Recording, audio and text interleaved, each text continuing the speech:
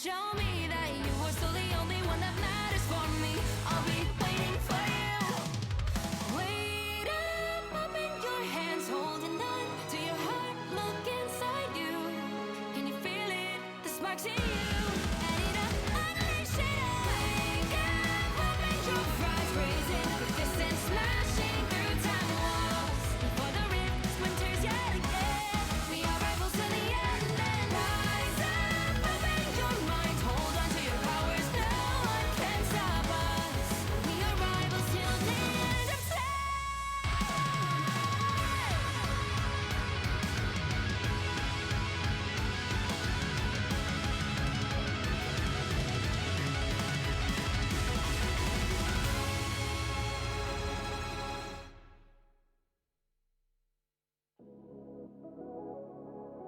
End of time.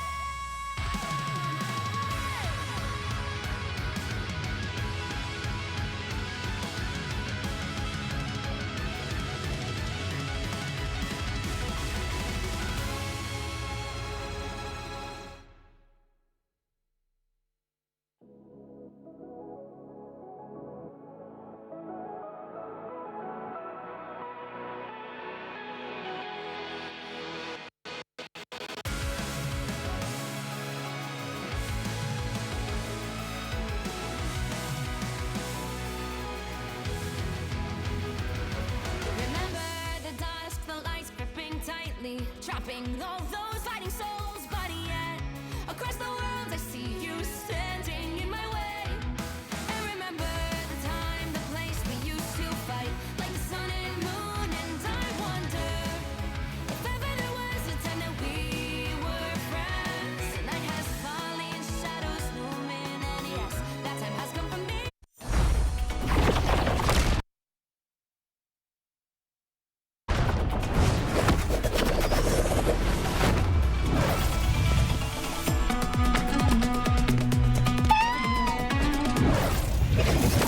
Damn it, never fall!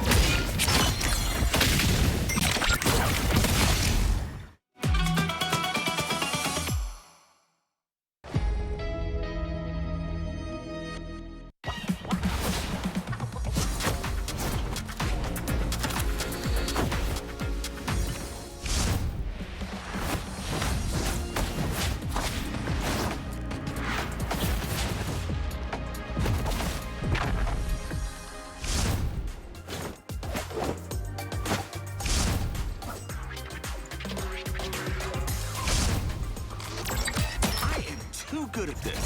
Nowhere to hide. Double-edged sword. I never miss. I am too good at this.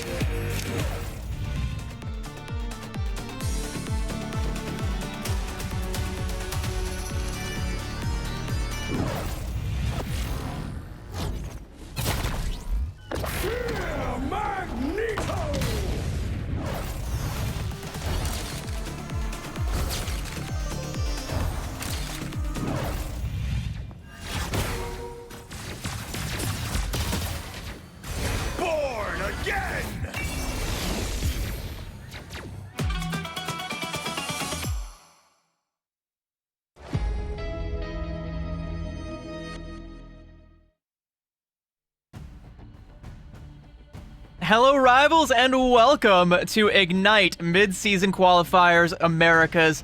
My name is CB. I am joined by the illustrious Dogman. And Dogman, 2 Ignite spots are up for grabs, and one of our Ignite teams has already been relegated. What does that say about Stage 2 and the future of Ignite, and where do we go from here? I mean, it goes back to saying that, Stage 2 of Ignite didn't have the best competition, kind of we're alluding to a little bit, or you were, but we both were, honestly, because, yeah, if you think about it, some of the best teams that you've been covering for such a long time have been really good, right? Like, if we take a look back at the Tier 2 scene in this sport, in this esport, some of the best players that you've seen are competing today, right? Yeah, like not too long ago, myself and Diatonic, we were making the rounds in some Tier 2, Tier 3 leagues and orgs, and a lot of these players that are playing today are players who were on those teams in those leagues, grinding even back then, and you can see the talent, you can see the drive, and you're just like, man, if this guy just puts the pieces together, he could be something special, and now they're on the precipice of achieving something awesome, and that just feels good to see. Unfortunately, not all of them are going to achieve it, and it's those who do, it's going to be at the cost of a few other ones, so a little bit of heartbreak, a little bit of pride, we're getting a whole cocktail out of it. Oh, yeah, absolutely. I mean, that's the whole part of competition, and, part of, the fact that, these players get to compete with every single skin, too, is a real aspect. I mean, you have the brand new skin drops that have been in the store since a few days ago. Dropping on the 17th, you got the Devil Dino, Hawkeye, and Gambit skin that have all just dropped exclusive in our shop for now, so make sure you check them out. I know that we had some big fans of Jeff the Dinosaur, obviously, CB, but which one's your favorite out of this group? Is it the Jeff the Dinosaur skin, or? I mean, I'm not convinced that's not just a photo of Jeff. Like, I don't see Devil Dino over there at all. Like, that just looks like default base Jeff skin. That might be a mistake. I think we might need to get Big Double G on that one. Yeah. Can I make the call? Can I make the call? But speaking of calling, Los Angeles is calling. Mid-season finals are on the way right around the corner, and you can grab your tickets right now. And I do mean right now, because the early bird tickets, I think, are already either gone or will be gone very shortly. So, yeah, get them before they're definitely gone. Otherwise, I'm afraid we won't be seeing you at this event, and we want to see you. We want to see you come out, show out, and support it. And if you do, you get these sick pins.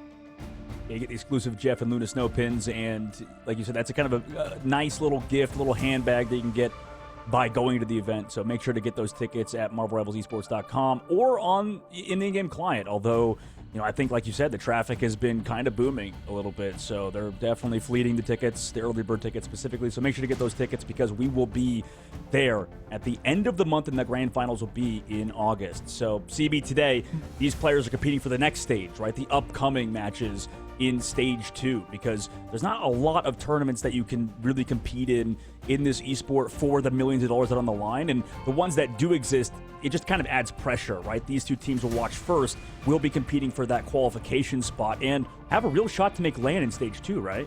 Yeah, like, you can make land in Stage 2. Honestly, even if you make playoffs for Stage 2, like, you already start to get a nice chunk of change there, start to build a little bit of cash flow, a little bit of notoriety, get those all-important Liquipedia points, going for you. But yeah, it is all about making it to the big stage. It's what we're all about. We're all dreaming about, getting that big moment, getting to lift the trophy. And hey, it could be one of these players, and it could be in Stage 2. You never know. The only place to find out is right here. But I guarantee the 2 teams that walk away from it are going to be watching mid-season finals with their notepads out, prepping for Stage 2, ready with bated breath, looking forward to the competition, and maybe reheating a few of their nachos, playing off some of their metas a little bit, and learning from the best. Yeah, absolutely. I mean, there's going to be so many top-tier talent at the Stage 2 and at mid-season, like you said. Right now, these guys and everybody have been competing in one of the most difficult tournaments of the year. Like you said, it's an open bracket. Like, everybody competed through MRC and got through qualification points and stuff. But, yesterday we just finished up in that round of 5. Now today, July 19th, we're heading into that round of 6, then the lower bracket finals, then the grand finals. We're watching 3 matches today. We'll be watching all of the qualification matches. We'll be running it through with all of you today, Dogman, myself, and CB here. And we went through pretty much the gauntlet. These teams have gone through the gauntlet. We've missed some of the matches. Obviously, you can watch them in the in-game client. A lot of people have been covering those. I know you like to do a lot of co-streams as well and watch these back. But there's been a lot of fun matches throughout this tournament. Yeah, unfortunately, one that didn't actually get shown on the broadcast yesterday, Dreamland versus Equinox, 3-0 Dreamland. So, yeah, like I said, one of the Ignite teams has already been relegated, and the other is fighting for survival. And Dreamland might just be the Grim Reaper of Ignite teams. If we get another 3-0 down there, like, that would be something. I personally, like, I'm not unbiased in this at all. I want Dreamland to qualify. I love the Dreamland players. You know, big fan of Chime, and I'm a big fan of a lot of the players on Dreamland right now. Shouts out my girl Cleo. Love it. Would love to see another doll at Ignite, but we'll see if it ends up shaking out that way. There's a lot of talent across all of these teams. Oh yeah, absolutely. I mean, there's really a lot of really good players, like you mentioned, but you know, that's the unfortunate / fortunate part about, I guess, esports, is that a lot of it is kind of decided at the moment. You know, it's a competition that's not set in stone. There's no necessarily storylines that we can 100% say are going to happen. So that's why it's so exciting. That's why we all watch. And you know, obviously today we have those important matches, like you said, the upper bracket matchup between Jolly Jesters, and on the opposite side, I'm freaking slow today for sure. So Foxhound? Foxhound. I mean, we were just talking about before the day started, and I think that this match should be exciting because I think a lot of people maybe underestimated Foxhound at this tournament, right? Like, it feels like a squad that was on the come up for sure, but maybe a lot of names that still people weren't familiar with in the Marvel Rivals esports scene. Yeah, but one that I was familiar with, and I think a lot of people are also catching wave up, is Cessna. First time I got this guy on my radar was on a team called Blue Lock back in the day. Again, myself and Diatonic casting some of those tier 2, tier 3 leagues, and even back then we were like, yeah, this guy's got it. You know, he just, you know, he's not there yet, but he'll put in the work, he'll grind, and then he'll get there someday. And if he wins this matchup, like if Foxhound wins this matchup, he's at Ignite. He's achieved something amazing alongside the rest of the squad. You know, you also have Alfie and Schleepai, who have been all around the scene. You might be familiar with them from Extinction or Shikigami before, you know, that org ran off to EU, where the competition is, you know, a tier below America's, you know, shots fired. You're going your Fox arc basically right now. You just start talking crap about EU. I love it. I mean, I gotta start drama farming. I need a little bit more clout, and you know, it's I just hear that's how you do it on Twitter these days. True rage bait. You know, do the whole thing. Gaslight, girl boss. I think today will be an incredible match, like you said, and we're gonna get right into it. Off the rip between Foxhound and Jolly Jesters. CB, the ban phase will be starting off, and I think that we've noticed a lot of Mantis. Some teams are not even. They're fine with the Mantis through. What's your kind of take up been on it so far as we get back into Ignite ban phase? I mean, my take is kind of just like, Mantis has always been, you know, if Gambit hasn't been like that triple S plus tier hero, Mantis has always been like a first ban, mostly because of what she can enable. But now with the Season 9 update, and specifically the team up with Star-Lord, she works in a 2-2-2 now, so she's no longer shackled to just being a triple strategist merchant, which I think makes her all the more important to ban, because, you know, you just simply cannot ban out all of the things that she enables. Gambit, I think, you know, it's the devil you know, right? Like, you ban him and you know that, you know, things like the Rogue are going to have to be, like, next up on the chopping block. Like, been there, done that. We know how to work around that one. Yeah, absolutely. And kind of another character that's been a focal point has been, you know, this Magneto ban coming through because of the team up with Scarlet Witch and stuff. But I guess another character that maybe specifically we see out of Team Jolly Jesters, and the fact that, you know, the Black Cat ban doesn't always kind of happen. It feels like sometimes we get that Daredevil in that sort of combination. I think at the end we see the group ban coming through as well. CB, like, what's been your take on the Vanguard department, I guess, more so as you've been kind of watching on the sideline? Like, is the Magneto stuff like kind of been a crucial ban part of the phase, or what do you think? I mean, I think Magneto's he's just strong right now. Like, to be honest, like, all the Vanguards are playable, but a lot of the dive Vanguards that you think of, like Venom, even though he can kind of be server admin status, he also gets hard checked by things like Elsa and Black Widow with how much damage she is able to put out. So being able to just kind of play a shield Vanguard like Magneto gives you one hell of an upper hand. And with the Chaos Sword as well, the range on that thing is deceptive. He can put out some stupid damage, and Meteor M, you know, still to this day, one of the most valuable and versatile ultimates in the entire game. So it's never not a good ban to go for that Magneto ban, I think. The group ban, I think, as well, if you were a team that likes to play super aggressive. And I do know for a fact, like Jolly Jesters, one of the teams out here that does like to play aggressive, does like to go for a lot of those dives if they can get away with it. 762, some of you guys might be familiar with him from YFP or Cafe Noir, a former MRC champion. One of the only guys in the entire world outside of, you know, Sung Juk Woo over at PAC, shouts out, who can make the magic work unironically. Like, he's come out and actually, like, made it work. I've seen it in scrims. I've seen it in matches. Guy's cracked. He's insane. And he likes to play aggressive. Yeah, I mean, absolutely. It feels like he's one of those guys, like you mentioned, that have been around the scene and then can make these weird characters work, sort of like, you know, you said him. You know, you got Kendrick, too, you know, playing some even Mr. Fantastic on that side. But you know, off the rip, we'll start off on this Burn of the T'Challa map. And, you know, we do have these matches be a 1st to 3. So unlike earlier in the tournament when, you know, it is going to be BO3s, We're entering back into BO5 territory like it was yesterday. A little bit more on the line in the situation. Starting off, we do have Foxhound playing that Venom comp with Ben on the Venom, and on the opposite side, we get a little bit more of a slow comp with Jolly Jesters over Foxhound. Yeah, Foxhound, they're going to play a little bit slow. You know, they don't want to go too aggressive. Swag, though, goes in right off the rip, taking down Gomezaki with these Black Widow shots. Red Room Rifle, the rework for Black Widow. It's paid off dividends, and right away, paying off dividends for Foxhound. And now with this angle, it's going to be so oppressive. Like for Jolly Jesters, you're going to be relying on Ben to try and pressure this out, but, you know, the rest of the squad are currently fish in a barrel right now. Yeah, absolutely. I mean, that was just a really kind of awkward engage, I suppose. Grab now coming through. Also, the group wall to block off side of British Tree, but able to get back to the squad as they inevitably walk in with this Bucky, try to get multiple impact kind of built up for that Bucky to get as much damage down range as they can. Cessna leaping on in, just cars Ben like it was nothing, like effortlessly. Hot knife through butter status. Banhammer also coming out now from Alfie, and I mean, if you're Jolly Jesters, you just don't want any of this right now. Like, you've lost your biggest weapon. Yeah, they're just gonna backtrack. Maybe try and play for this Royal Flush.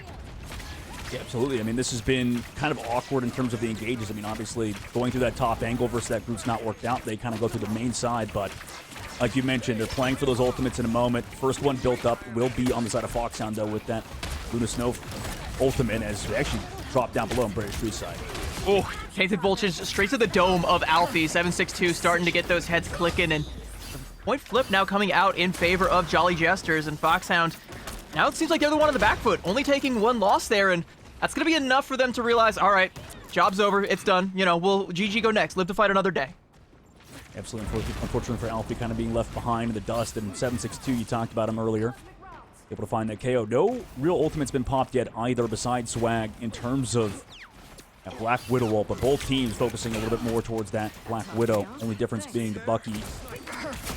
Oh my god. Assassin's focus coming out and just picking off Schleep by threading the needle there. Gomezaki found his mark and then some. And, you know, with the new, again, the rework for Black Widow, you're able to take some of these aggressive angles where you couldn't prior, and Swag is feeling the full weight of it. A headshot from around, a nice little double for Gomezaki. Gonna get frozen up by Schleep, getting his revenge out of the spawn door, but it ain't gonna be enough to get Foxhound back in the driver's seat.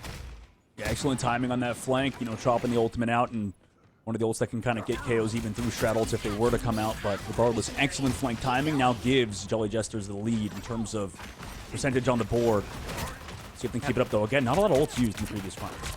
Yeah, like, if you can just get out with a couple of easy picks, and that's the benefit of the Black Widow and how much damage she can do right now. Like, you could just see Gomezaki still plinking away at Alfie going on in. Tries to go in for the Banhammer, but gets punished for it. Nice kidnap there onto British Tree, but not gonna be enough. Last stand, though. Damn sure will be. Taking down both of the Vanguard lineup for Jolly Jesters, and that should be the flip now coming up for Foxhound, is with the Groot trying to flip for forward presence. Invisible Banner to help augment that, and Gomezaki putting Cessna down. Jolly Jesters want to fight back into this one. Schleep seeks to put on a show, but Foxhound ain't gonna be enough to keep them in this one. The flip still has not come through. Jolly Jesters still in control. Gomezaki still going for those shots, and with the Royal Flush now coming through, Foxhound have to find the flip now or never. They do take down 762, but is it gonna be enough? No, I have Agamotto coming out, catches on to so many members of Foxhound, and Jolly Jesters seemingly running away with this one. Maelstrom of Madness is gonna delete Swag off of the field, and that might just be it. A nice little party shot for Alfie, and Jolly Jesters run it back 100-50.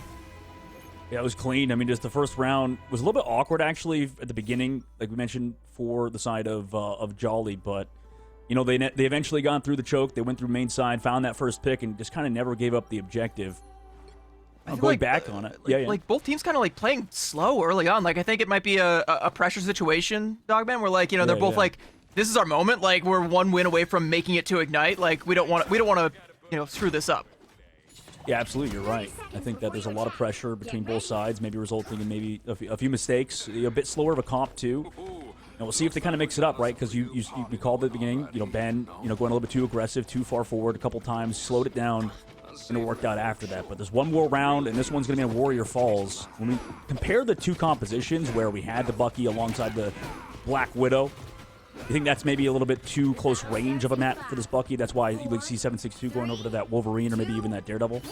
I mean, it might just be a comfort pick. 762, he's one of those, I don't want to just say dive merchants, implying that's all he can do, but he was looking pretty solid on the Bucky there as well, so he's got it, but we've also got a lot of Assassin's focus, both Black Widows popping their ultimates, and Ben decides, I don't want any of that smoke, don't want to get my head chopped off today. You go in for a swing, and give a lot of space over to his team and should have a good dive onto the back line, knows exactly where they're playing, and is baiting Foxhound into a play here, and 762 is there with the Devil's Chain, putting in the damage, putting in the hurt, taking down Coco. Highest value KO you could possibly ask for in a situation like that, and even with the Banhammer coming out from Alfie, ain't gonna be enough. 762 is just running roughshod all over Foxhound, and that is gonna be the fight win, and the early cap for Jolly Jesters, and Cessna is gonna go the way of the Black Panther in the first movie.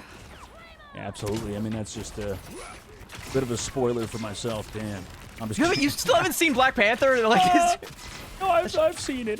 Sure, I've seen it. The movie's a masterpiece, Dustin. You gotta go back and see that. I was catching up on my recent flight with the Venom movie, and then also Doctor Strange. Doctor Strange. Doctor Strange is another good one, and also a pretty solid pick here with this Invis Woman team up. But okay, there goes the Doctor. Cessna nearly kidnapped him there, but a good force physics and an even better primary shot there from Archangel. The Guardian Archangel saving British Tree there and saving this defense for Jolly Jesters. Swag trying to pump in the damage and trying to find something. Will find Ben lurking in behind and can alleviate a lot of the pressure on the backline. Should let them walk up, but they're walking up into a choke point either way. Yeah, I love the aggression of this team regardless. I mean, they're just feeling like they actually are proactive. They set up a lot of plays and dives. I mean, obviously get picked off, but at least Ben can come quickly, and we have ultimates to stall it out. Yep, double invisible boundary coming out. Umizaki has an angle, though. Schliepi was not inside of his own boundary there, and gonna get punished for that one. It's traded out for 762, but you'll take a Vanguard, you'll take a duelist for a strategist any day of the week. Cessna is gonna fall as well. Another shot there onto Alfie, and Gomizaki just seemingly cannot miss. Nearly taken down Pride as well. Pride hanging on for dear life, but yeah, finally will fall. Another headshot, a triple for Gomizaki in that fight. These Black Widows are really setting the pace these days. Yeah, there's a reason why I think Gomikaze maybe is one of the more controversial players in the scene due to the fact that, well, their damage is crazy. Across the board, I think everybody kind of knows that they might be a little too cracked, but, who knows? The overarching scheme of things, aggressive play from Foxhound, and for the side of Jolly Jesters, rather. Countered in terms of falling back, the side of Jolly Jesters.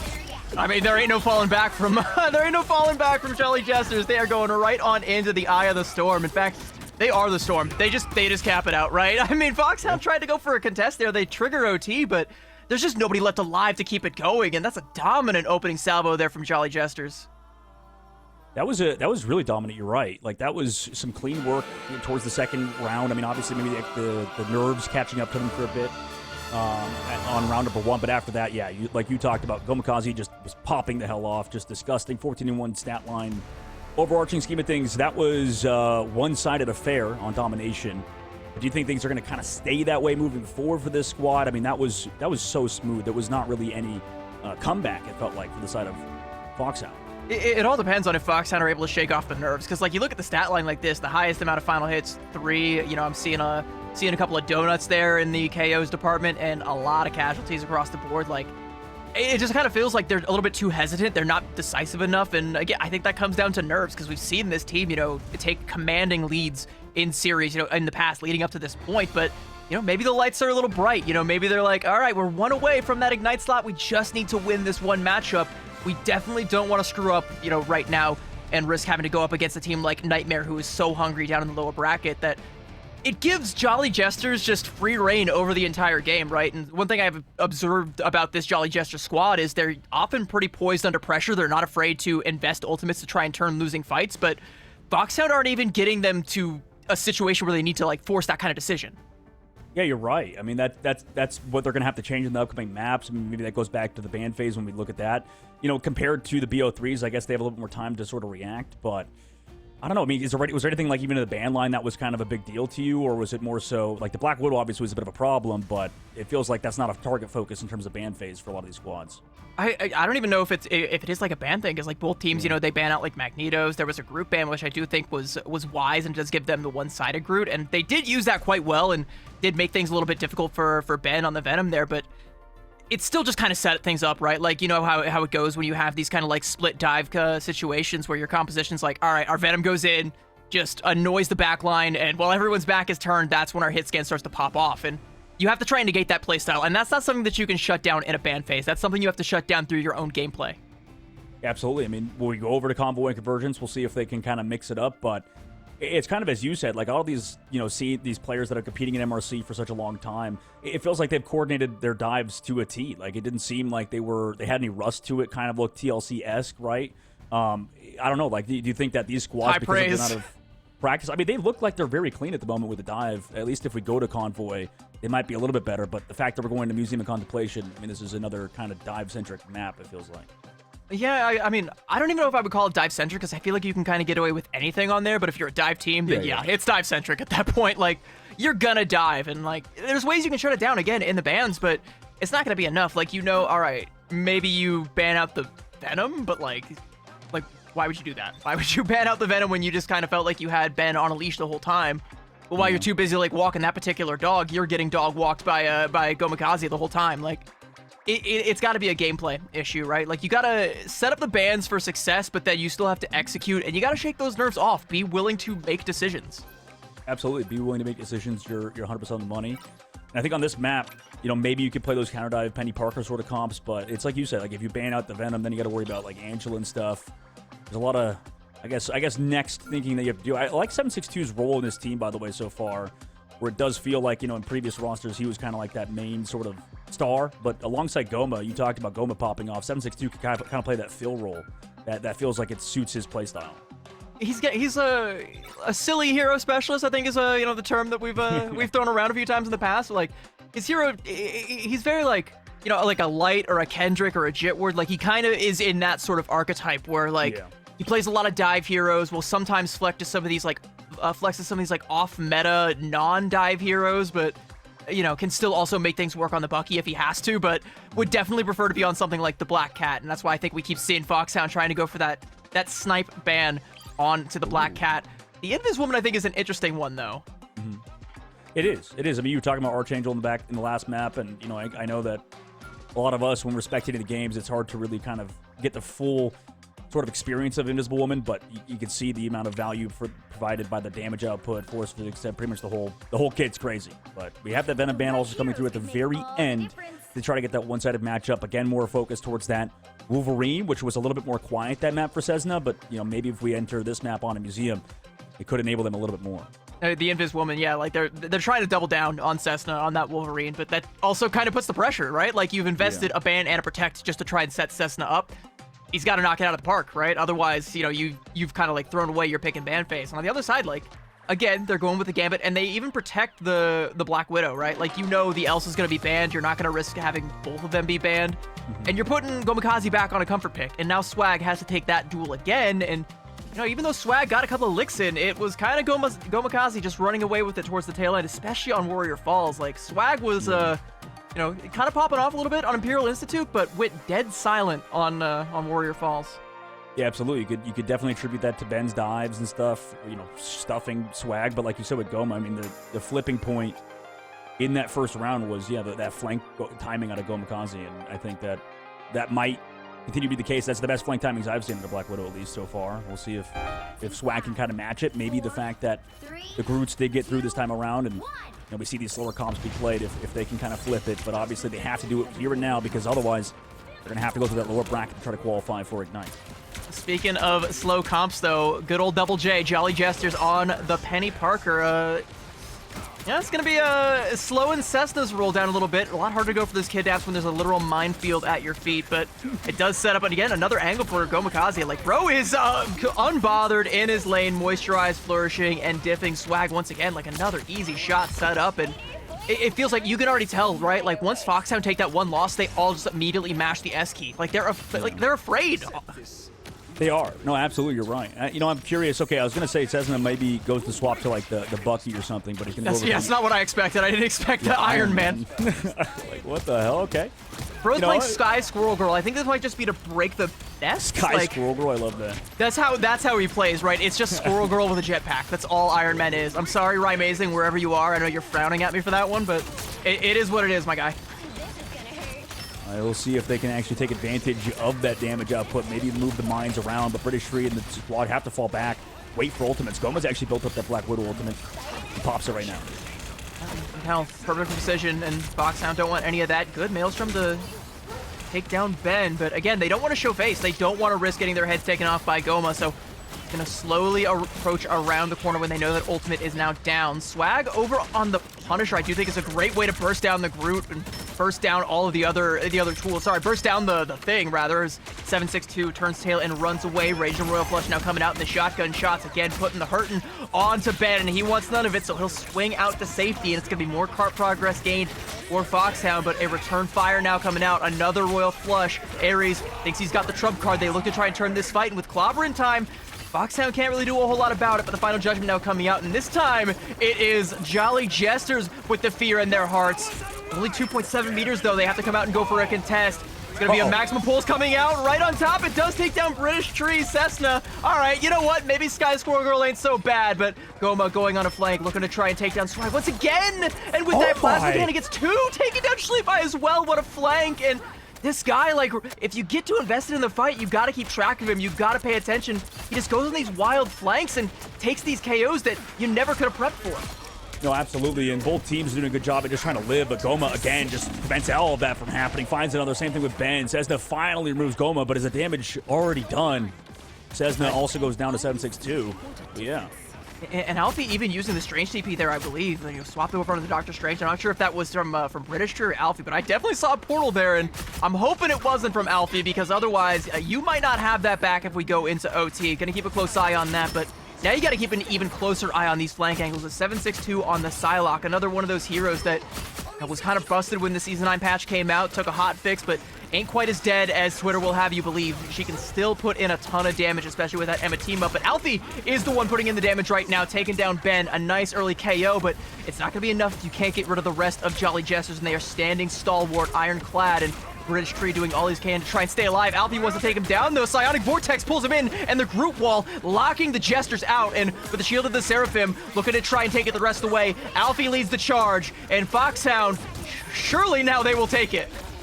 Yeah, absolutely. I mean, it took a long time, but slowly leading those Vanguards towards the end. They get the second phase. And very slow. Both teams, I think, compared to what we've seen so far through the tournament, I think do a better job at playing their lives, playing for retakes, and also not going down. Maybe the only one going, is being a huge target focus is Ben on a lot of these fights. But regardless, Jolly Jesters do get pushed off for now. Foxhound moved to second phase, but a lot of time was chewed off the clock, and ultimates are up in the front. And we see a lot of cards stall out, especially like as we go up this hill here. You see Ares, currently the king of that hill, standing on top of it. That's where, if I'm making predictions, that's where I think the checkpoint's going to be if this ends up being a hold for Jolly Jesters. And they've got a wealth of ultimates coming their way they're going to have to deal with. The Raging Royal Flush coming out, but a CYA should absorb most of that damage and help Foxhound weather this particular storm. And Jolly Jesters don't want to go overly aggressive. They don't want to fight into that, so they're going to wait for that one to expire, then come in with an Eye of Agamotto, delivered airmail right on top of Cessna, and an easy KO, and an even better group wall to block off the follow-up from Alfie's Eye of Agamotto. Now Swag popping that final judgment, gonna burst down British Tree, forcing Foxhound to invest everything to try and win this fight, and Jolly Jesters even keeping bodies on the cart as long as they can to stall it out. Yeah, absolutely, just stalling as long as they can, and at the moment, it was a really good counter re-engage. They played it slow, like you said, trying to bait out ultimates or at least go one-for-one trades for that Sia, wait out for that to kind of extend. But for the meanwhile, they still have those Shroud ults ready to go in terms of Ares ults. They're going to go fast with the Gambit. We'll see if Jolly can maybe connect with this friendly prison or disengage it. More than likely without a counter Strategist ultimate. They're going to have to do something crazy here as this cart collapses towards the Well, there's something crazy. Another shot from Goma. Who could have seen that one coming? Certainly not Swag. He'll be rezzed right back up, but again, there's that fear again. Foxhound know they've already taken a heavy loss. They know this ultimate is still up, and even hiding behind the shield, Coco. Swag goes in. That was all right. That was aggressive. Bro was... That felt personal. It did. I mean, that was a crucial pick to find until, well, I guess it's straight on the opposite side because the Kraken impact from 762. You talked about him before. Finds two. Nice job with the Gambit ult. Unfortunately, Jolly had no answer, or Foxhound no answer for that. Alfie, though, goes over to that Angela in this case, just trying to mix things up in that department. Ben tries to set up for these flanks, want to go aggressive towards the spawn. 30 seconds left. It means this is about last fight territory, and Cessna We'll see if he can do anything with his Iron Man ult. I mean, previously did before, but that was off of Pride's Eye of Agamotto. This time it's going to be dry without anything. Maybe they'll play slow for Swag to build that ultimate. Meanwhile, give Jolly Jesters a bit of an aggressive engage shortly with Ben. I think Pride was previously on the group. I think they were trying to go for the Strangling Prison coupled with that Pulse Cannon, but just never came out. Piece of the Abyss, though, from Ben. Gonna slow things down. Alfie observes his team in danger and decides, not my problem, someone's got to go contest, and it's going to be me. Nice little beam coming out from Cessna. Put that Loki clone to justice, but you got some real threats to deal with as Jolly Jester's going in aggressive. What a Trooper's Fist! Just goes right into that infinite ammo. No fear, taking down Swag, and once again, Swag is going to be quite pissed when he gets that BRB. Maybe we get another crazy zipline play, but we ain't getting that Pulse Cannon from Cessna. CYA comes out. I think they were looking to damage amp the Pulse Cannon, but they're not going to get the chance now. They ain't going to get the chance to do much with Alfie either. 762 puts him down as well, and Swag at the tail end of that CYA coming through with the final judgment, but it'll be met with a Raging Royal Flush. Perhaps a better one coming out from Coco, but they're not going to have Swag there to use it. There just isn't the damage right now for Jolly Jesters to be displaced here. They're standing tall, standing strong. Cessna coming back in with that Pulse Cannon. Jolly Jesters are privy to it. It comes out, but what a hook! Denying the Pulse Cannon and putting him down. Mr. Stark, I don't feel so good. Alfie carves up British Tree, trying to keep Foxhound alive in this fight, trying to give them something, anything to cling to. Heaven's Retribution right at the heart of Jolly Jesters, but a Raging Royal Flush now coming up from areas used defensively, and it's working. Goma's on a flank again, and once again taking down Swag. Are you kidding? But they didn't touch the cart at the very end as well. I mean, that was a nice flank from Goma, but they didn't touch the cart, sadly, towards the end. I mean, the Vanguard's being a huge focal point for the side of Foxhound, so they get to keep this cart moving forward. They get to keep this absolute heart attack of a match continuing. As a minute is left on the clock, the Duck spawns in, and I mean, excellent work to prioritize the payload and the objective for sure there, right, CB? Yeah, and what was all that about sitting on ducks in the shower that I heard yesterday? No. Yeah, ignore that part. Oh, no. All right, yeah, I don't want to. All right, well, I'll let you get away with that one. But I mean, that's exactly what Jolly Jesters are going to have to do to get it from here on out, or rather, what Foxhound are going to have to do from here on out to try and get this full cap. But I mean, they've made it far enough. Like, this is kind of winnable territory, but you'd like to go all the way. But you ain't going all the way when Goma has the Assassin's Focus and, wow, like, just line him up and knock him down. See ya, Foxhound. Bye. Yeah, absolutely. I mean, it feels like the duelists of this squad are absolutely popping off. I mean, 762 had their moments in the second phase. Goma's had some every single map. As they're waiting for spawn. And this flank, again, has been a bit of a difficulty considering now they're on that Luna Snow to give him the flake, to make sure these flanks are even more effective. And you can't get rid of that Black Widow to dislodge them easily. But upcoming fight, Kraken impact was huge last time. Jolly Jesters do have the Sia in the Iron Man ult, but again, 762's been waiting with that CC in the Bionic Hook.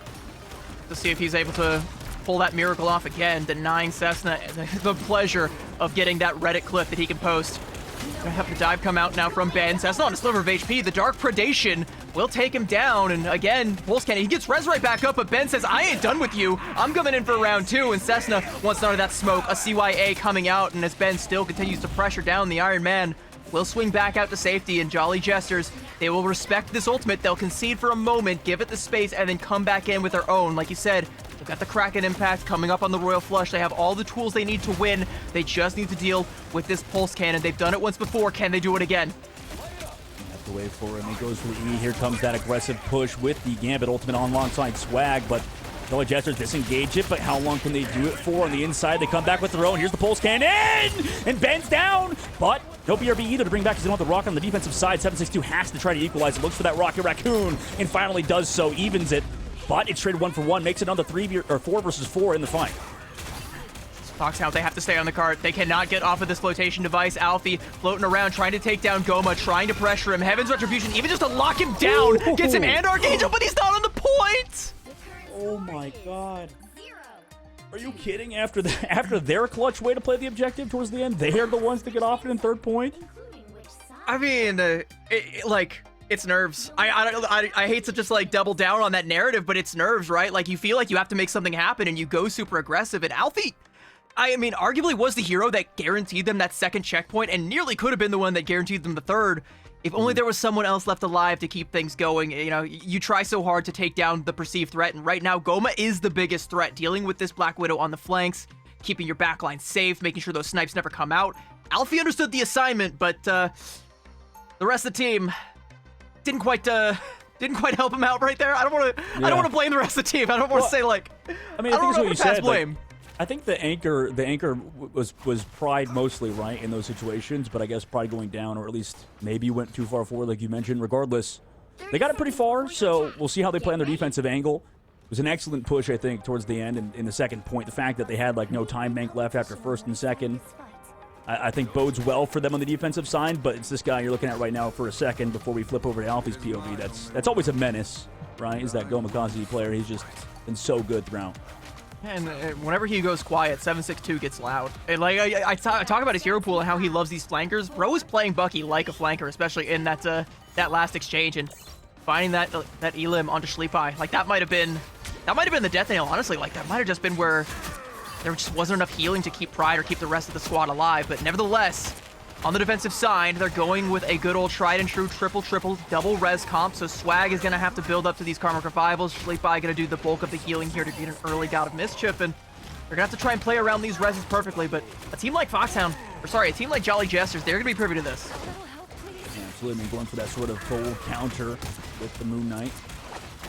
Trying to make sure they get rid of all these mines, but Cessna, the guy on that Penny Park out of all players, is very interesting for sure in that 3-3 comp. Cessna getting caught there with the Groot walls coming out from British Tree. And I mean, Foxhound are just kind of stuck in this little cubby right now. They can't get out, and that's exactly where Ben wants them. Goes in with that cellular corrosion, a good web to kind of tie him up, put him in a straitjacket, but he's still going crazy with the dark predation, just peppering in the shots there. No fear, going right in on the spider nest, knows to go for the wall climb and stays alive, gets the healing, and suddenly the nest is broken, and so too is Schleepai's spirit, and so too will be Foxhound's ankles as the cart is rolling right past them. Invisible boundary from Coco, but it just ain't doing enough. It doesn't save the other strategist. Swag is gonna have to use the self-cocoon to get back into this fight, try and keep the stall going long enough to get reinforcements. This does feel like a better comp for sure for Ben. I mean, he's been so free on that angle. Meanwhile, Groot Wall is kind of blocking off. Pride goes solo, gets pulled back in. He gets shut down by Goma. Oh my god, the consistency of this man. 3 in a row without even a pop and a crack and impact is ridiculous. The res, though, from Karmic Revival's here, but okay, the Moon Knight ultimate right on top of it. Hand of Khonshu shuts down the Karmic Revival. We're headed to the second phase. Good lord. a triple into a penta. We talk about these duels from Jolly Jesters, and I mean, yeah, 762 says, all right, go ahead and res him up. It's my turn. Yeah, brought back. They're in the like a loop, like a portal loop or something into a death trap. But here's that portal counter engage coming through out of the defensive side. And they just want to waste their time. Raging Royal Flush coming out. The damage is going to be enough to burst down Ben, but the spawn is right there, so they know they're not going to win this fight. They just want it to take as long as they possibly can. With 418 on the time bank, they want to get that down, hopefully under 2 minutes, but Goma doesn't want to wait that long. Kraken impact, burst down Alfie, got a couple of shots in the chamber for Coco, and they all are hitting. Swag takes down British Tree, and Jolly Jester still up in this fight as Archangel taking down Pride, and 762 still letting the Crescent Blades and the Crescent Darts fly, and Cessna catches one to the dome, and that'll be the end of that defense there for Foxhound. That defense will be staved off, like you mentioned. Now coming into this next fight, you do have some ultimates, at least they'll have the Groot ult, but at the current moment, it does feel like the sign of Jolly Jester's momentum is shifting in their favor. Now upcoming fight, Strat ults still in their favor with Archangel, but regardless, Foxhound have to find something. It's the guy you talked about earlier. Swag needs to kind of do something in this fight with that ultimate. He's got to find an angle, too. And, of course, Goma, he wrote the book on those flank angles. He knows exactly where Swag is going to be playing. Nice little bubble buddy team up there from Pride. No Jeff on deck to enhance it, but none needed. Huge triangular prison. Just yeeted back into the back line, but there's going to be a Fate of Both Worlds to keep Jolly Justice alive. And now the Raging Royal Flush fighting into that Fate of Both Worlds. They will have a little bit of damage when it expires, but I wonder if that might be a little bit premature. Nevertheless, it's enough to take down Goma, and Cessna with the triple like an AGM. You get this guy back on the Wolverine, and you profit. Absolutely. I mean, Cessna definitely one of the best, if not the best Wolverine we've seen so far through the tournament, which you talked about, and he's been around for a bit. Swag now dealing with Ben on the back line, but I could actually deal with him, maybe. You have Alfie there as well. Regardless, that Venom's pretty hard to kill, or KO. Regardless, that fight, I wonder if we didn't even need to use the dance floor, because they had the cleanse, obviously, to get rid of it. But upcoming fight, that's a crucial fight to win, too, as the upcoming one. I mean, they do have the original flush, which has been a huge bane in the side of Foxhound. Yeah, but so has this Hand of Khonshu coming through, and it takes down Swag, and Schleepai tries to pop the Fate of Both Worlds, but your tree, Pride, where'd you go? You weren't there. You weren't on the dance floor. I waited for you. I got stood up. Bro's just going to dance his way back to the rest of his team, give up all of this ground, and that's an ult down the drain. And if you're Jolly Jesters, you're more than happy with that, and you can take over all this real estate for yourself. Hey, British Tree even going to start doing a little bit of construction, a little bit of land development with this real estate. Good freeze coming out from Archangel. Raging Royal Flush into Swag. No fear! Right through the Assassin's Focus, and Goma has got the laser focus of his own. A headshot there onto Pride. Drops him like a sack of potatoes, and 762, again, not going to be outshone by his compadre. Goes in with a KO onto Alfie and taking down Cessna as well, and it's looking pretty grim for Foxhound. It is. It absolutely is. I mean, letting the gambit through has been brutal for them so far due to the fact that it does feel like every fight that they have the original flush, and you talked about the hand of Contra 2 being there, has been brutal. And unfortunately, like you mentioned, Pride didn't. It's saved by the dance floor.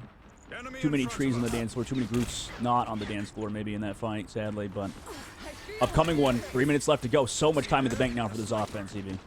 Yeah, 245, like it feels like a lifetime. Okay, all right, life's over. All right, your lifetime came to a quick end. Swag just gets deleted there by Ben, a kidnap, but he's got the symbiotic resilience in the swing, so he'll be able to get right back on and keep this cart rolling. Coco wants to pop the Raging Royal Flush, but Jolly Jesters, they don't care. They're willing to fight into this. They know they got the advantage. Cessna, another good kidnap there onto 762, taking him down, and in that angle, there was no one that could have come out to save him, and Jolly Jester's just going to go ahead and tank that loss. All right, you know, take him. We got the time on our side. We don't have to fight this.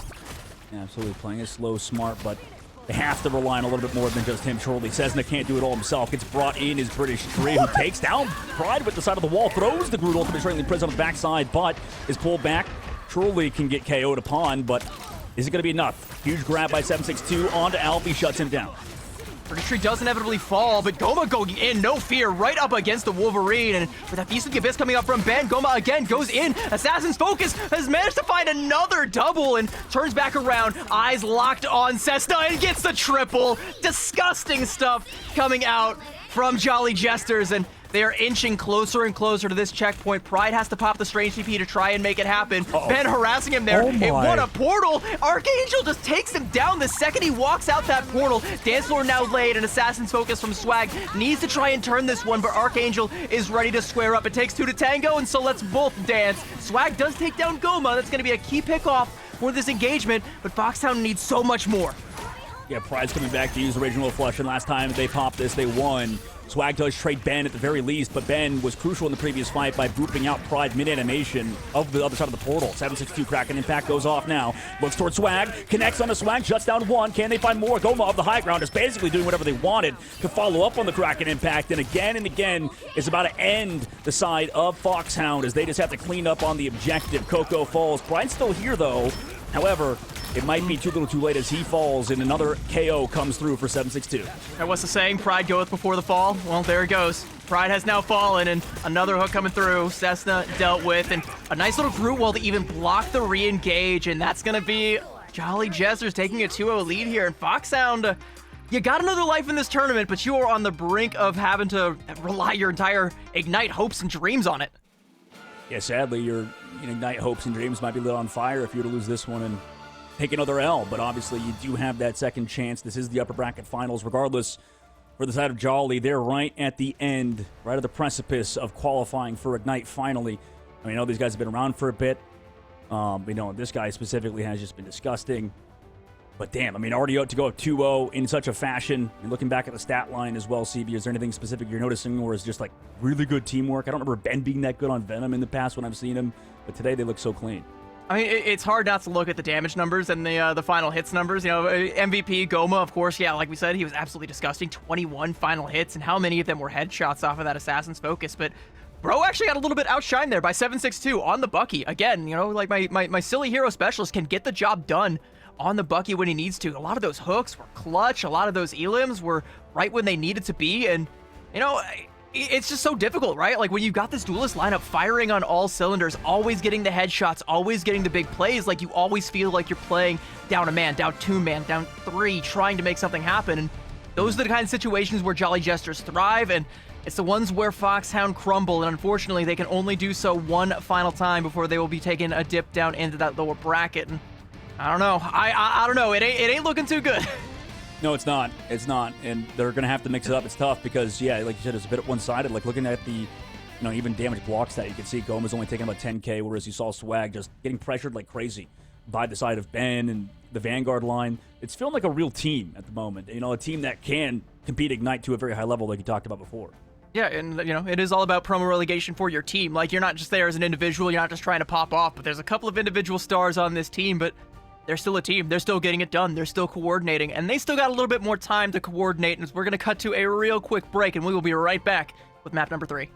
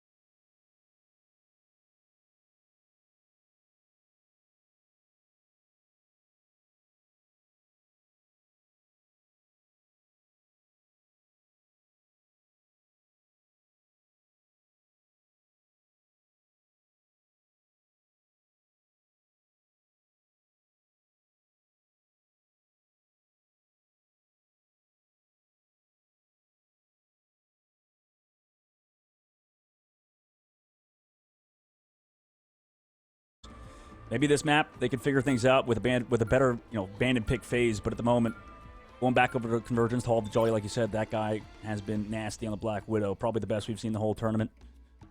And, they probably continue to be so. I mean, I know Goma's been around for a bit under different usernames and stuff. I don't know. If they're legit, this is one of the best players in the game. Like, just straight up, they're correct.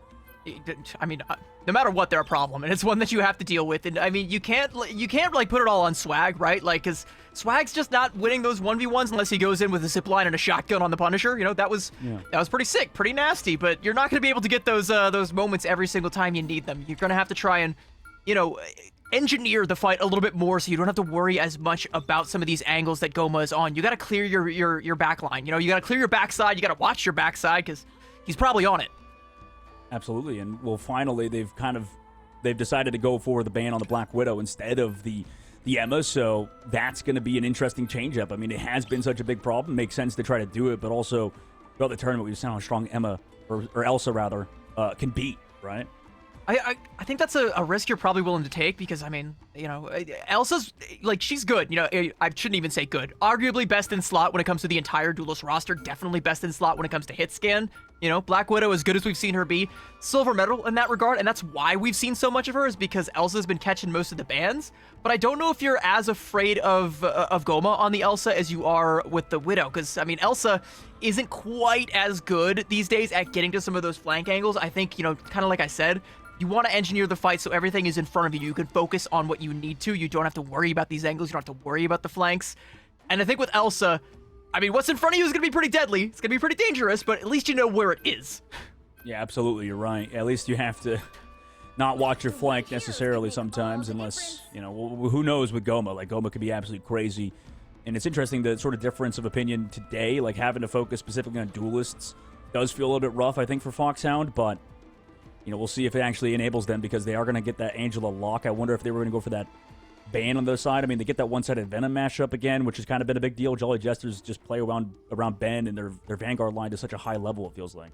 But you can already see, like, Ben just, like, hovering over the Vanpool, and, you know, I've described Vanpool as kind of like, you know, he's the Star-Lord of Vanguards. You can just put him into any composition, any fits. You need someone to help out with a dive, he's your guy. You need someone to, you know, go peel backline, he's your guy. You need someone to anchor around, Deadpool can do it. And, yeah, sure, okay, ban out my Venom. I'll just play Deadpool. I can still help out with the dives, I can still, you know, protect my hit scan, and I can do it all, you know, right? That's not even a ban, really. Absolutely, you're right. You're right. Like, it's just the character, it can slot in everywhere. I mean, best in slot, maybe you wouldn't describe him, but maybe, what would you think of, like, as a better equation to maybe Vanpool? Like, not best in slot, but he's not not best in slot, but can fit into any slot. Mm-hmm. Like a jack of all slots. Yeah. He's a jack of all slots. He's a jack of all slot machines. Go to Vegas and get your grandparents to go play the Deadpool slot machine. They probably have a Deadpool slot machine. Like, I gotta be... That's got to be a thing, right? Like, surely. Is it rigged, though? Surely it's rigged, right? I mean, if anyone would be rigged, it'd probably be that one. Yeah, I wouldn't. Nevertheless, interesting look from Foxhound rather. Cessna on the Hella without the Namor team up, and a nice double hit scan look. They're trying to put it all in on. Well, I was gonna say all in onto Goma, but they're all in on the front line right now. 7-6-2 and Ben both folded up like a lawn chair, and Foxhound just walking up, taking this for their own, and this is a great way to start off the offense. Absolutely. I mean, opposite side walking too is the B side of British Street, but the strategist line actually doing work. Nice job to pull off Goma. Doesn't have the crow either, so he's going off the map by Gomakazi, finally removing that thorn in their side. Not gotten a tick just yet. Early portal, by the way, comes through from the side of Ben, so they'll be here to touch last second. Waiting for everybody to be up. Unfortunately, couldn't wait long enough as Ares and 7-6-2 fall. Yeah, Cessna has the angle. He's got the choke point. Ben trying to hold up the shield of the Seraphim, but as soon as it drops, you'll catch a thorn right between the eyebrows. First tick coming through, and without that portal on deck, second and third are essentially guaranteed, so Cessna knows he can just go up, try to find any staggery limbs he can find, and only gonna get one is Goma has decided, all right, you know what, you can have this duel. I don't want this smoke. I'm gonna get on out of here. That was a lot better for the side of Foxhound. I mean, you started off, obviously, with Sleep in the squad. Alfie on the Angela has been a big deal. You can see why, you know, they go for that protection. But at the moment, just the fact that you don't have to worry about side of Jolly Jesters playing that Black Widow has definitely been already huge for them. Resulting in dealing with Gomakazi on the Hella instead has been valuable for them. Ben, Sleep by taking down Ares. I mean, it's traded out for Cessna, but I mean, you'll take that. That's your gambit down. You don't got to worry about the Royal Flush. So, honestly, I say put your foot on the gas pedal right now if you're Foxhound. You take every advantage you've got while you've got them. Don't hesitate. Swag going to go ahead and pop that Assassin's Focus. Wants to try and find another one. Snowball this one out of control, but Ben just gets right up in his face and with the right hand cleans his clock and gets on out. And nice from Trooper's Fist coming out from 7-6-2 to control the high ground. Try and bring Alfie back down to the ground and puts him in it. And that's going to be a successful hold for Double J. So far, Ben as well, some nice tracking to Sleep Hit. Good job to shut them down who had the ultimates available. And this is going to be a really hard point to retake. Might have to ult a little bit early, but regardless, we did see how these trades in terms of original flush versus original flush have gone. It's been in favor of Jolly Jesters. We'll see if this upcoming fight can be any different. Jolly Jesters again. Okay, what a flank coming out from Cessna. Does take down Aerie. Okay, no Royal Flush coming out. Goddess of Death to try and punish this one, knowing that you're up a man. Swag takes down Ben, and even though the Goddess of Death gets burned down before, still able to get one KO, and it's on to Archangel. Two big picks, but Cart still has a way to go, so Jolly Jesters, they're going to be okay with this. Yeah, that'll do it. I mean, I love this meta so far in terms of the fact that we're seeing a lot more picks come through, and Cessna, that's the way to do it. Excellent flank timing out of them in upcoming fight. Every ultimate for JJ in this case. Hello ultimate out early, but is it getting deleted enough by the original flush? It looks like the answer is yes. Sleepy has been so good on this Luna. The light and dark ice just acupuncture straight to the face of Goma there. Now putting out the dance floor, keeping the rest of the team going. Going to be mirrored by Archangel against the later one. Might have been a damage boost coming out onto that Feast of the Abyss, but it's not going to find it. Going to get topped right back up, courtesy of Sleepy. And now Cessna has the angle here. This is going to be an awkward one to go into, and Ben wants to try and clean him up, but everyone turns. Ben has drawn all the attention, the ire of Pride, and he'll put him down with the daggers of the knock and keep this cart inching closer towards it.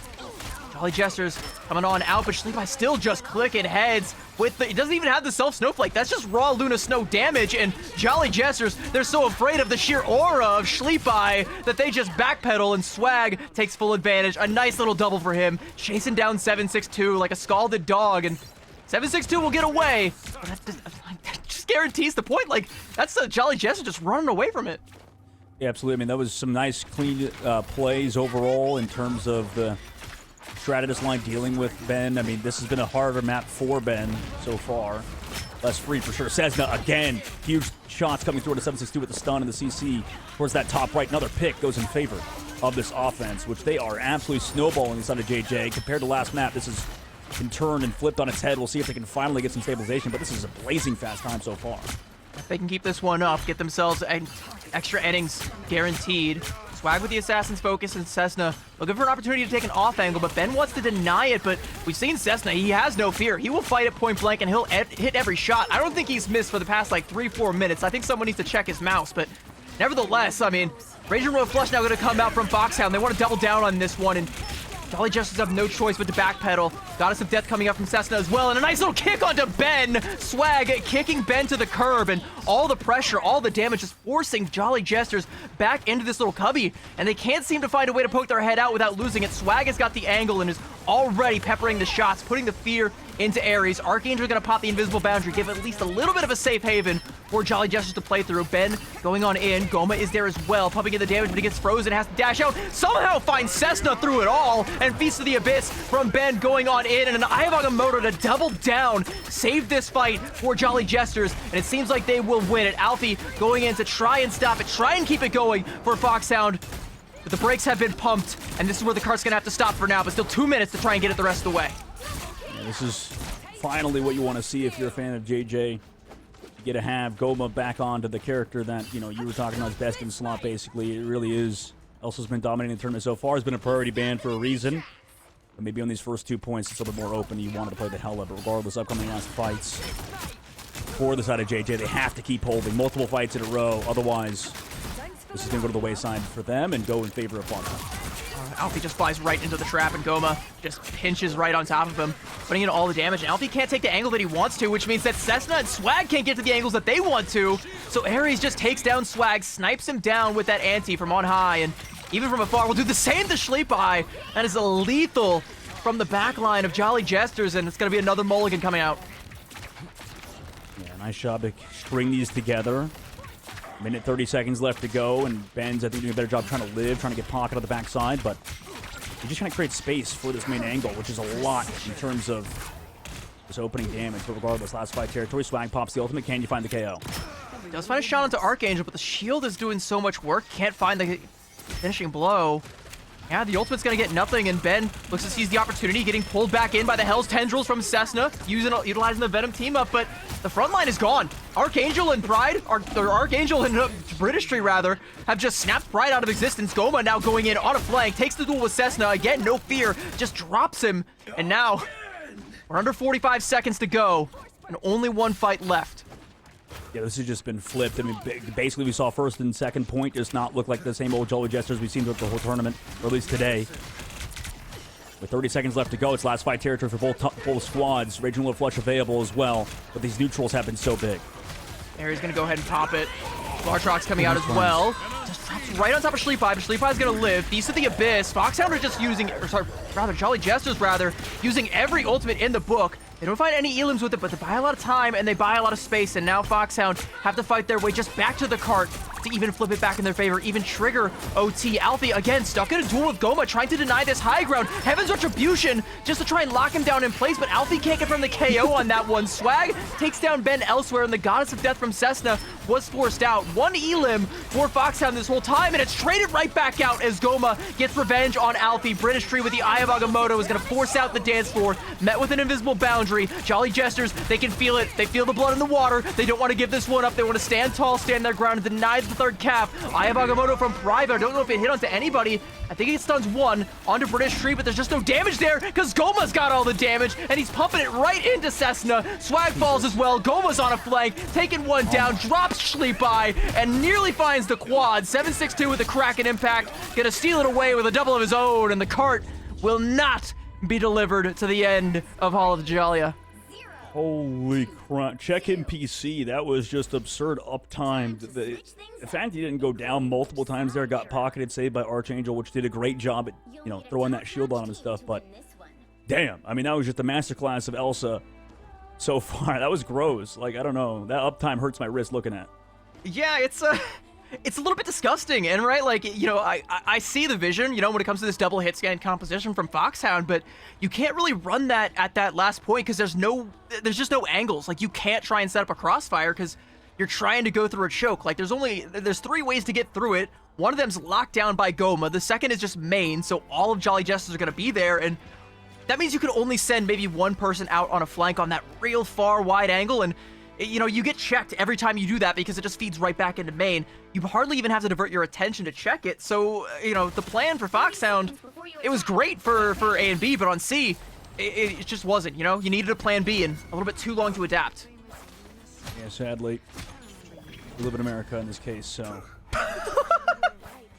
That hurt. Oh, we'll save it. We'll keep it there. Okay, that's about the extent as I'll go with it. Anyway, the attack is going to have to be huge for them, right? Because... Or, I mean, sorry, the defense, rather, is going to have to be huge for them, considering that was just an excellent hold. 4 minutes is crazy, right? CB, that's an insane. We barely see 4-minute holds on third phase for that long. But again, you know, similar to Museum of Contemplation, it's holdable, it's winnable. Yeah. But that just means they have to hold it. What was that? I just saw a 4-man stun come out on the HUD. I'm not sure what that was. Jolly Jesters momentarily stunned, but they come back out. Yeah, who was that? Was it Alfie? Maybe? Or, yeah, it must have been Alfie then. Or maybe Cessna through cross map. Maybe. Or the freeze. Oh, we got a 4-man freeze? Is that? No, yeah, I guess that wouldn't be the case, huh? Yeah, it must have been the Hella then, or something. Yeah, gotta be. Ben gonna go in, try and pressure that Hella down, but there are so many members there ready to keep her alive, and has to swing right back out. Sliver of HP, but getting healed right back up. Great stuff coming out from the back line. Jolly Jesters, they know how to keep their guys alive, and they do it about as good as anybody else I've seen. Ben, again, just goes in and catches all the thorns from Cessna there. Wants none of that, has to try and take a better angle to try and take that particular duel. I think hit Rim on that one, but Alfie with the spear gets met with 762. What an uppercut coming out. And Goma is there as well, and now the Vanguard lineup for Foxhound. Blink and you miss it, they're gone. There might be an opportunity for a portal play, but the rest of Foxhound have to buy time, and their bodies are just too squishy to do it. First tick is through. Goma's on a flank. Cessna being pressured away by British Tree and Ben, and Swag left out to dry. Yeah, he is, and nobody has to, or everybody has to try to touch this point last second, but they can't. Shoved off from 762, who's just been the bodyguard for Gomakazi, who takes such unique angles, too, just on top of the cart, second phase, gets that little jump angle. You don't see anybody do that, really. That was crazy as hell, as 5 minutes in second phase, looking like Foxhound on their attack. Ultimate's surely going to be built up as well. And it's so hard to pressure Goma out of these angles, right? Like these crazy, stupid angles no one else would go for. Alfie doing a good job, but you can even see the Guardian Shield coming through from Archangel. Every time Gomakazi takes like even an inch of damage, it's met with a shield to heal him back up, give him a little bit of protection, or 762's there with the Trooper's Fist. Like, it's just so hard to deal with this guy, and now he's getting access to another flank angle, and Foxhound are none the wiser. The breathing bullets come in. Alfie again has to try and check him, but the snare catches him, and he can't engage any further. Raging Royal Flush, and now Jolly Jester's going to push the advantage, and Kraken impact 762. Just delete Schleepeye, taking down Coco as well, and there's just no backline. Goma now has free access to pump in all the damage, and every single shot is permanent. A double for him, a double for 762, make it a triple for Goma. And Foxhound don't have a whole lot of daylight to be able to stop this car from capping point B. Yep, and I don't know how you win this at this rate with Goma playing either the Elsa or the Black Widow. Just gonna get dominated like this. So Glartrox in that situation, that's just not fair. Is it like, what do you do? Like, this is you coming out of spawn, like trying to take a reset, and he just took down 3 again. Yeah, we have to hard dive, get into this man's PC, just investigate every single part, because you have to figure out something, maybe outside of the game, to deal with this dude. Gomakazi has been gross and continues to be gross. This team plays so well around him, too. It's not just Goma, obviously. It's the rest of the squad. Every Raging Royal Flush has been cleaned out of Ares. And then Ben's dives have just set so much up. 762 has been the bodyguard the whole time. It's British on this. Doctor Strange has been nice in terms of changing the pace of play, too. And just drops in, tries to block off Swag's line of sight, gets kidnapped there by Cessna. Nice little Pharaoh leap, but still not falling. And have a look at the top of your screen, guys. You see that yellow dot there towards the end? That is Ignite for Jolly Jesters. If they can get it, they can feel it with 4:35 in the time bank. They're not gonna waste their time, but they are gonna bite it. They're not gonna go too aggressive, not gonna make mistakes. They know the clock is on their side, so as low as the health bars go, they're just staying alive. Eye of Agamotto from British Tree could be massive, but not gonna be met with much of anything. Forces out the fate of both worlds, but even through that, Alfie still falls. Invisible bounty from Archangel, and the time is now for Jolly Jester. Cessna has to go in and make a play with the burst damage from the last stand and a shot from Swag. Pen will be put down, but Cessna again brought to a halt by the bionic hook and the Trooper's fist. 762 puts him down. Nice little freeze frame there, but ain't gonna be enough to stop this guy because he is rolling. And Root Wall in his face as Foxhound back up. Once again, you can sense the fear. They can feel it slipping away, Dogman. Yeah, this is looking brutal at the moment. Slipping away for sure last moment. And they maybe can take down Pride 2 on top of that. And the Glartrox into the corner brings back Alfie and another. They just get rolled over by Gomakazi, who has just been on a tear throughout the whole tournament. And today, they capitalize 3-0 over Foxhound. They move into Ignite and are officially qualified.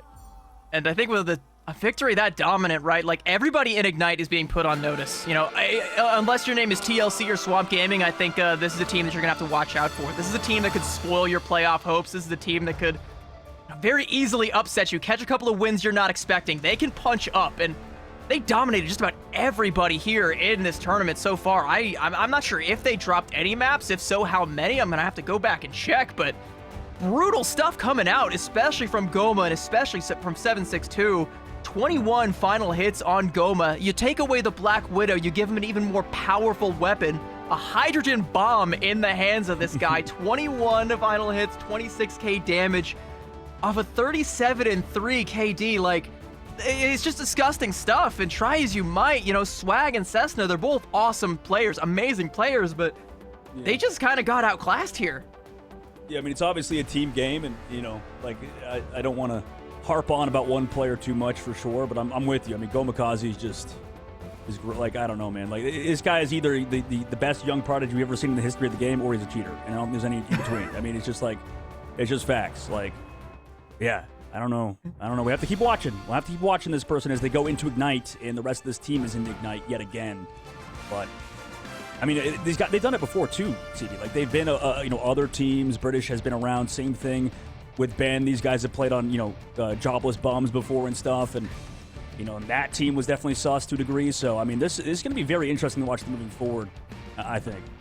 I mean, you know, say what you will. I don't know nothing. I ain't heard of nothing, but all I'm gonna say is it's gross, it's disgusting, it's stuff that we've never seen before. It's like it's just sick what this guy's able to do. Like, crazy accuracy, crazy shots all the time. And, you know, again, it does take a village, and one hell of a village we got here. Like you said, you know, all well-traveled pros. They know how to rally around a player like this. You know, if you have a guy who's popping off the level of Goma, and you're able to pocket him with, you know, the Guardian shields, with 762 there with a hook, so with the Trooper's fist, you can't dive this guy. You're forced to try and take him in a hit scan duel, a hit scan head-to-head, even dedicating both your hit scans to try and take that duel, and it doesn't work out. You know, they know how to set up a carry for success, and it works.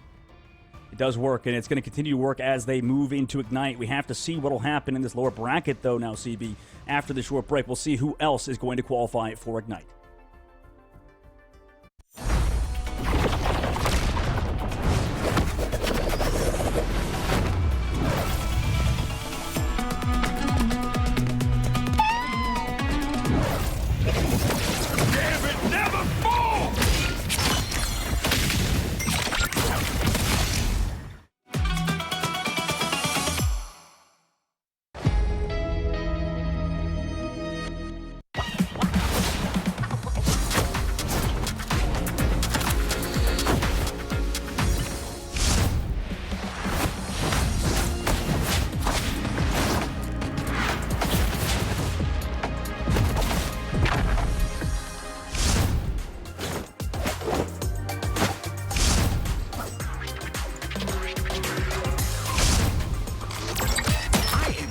good at this. Nowhere to hide. Double-edged sword. I never miss. I am too good at this.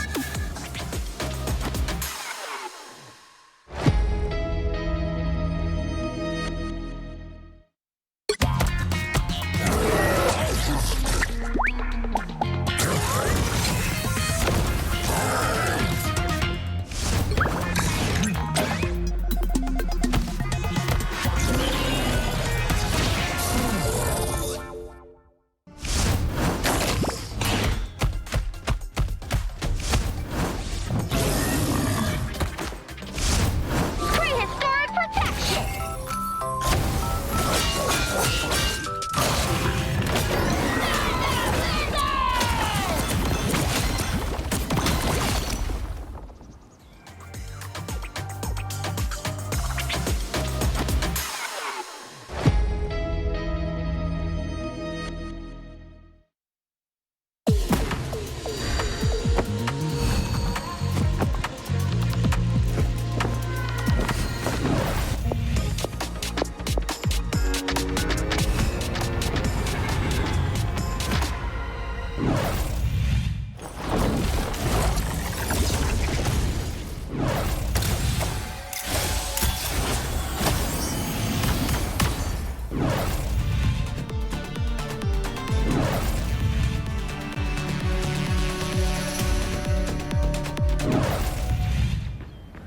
Let's heat it up! Clear the way! Disappear!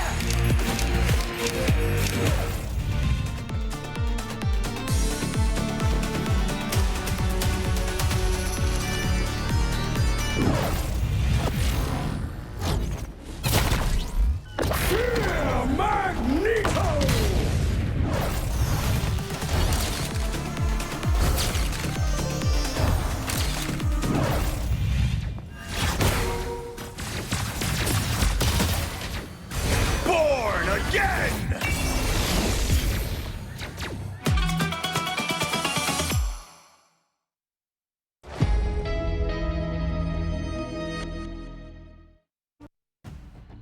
Welcome back, rivals, to Ignite Midseason Qualifiers for Americas. My name is CB. I'm still joined by Dogman. I'm super excited to be here. And if you're just joining us, Jolly Jesters have 3-0'd Foxhound and qualified for Ignite. They've locked their place in, and Foxhound have been sent down to the lower bracket. We'll see what happens with them, but before we get to that, we've got the matchup that I think a lot of people really want to see. I can count myself amongst that. Tag yourself. I'm a lot of people. Yeah, I'm a lot of right here. We're the people that want to watch this because it's going to be a really fun one, CB. Like, this is going to be a banger, and it's also win or go home now. The last match, you at least come back down to this lower bracket, but if you lose this, you are not qualified for Ignite, and we're going to have to see you play in the next MRC, build up those MRC points again for, potentially another year. Yeah, and it's not just a win or go home. It's who may be winning or who may be going home. We have already lost one of our Ignite teams. Equinox got relegated by Dreamland, and now Nightmare. The question is, are they going to be able to survive? Can they make it back to Ignite? Their road to Ignite now has to go through the same team that put their contemporaries down. And we're jumping right on into it. Dreamland versus Nightmare. I can't wait. Dogman, who you got real quick? I mean, it's going to be a tough ask for the side of, I got to give it to maybe a little bit towards Nightmare, unironically, in this situation. Like, I want to go towards Dreamland. But based on what I've seen, SJW has been nasty yet again. Their only downside of Nightmare, I think, is the macro gameplay. But who do you got, CB?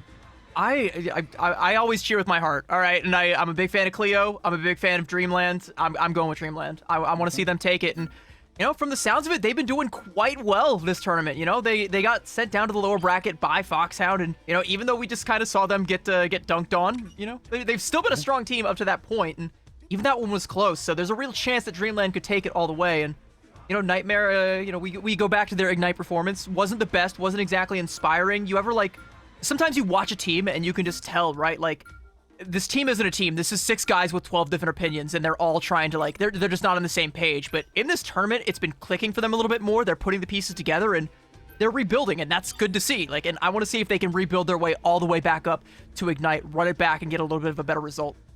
Yeah, that's what they opt to do. That's what they plan to do. But obviously, plans can get torn up if things change. if You know, in this case, we already have a difference of opinion in the ban phase. Loki, again, Nightmare likes to focus on it. Dreamland looks like the same thing. You know, a little bit less focus maybe towards those duelist lines, considering you maybe could have banned out the Elsa. Instead, they go for the Black Widow ban, but Magneto's still available so far, considering it's not even touched in the ban phase. Compared to the last series, that's very interesting. Magneto was banned over there by Dreamland, but a group protect from the side of Nightmare. I think that's interesting as well. I mean, we see the Venom hover from Wizard Dread, and you know we know how strong Venom can be on a map like this. In fact, Dreamland know how strong Venom can be on a map like this. So Nightmare will not be allowed to have it either. And I'm not judging.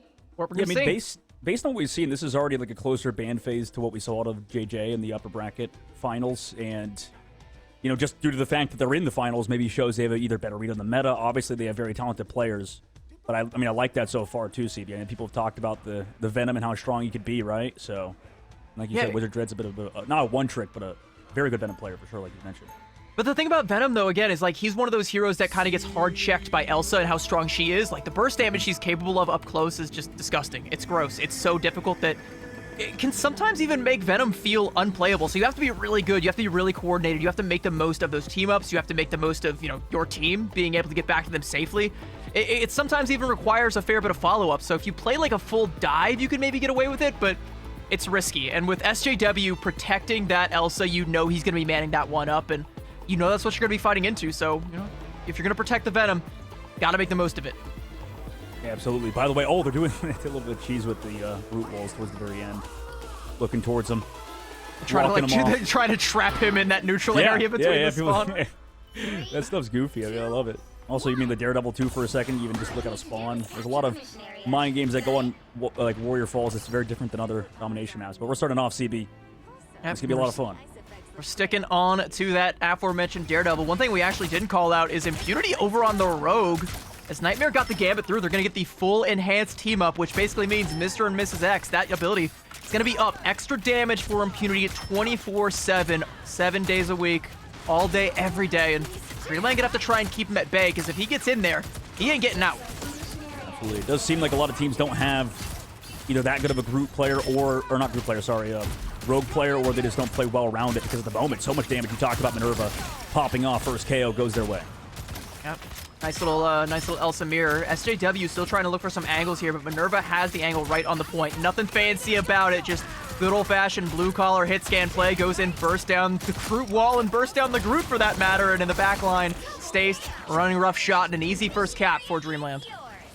Yeah, that was nice. I loved it so far. I mean, obviously Minerva to get all the way up in terms of impact, and then Nightmare to get shut down on that dive play. Impunity going down in the middle of it for Dreamland as well.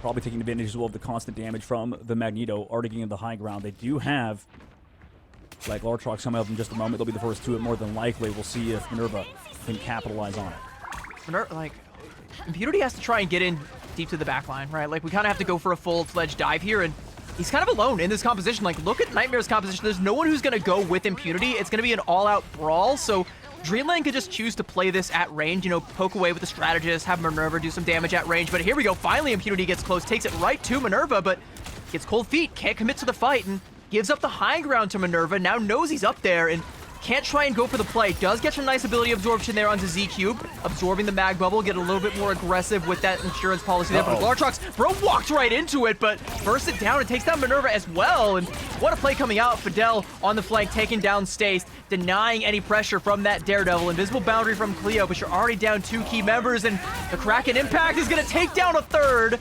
ZQ bursts it down, even through the Fate of Both Worlds. Bionic Hook, Light, just pulling him in, saying, I'm not done with you, and I'm not done taking to the skies. Another Kraken Impact comes down, and he finds the triple, looking for the quad, and will he get it? Yes, he will! I've loved Light playing this Bucky throughout the tournament so far. Looks like one of his best heroes back, maybe even going a year ago, back when he was like a Star-Lord player, 2 years ago, rather. The OG days. I think this guy is one of the best in terms of that hero pool, but, you know, obviously has had a bit of a struggle recently, like you mentioned. I mean, in terms of Nightmare, had a tough MRC, you know, had a bad look. I know him and Spark Chief always go to toe-to-toe online, but I think he's looked great on the Bucky. And yeah, he has looked great on the Bucky, and I think that's, you know, kind of telling of the way he's willing to play this meta. Like, in the past, I think a lot of people have, you know, given him the reputation of just like a dive slop enjoyer. Like, if he can't play Daredevil, if he can't play Black Cat, then he's just not having it. But on the Bucky, even on, like on the Punisher and on Wolverine, like a lot of these different picks, he has been lights out, but his lights are indeed about to go out as Minerva and Stace already getting in there. Z-Cube taking down Monster, and Light gonna be on the back foot, try and keep the rest of his team alive, but gonna have to back up through that choke as Dreamland flip the point. A huge retake play there. Nice job from Wizard Dread and Stace to go for those dives. And with 85% on the board, too, it's last fight territory for Nightmare, who tries to play it slow, but do they have enough time left? 10% away to play it slow. As, Ultimate's coming up for a moment, but it's the other play. I feel like they're leaning pretty heavily into these team-ups, and they haven't paid off so far. Stace lets the devil out, and it just forces out the invisible boundary, and he knows he doesn't have to engage in that one, but he does have to engage with the Pain, as Pain will make him feel every inch of it. Goes in there, and a Glartrox now coming up from SJW. It's absolutely massive. Takes down the entire back line, and that is going to be a nice fight win now for Nightmares. They'll flip it back in their favor, and not a moment too soon. 99-40. Yeah, great read by Pain. Like you said, he went around that flank, tried to find Stace early, who was in Daredevil Ultimate. And then the Glartrox to connect onto 3. I thought they were going to try to take him off the map, but didn't want to risk it, brought him back into himself. Regardless, a lot of ultimates used in the previous fight for Team Nightmare. In Dreamland, in these neutrals, they've been able to find these picks in terms of the dive. Let's see how they can peel it off for Nightmare. I mean, a lot lies on Light's peel and the Kraken Impact coming up. Same thing with Monsters trailing Prison. You can see where Nightmare are playing right now, too, trying to force Dreamland into an awkward position where they have to try and fight up to this high ground in order to, dislodge SJW. Stace, just being a pest, being annoying, trying to draw a little bit of aggro. Does draw SJW down, but doesn't full commit to the duel, just softly pushes him away and helps open the door for Dreamland to kind of take over here. Minerva and Stace up above, lurking in the Raptors, and a Glartrox from the top rope. That's a Swanton bomb right on top of the back line, but he can't confirm an Elam off the back of it. Wizard Dread goes in, takes down SJW, and Impunity falling as well. Strangling Prison from Monster, trying to keep them alive. It's met with an invisible boundary from Cleo, and even though Nightmare are on the back foot, they still have enough members to try and fight this one out. They need to keep Monster alive, though, and Pain is doing all he can through the Guardian Shield to do it. 99-99. We're going to go to OT as the Wick starts to turn over. Wizard Dread trying to keep a little bit more pressure going, but he's feeling all the damage from this Elsa at close range and wants none of it, but is going to get all of it to the dome. Another shotgun shot goes, and he'll be back into the spawn as the Strange Portal is now coming out, trying to get all the reinforcements back up on the front line, looking for anything more as Nightmare, now with everybody here, they've got the man advantage, they've got it in their favor, and if they can find one more, they can find the flip, and SJW has found Minerva on the high ground. They're going to take the duel, but both are just going to shotgun their way away and not want to take this at close range. Dreamland clinging on to this point.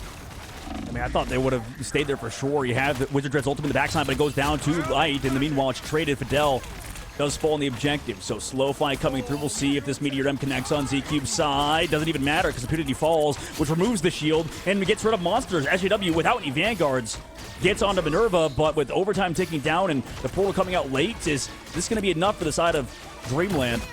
Or Leo Nightmare, just pushes Light away. Wizard Dread goes in, taking down SJW, and that's going to be Dreamland taking Warrior Falls. It's getting pretty close there towards the end. Pretty touch and go, but Dreamland just do such a good job of biding their time, waiting for themselves to be back at full strength and forcing Nightmare to make a mistake and then just punishing it.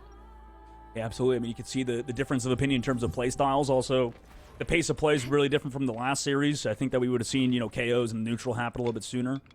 But with how Nightmare are disengaging, playing the fights, it's like they're giving all the space to Dreamland. But finally, Dreamland capitalized off of that space. It's been tough. It's really fun to see this sort of, I mean, not necessarily rock, paper, scissors, but definitely like immovable object versus unstoppable force right now, CB. Yeah, it's a little bit of the mind games. Like, I think Dreamland are playing it really smart. You know that Nightmare is going to try and take the high ground on that fight. That's how most teams like to play Warrior Falls. But, if you're Staced, you don't want to try and commit, especially when there's an Elsa there. So just throwing in a baton and then backing out and forcing Nightmare to try and react to it, try and catch you on the flank before you get a backliner. I think that's smart, and I like it.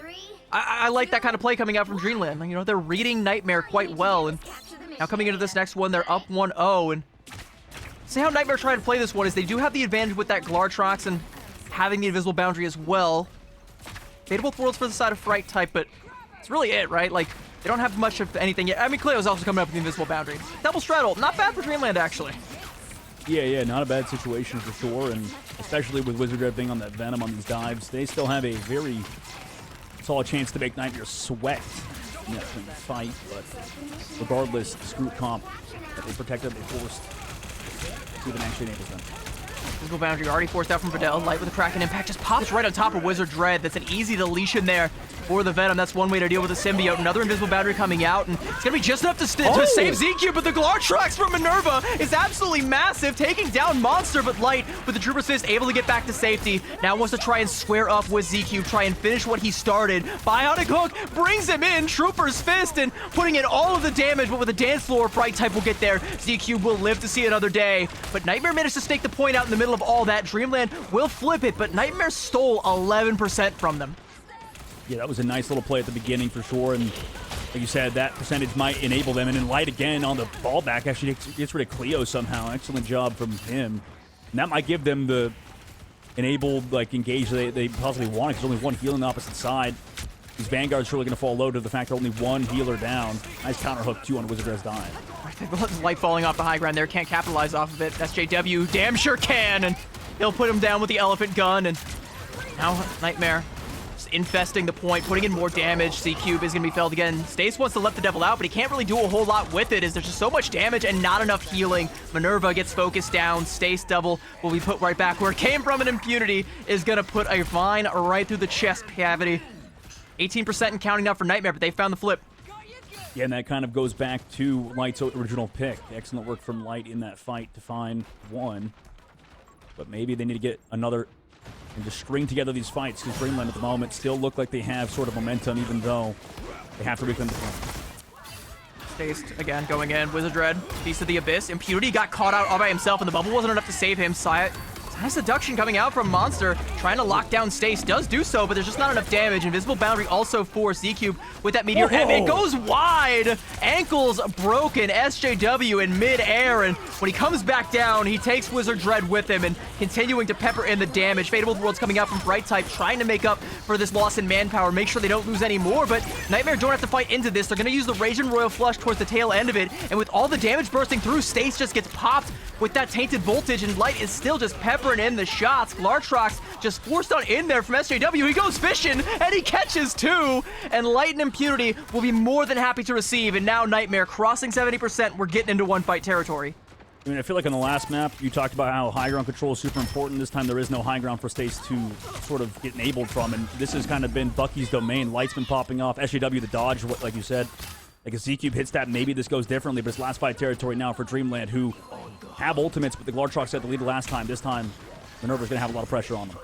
Wizard Dread trying to put a little bit of pressure onto SJW, force him away, and let the rest of his team walk up. So now Dreamland have the high ground, but sooner or later they got to come down from there, and I mean sooner rather than later, as it's 98%. They do get their feet on the point to trigger OT, but they need the invisible boundary just to do it, and Nightmare more than happy to just wait this one out. Impunity holding onto a strangling prison. Could be the death blow, but Minerva wants to try and take the initiative. With the Glartrax, they'll put down Monster. The strangling prison comes out, but I don't think it caught onto anybody, and Dreamland are going to be able to run away with this one. They're able to find the flip, and Nightmare, they know they've got the advantage when it comes to the capture percentage, so they cut their losses, cut the rope, and head back out.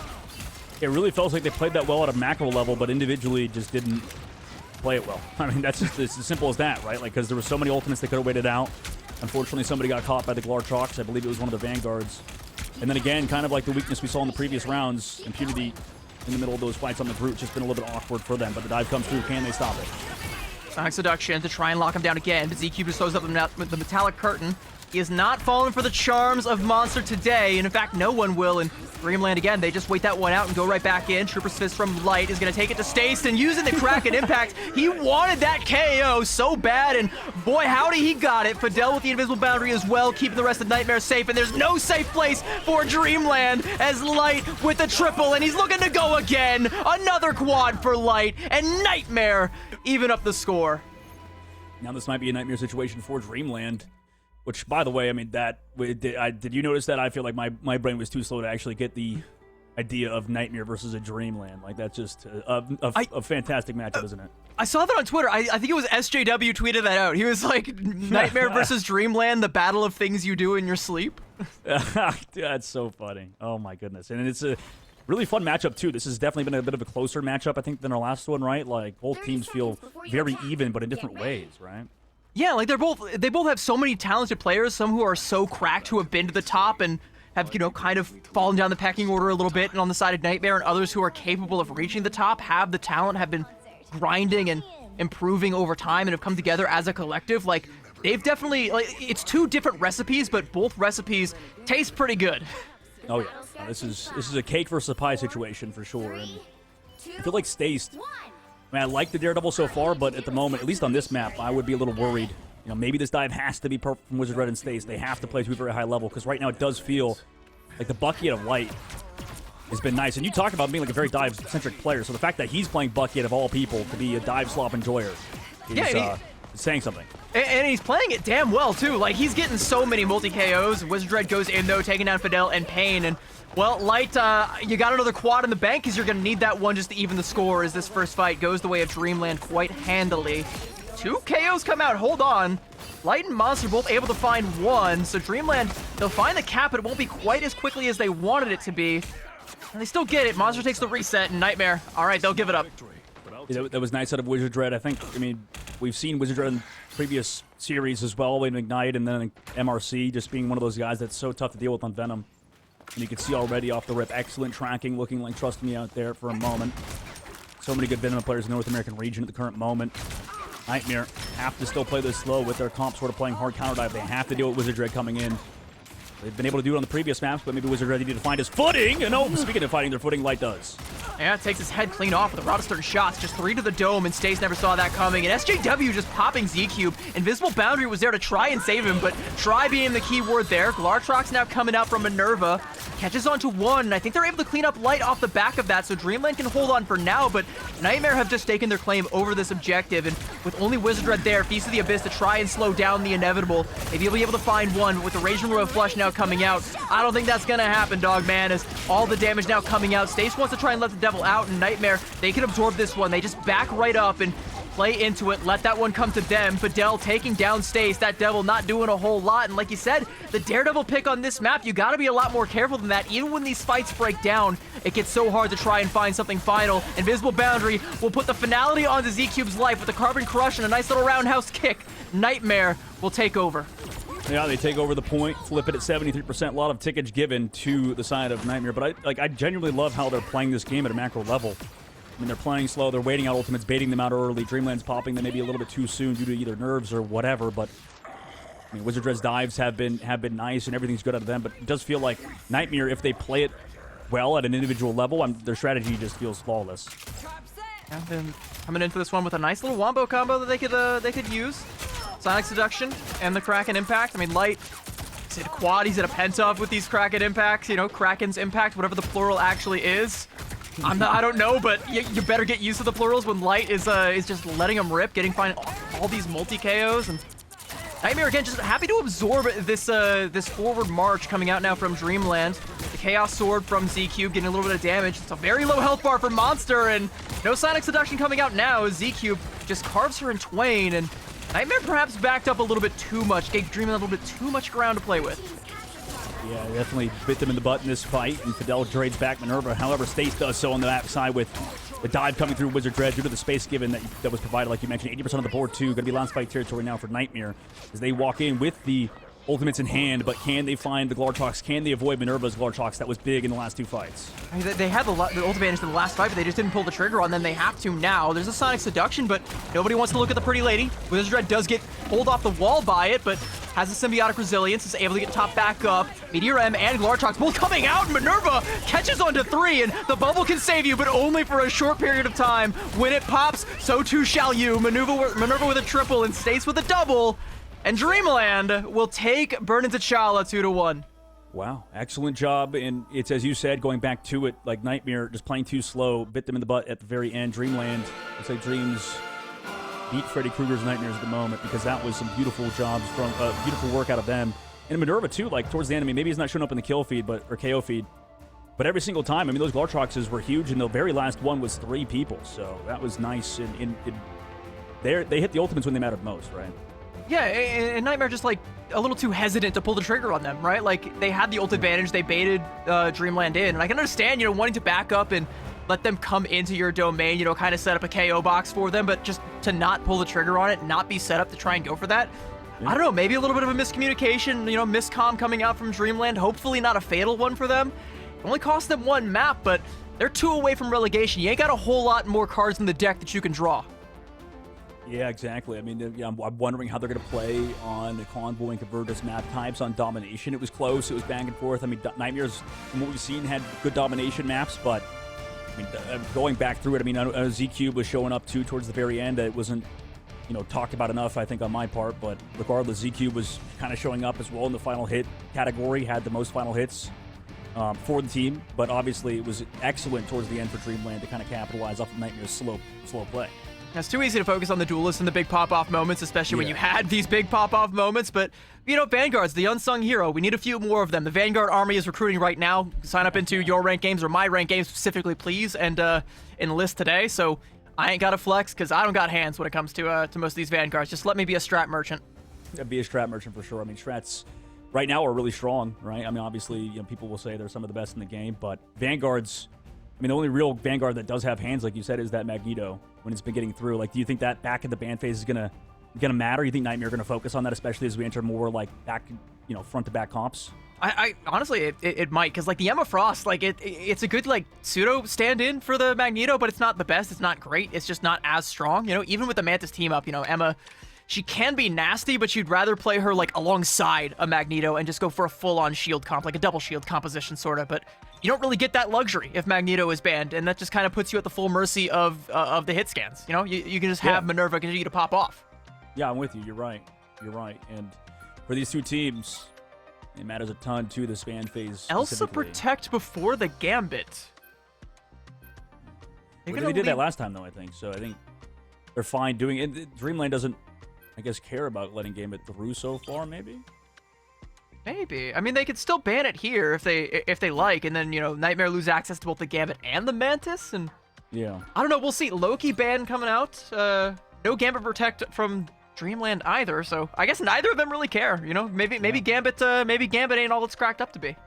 Yeah. I mean, right now, I don't know. It does feel like Nightmare when I think they lost a map or two or something when they let Mantis through against them, and it was like fine because for some reason Nightmare just weren't that good at the Mantis comp specifically. But maybe Dreamland's still focusing on specifically what they think is the meta, the Magneto being a focal point for them, and they get that one-sided Elsa match up while they ignore Gambit. Yeah, they're definitely putting their eggs in the Elsa basket. Gonna be a protect onto the Magneto, and I think you're reading it like a book right now, Dustin. I think it's just like Magneto is just strong, arguably best in slot when it comes to the Vanguards. It's either him or it's Venom, but one of them is a little bit more resilient against an Elsa than the other, and if you're going up against an Elsa, sure, one-sided Magneto, make sure we got that Metallic Curtain, absorb at least some of her shots. Yeah, it's hard, man. Like, esports can be difficult due to the fact that, you may figure you ever read on the meta, and then the last patch has 100 team-ups added. Yeah. Like, it changes the game. Like, what do you do about that? Yeah, I mean, you got to get an Adderall prescription. Like, that's really the only way. Like, you got to, like... I like, when that patch dropped, and there was, like, 100 different team-ups, and I was like, I got to learn 100 different team-ups before the next time I get mic'd up. I drank, like, 4 or 5 energy drinks and just, opened up my notes app, and I was just like writing all day, and then they hot fixed half of it too, and I was like, all right, let's start over. Yep. We go again, and it's like, all right. And I can only imagine for like all of these teams, right? Like, they were playing on the 8.5 patch, season 9 drops. It's ground shaking, earth shattering. It's like totally different landscape. They got to learn all this stuff, but not just learn it all. They got to play it all. They got to scrim it all. They got to try and figure out what the best is, what the best team up is for each hero. They got to try old heroes that haven't been meta in forever, because who knows, maybe they got something broken. There's also Jubilee and the Black Widow rework being added to the game, right? Like, it's so much new stuff all at once that I honestly don't think it's fully cracked. I think, we have a good idea of what's good right now, what people are playing, but I think there's still a lot of untapped territory, and in a couple weeks, I think, when we come around to mid-season finals, we might see a lot of the same stuff, or we might see something completely different. Who knows? Yeah. I mean, you have to figure it out fast, especially now. If you don't lose, or if you don't win this match, you're not going to qualify for Ignite yet again. And you talked about one former Ignite team getting eliminated earlier with Equinox, and now Nightmare. Maybe they're going to get eliminated by Dreamland, who's been around, but it's a new lineup, right? It's completely different than the old Solaris Dreamland guys that were there previously. Well, I think Chime is still at the helm for this Dreamland squad, is in like a managerial kind of role, so hopefully not a conflict of interest, but There's another conflict that Nightmare have to worry about, and that is Minerva on the Black Widow on these flank angles, locking down some of these hallways. ZQ, look at the so close to falling, but the poise, just perfect bubble timing, able to back up, give a little bit more ground here, and this is exactly where Dreamland want to take these fights because it opens up some of these alleyways for Stace to go in for some of these flanks on the Daredevil. They keep having to deal with the group comp. This time it's Impunity on that Venom because it got through in the ban phase. It wasn't one-sided. It was the one-sided Magneto that called out. And for Monster, he'll be on the group this time, so we'll see if that actually enables his team a little bit more as they do get space. With a minute left, they actually claim this objective once more and keep forcing off his backside, but pulled into the team was Monster. And they forced off the backside, but they forced Monster onto his backside. Fright type with a shot there from on high, way in the back, and still keeping the front line up. And a group wall to try and segment Z-Cube away from the strategist, but a little bit of Kumiho magic never hurt anybody, and it definitely healed up Z-Cube. And Wizard Dread going on in there, taking that Monster again, and no BRBs this time, and Nightmare going to evacuate, but Minerva not going to let them go the easy way, says, nah, you're doing it the hard way, you're doing it my way, and Stace goes in, taking one more down, and that's going to be Nightmare dispatched. Yeah, I love this so far. I mean, it feels like a bunch of very well-coordinated players, and, you know, we didn't maybe talk about, you know, you mentioned Cleo earlier, and these strat players bringing in people with that force physics. Cleo, you know, brings in Monster twice in that fight. BRB brings him back in, so excellent job out of Cleo. Upcoming fight, a lot of ultimates available for Nightmare. Can they put the aggression finally back on the Dreamland? Impunity, like, he's looking for an angle he wants to drop right on top of these backliners, but he hasn't been able to get a whole lot of success. And now with the Meteor M to try and stop any sort of support from coming through, Monster trying to use the vines to get it the KO. Does manage to get him, and the Meteor M doesn't find anything. Huge strangling prison, just yeeted on in there, found everything you could possibly want and then some. Forces out the invisible boundary from Cleo to try and keep the last denizens of Dreamland alive, but Nightmare very much so in the driver's seat in this fight and look to put their foot on the gas and put Infinity's foot on Cleo's neck, and with the Rage and Royal Flush, Impunity and beyond. And Infinite Foot would not be a good thing for Steph Curry in this fight, though. You do top the... Oh, my goodness. There's no dance floor, and it's deleted by SJW, who creates his own dance floor towards the school bus as that second point is theirs. Excellent job to close out on that portal engage. 3:45 in the time bank, and I think a couple of men left behind there. The portal actually just gonna be, portal gonna expire. Dreamland gonna go ahead and swap back over to this other spawn here, but they give up all of point B for Nightmare, so they can start to take all this real estate. And so now the question for Minerva is going to be, where is SJW lurking, and is it safe for me to try and take an angle right now? He thinks he sees him right now, but that position is temporary. Both of these two duelist players can reposition at a moment's notice, and here we go. They found a duel, but looks like Minerva brought Big Brother. And now we're trying to control that hype, but it's also met by SJW and crew. Minerva does have that pocket, but here comes Impunity, who looked better on that Venom, removes Minerva 2 on that flank. Now Fidel keeping the team alive, keeping Stace the very opposite. Nice little light and dark ice, and Bus rounding the corner here, and Dreamland haven't really been able to take any real estate on this point. They haven't been able to retake much of any of it, so they're gonna have to try and play for this high ground up at the top of the hill again, but with no ults to try and leverage, it's gonna be a full neutral for them to try and win this fight. Someone somewhere has got to find a pick, and Minerva has swapped off of the Black Widow over onto the Punisher, so a lot less pick potential, a lot more front-loaded damage. We'll have to see if that's gonna be enough. Wizard Drake could definitely use some healing, though. That health bar, I've seen it on 1 HP for the longest time, and Fidel would like to bring it on back down there with that Kumiho magic coming on through, a freeze coming in as well, and a bunch of damage coming in onto the back line. Nightmare trying to press this advantage. Impunity diving back on out to safety. Light pumping in a little bit more damage. Seems caught someone outside of the dance floor. It's a dance floor from Fidel, and Minerva finally catches a headshot, and that's the first blood in this fight. Cleo, invisible boundary, trying to keep Dreamland alive once again, making up that loss in manpower. Light goes fishing in there, but doesn't catch anything. Nothing biting today, and the ult's gonna start to come online for Dreamland, so the opportunity for Nightmare may have come and gone, but I feel like they still got it. Rage and Royal Flush, and Impunity just goes in and deletes Fright type, and the Meteor M from Z-Cube, and once again, it just doesn't find what it needs, doesn't hit the mark, and Nightmare are singing every note right now. They will be capping at this point, and ain't a whole lot left for Dreamland to do about it. Yeah, this has been brutal for Dreamland, only due to the fact that I think Monsters looked so much more comfortable in that group. The Strangling Prison kind of enabled them very early on in that fight. It just kind of resulted in that first KO, forced some, unfortunate ultimate timings out of Dreamland, who have now been on the back foot comparatively to how they played the previous maps in Nightmare slow play. Maybe giving them a little bit better of an advantage on this map, but they still have to cap out this point. We saw how hard it was in the previous series where there was like 4-minute hold or 3-minute hold towards these third points. The very same situation here, except for Nightmare. Maybe they can catch somebody out with this Vartrox again from SJW. Meanwhile, for Dreamland, they need to find that KO with Wizard Dread on the Venom. Piece of the Abyss. Hopefully they can find that KO, but the healing is just so good from Vidal right now. Nobody is falling on the side of Nightmare, and Wizard Dread is going to have to get out of there. Did manage to stall the cart for a couple of seconds there, but not a whole lot else achieved. Hopefully, it's about enough time for Dreamland to get some of these other ultimates online. Stays going to let the Devil out, gets pushed away, and can't get on top of the backline like he really wants to, so has to abandon ship, can't commit to it. Instead, gonna wait for someone from Nightmare to step into his domain, but no one to step in. They know they don't have to. Final Judgment now gonna come out from Minerva, looking to try and put a little bit more pressure. Even Damage Amp with that Beta Bolt Worlds coming out from Bright Type. They are doubling down on this, and Nightmare know it, but Pain, you know it's coming, but there's nothing you can do about it. Fidel gets felled as well. Minerva finds 2 in that fight, and Dreamland will retake the cart. But that's a lot of commitment towards that fight. You might find these stagger KOs, and if you can keep doing it, sure, but you commit basically everything in that fight. I mean, yeah, at least me get another one here. It's fine to get control and maybe force multiple fights at the very least, but for Nightmare, imagine they're okay with that. Impunity's been such a menace, I think, on the Venom, and they've also done a better job dealing with Wizard Dread on the other side.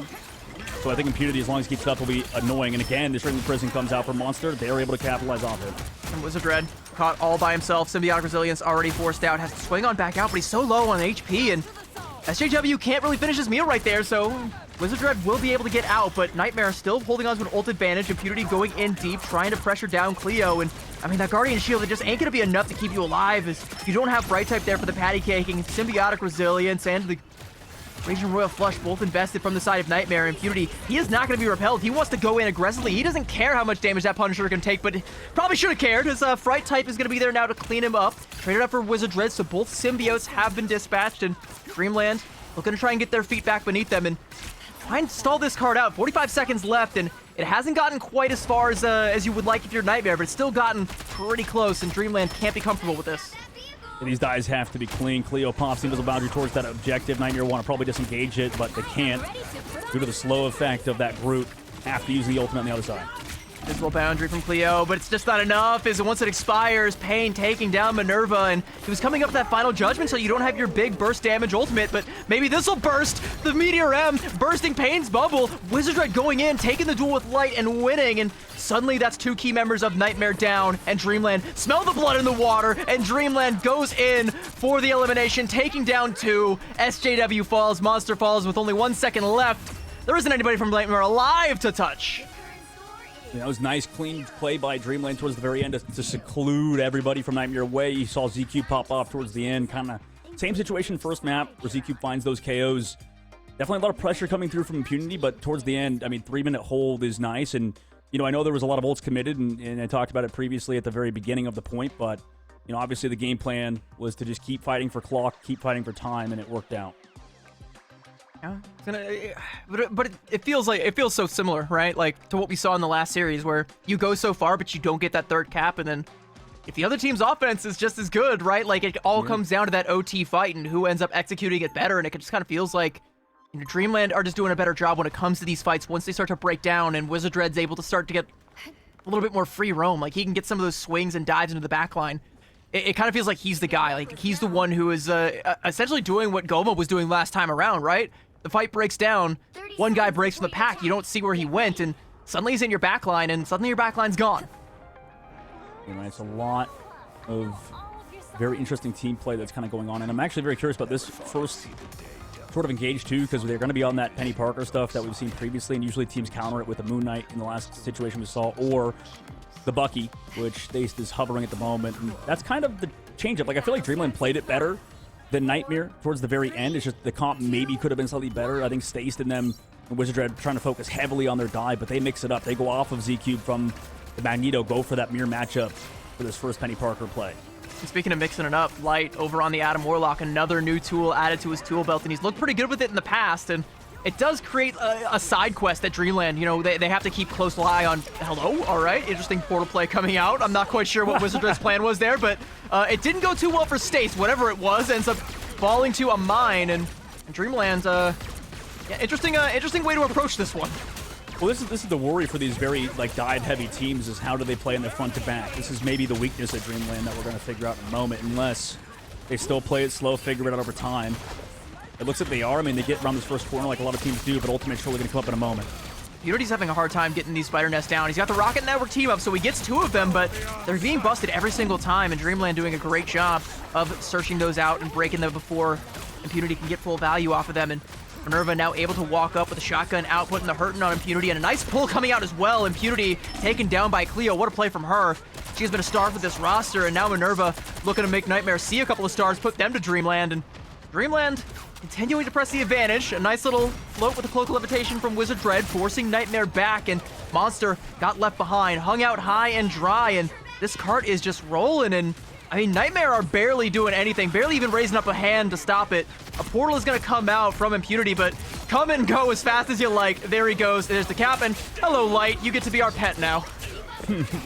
I can't believe I doubted their front-to-back style, I guess. That was nice. I mean, just slowly walked out on Nightmare, never made a play, being too passive in this situation.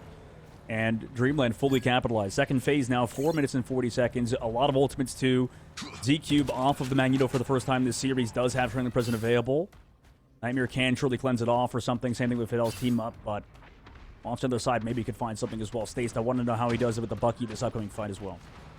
I mean, he's got the Kraken impact. 6 ults about to be in line for Dreamland. They cap that first one ultless. Invisible Boundary used relatively aggressively when Nightmare tried to go in to make a play. Fateable Worlds come out, but Light and Impunity bursted down even through it. It's just not enough, and Nightmare, it feels like this fight is slipping away from them as Stace goes up again with the Kraken impact with a couple of Radisturn shots and a Trooper's Fist will take down Pain. Fidel also falling. A triple for Stace, and come and go once again as quick as you like.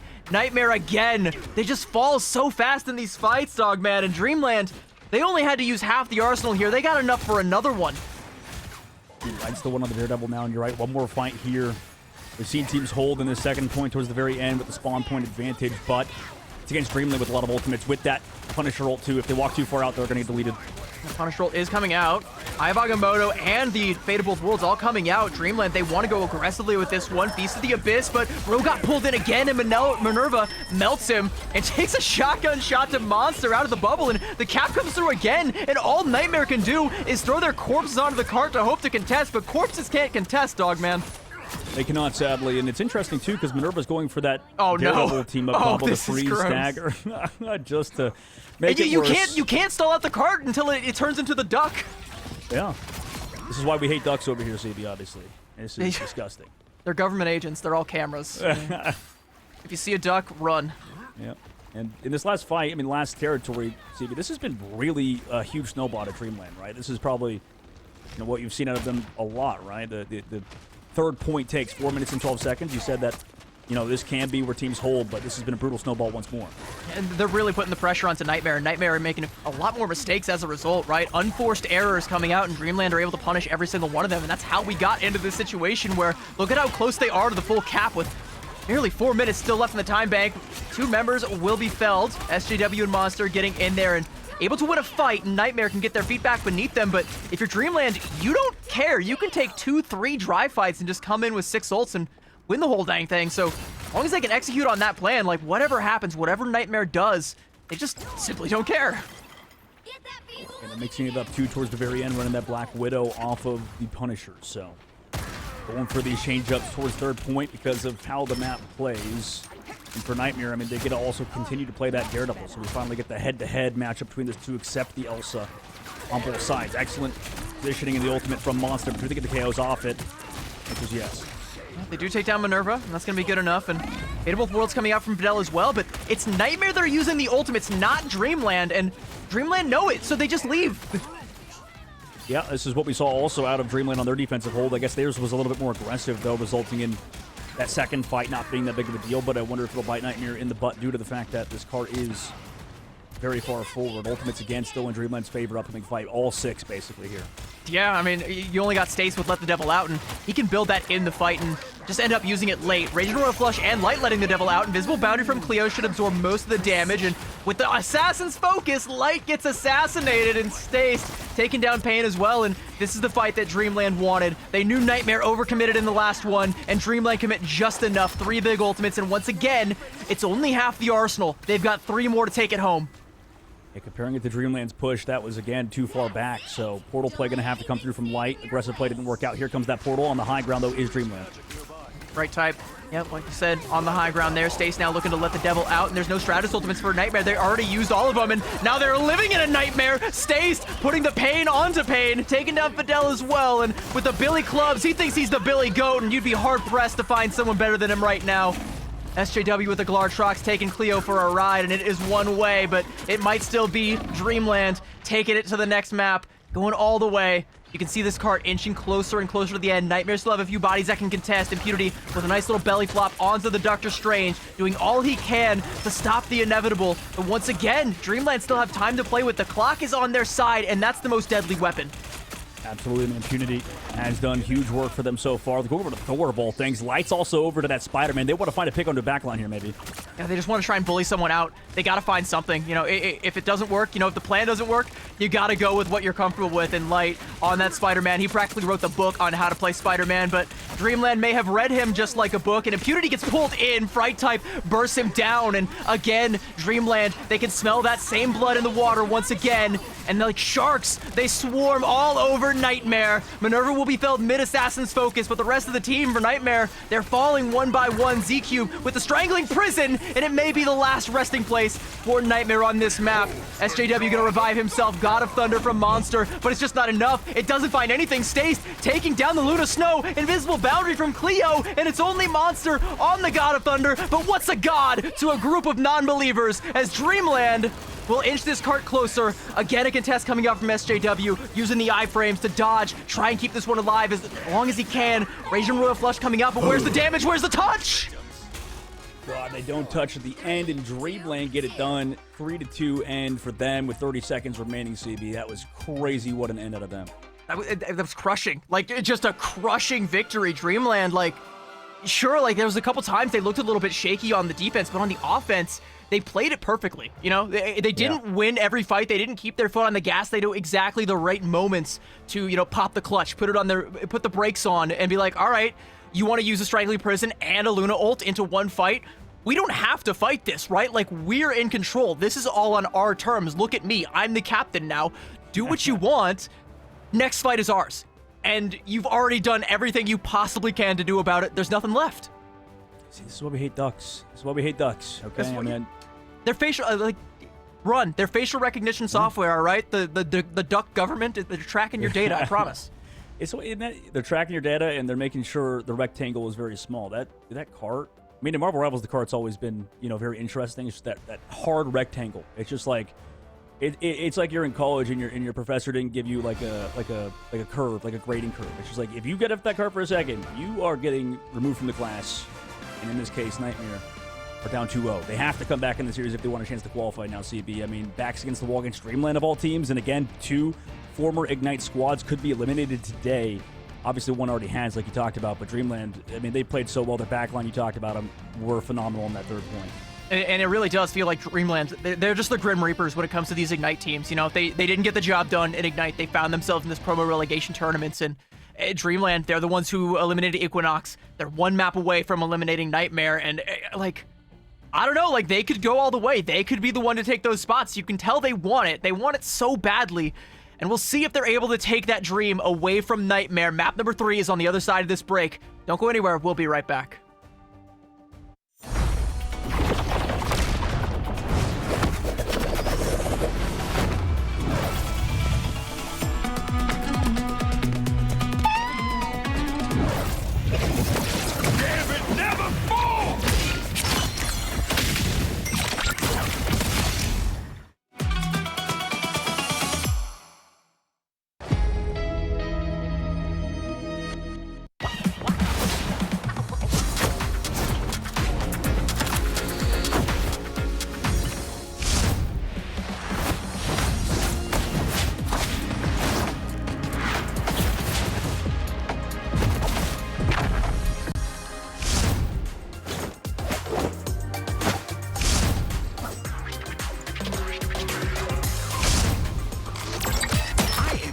Good at this. Nowhere to hide. Double-edged sword. I never miss. I am too good at this.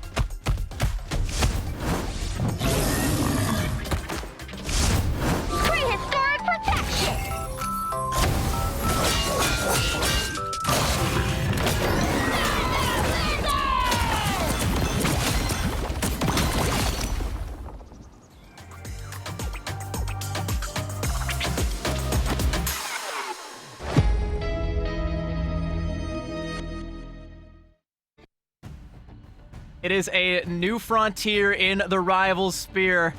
The Season 9 patch has changed everything, and we got Stage 2 on the horizon, and for this new era, we might be seeing some fresh new faces, but in order to do that, we might have to say goodbye to some old ones, and we're one map away from saying goodbye to all of our old ones. Nightmare is the last hope for the Ignite teams, and they are one map away from being relegated. Yeah, that would be crazy if it did happen in such fashion, but that's what we're talking to you in the green room about. Like, it just feels like Marvel Rivals sometimes, 3-0s just kind of happen. And in this tournament, it feels like we've seen 3-1s at best, but it's not been a lot of reverse sweeps in North America. Do you think there's like a specific reason why that is? Is it because of, the meta or the new patch, like you said? Like, we're going to go into the game in a moment, but what's kind of the main reason this game has kind of felt like the better team wins most of the time, if not all the time?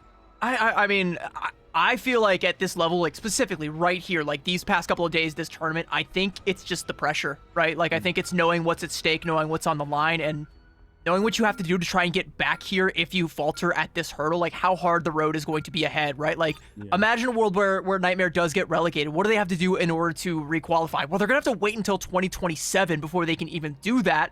They might not even be, they might not even still be a team at that point. Some of them might go LFT. They might have to take like 100 different roads. Like, it is the end of the road. And I think for a lot of these teams, right, they know they're either on the precipice of achieving that immortality, making it to Ignite, being in the history books, and they're just as close to losing it all, watching it all slip away. Yeah, absolutely right. You have to mentally not be in a situation where they've eaten Taco Bell. That's every mention. That was not good. Okay, anyway. Chad, what did he mean by that? What did he mean by that? What is he saying? Are you talking about like the lettuce situation going around? Oh, yeah. You try to force it in. It's like when people say 6, 7. It's the same thing. Band phase, by the way, we'll go back and focus and lock in a little bit. As the Loki bands come through for both sides, the Elsa, again, protected. CB and the Venom for Dreamland has been their number one priority with Wizard Dread. Yeah, it looks very similar. Aside from the Venom Protect coming through first, it looks very similar to Museum of Contemplation. Also Protect from Dreamland this time around, though. They don't wait for Nightmare to ban that one out, so you're gonna get Minerva back on that comfort pick. Not that you even really needed it, to be completely honest. Like, whether it was like the Punisher or the Widow, like Minerva has had a fair bit of flexibility here. Yeah, absolutely, and I think Minerva's been that glue for the team. Every time with the ultimates, they've been massive. That Magneto's definitely been a big deal, and Nightmare finally capitalize off it. They go for the ban onto the Magneto due to the fact they go for that Protect onto Venom early. And we'll see. I mean, that's what we were both kind of chatting about, right? That Mag ban seems kind of smart.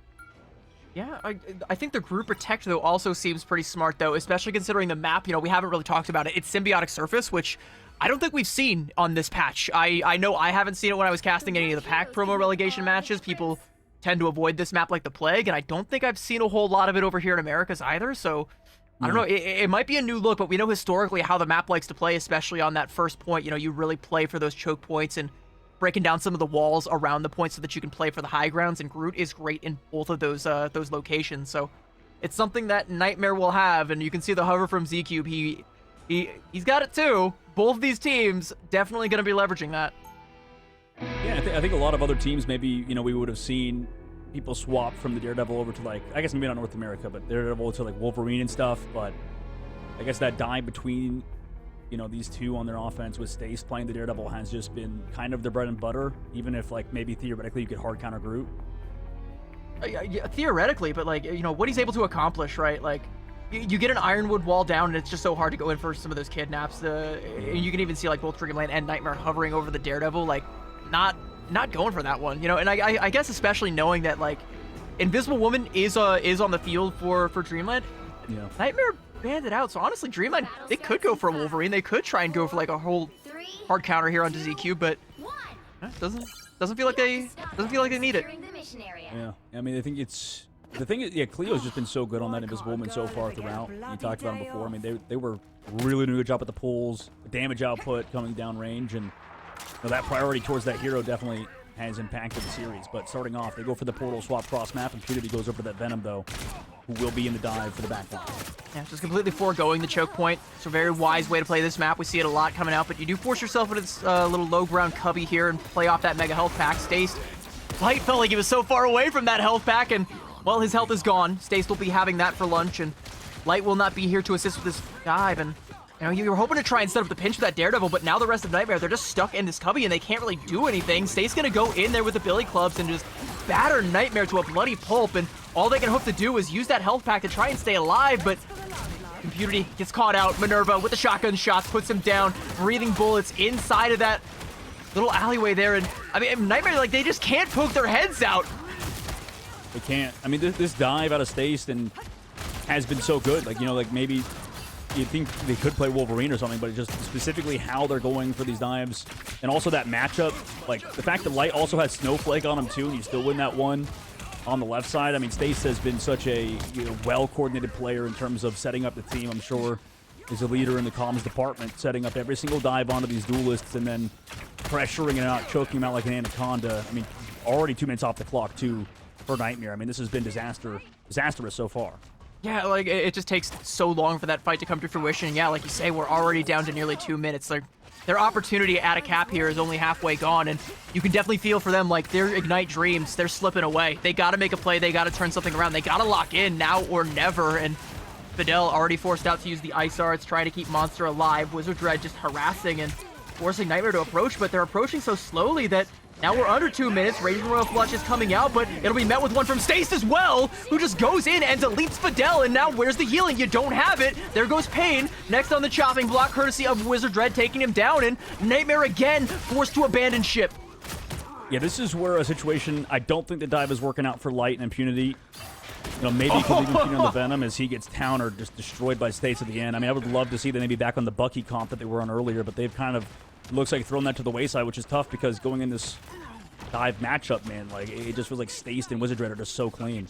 I guess the silver lining here for Nightmare is, you know, that Strange TP, the cooldown will come back up since they used it, you know, almost 4 minutes ago, so they should have it here should they need it, and they very well might need it. Monster already has to pop the bubble just to try and stay alive here, floats on upward, looking to try and find the opportunity. Light finally gets revenge on Stace for all the time Stace gapped him there. Strangling Prison catches onto one, but Minerva taking Light down, traded out for Z-Cube, and Nightmare have a slight man advantage and looking to leverage that, convert it into 1 tick. Good stuff. Next up, trying to get 2 before someone from Dreamland comes back. Stace on the Doctor Strange, threatening a TP play, but Dreamland just give this card up.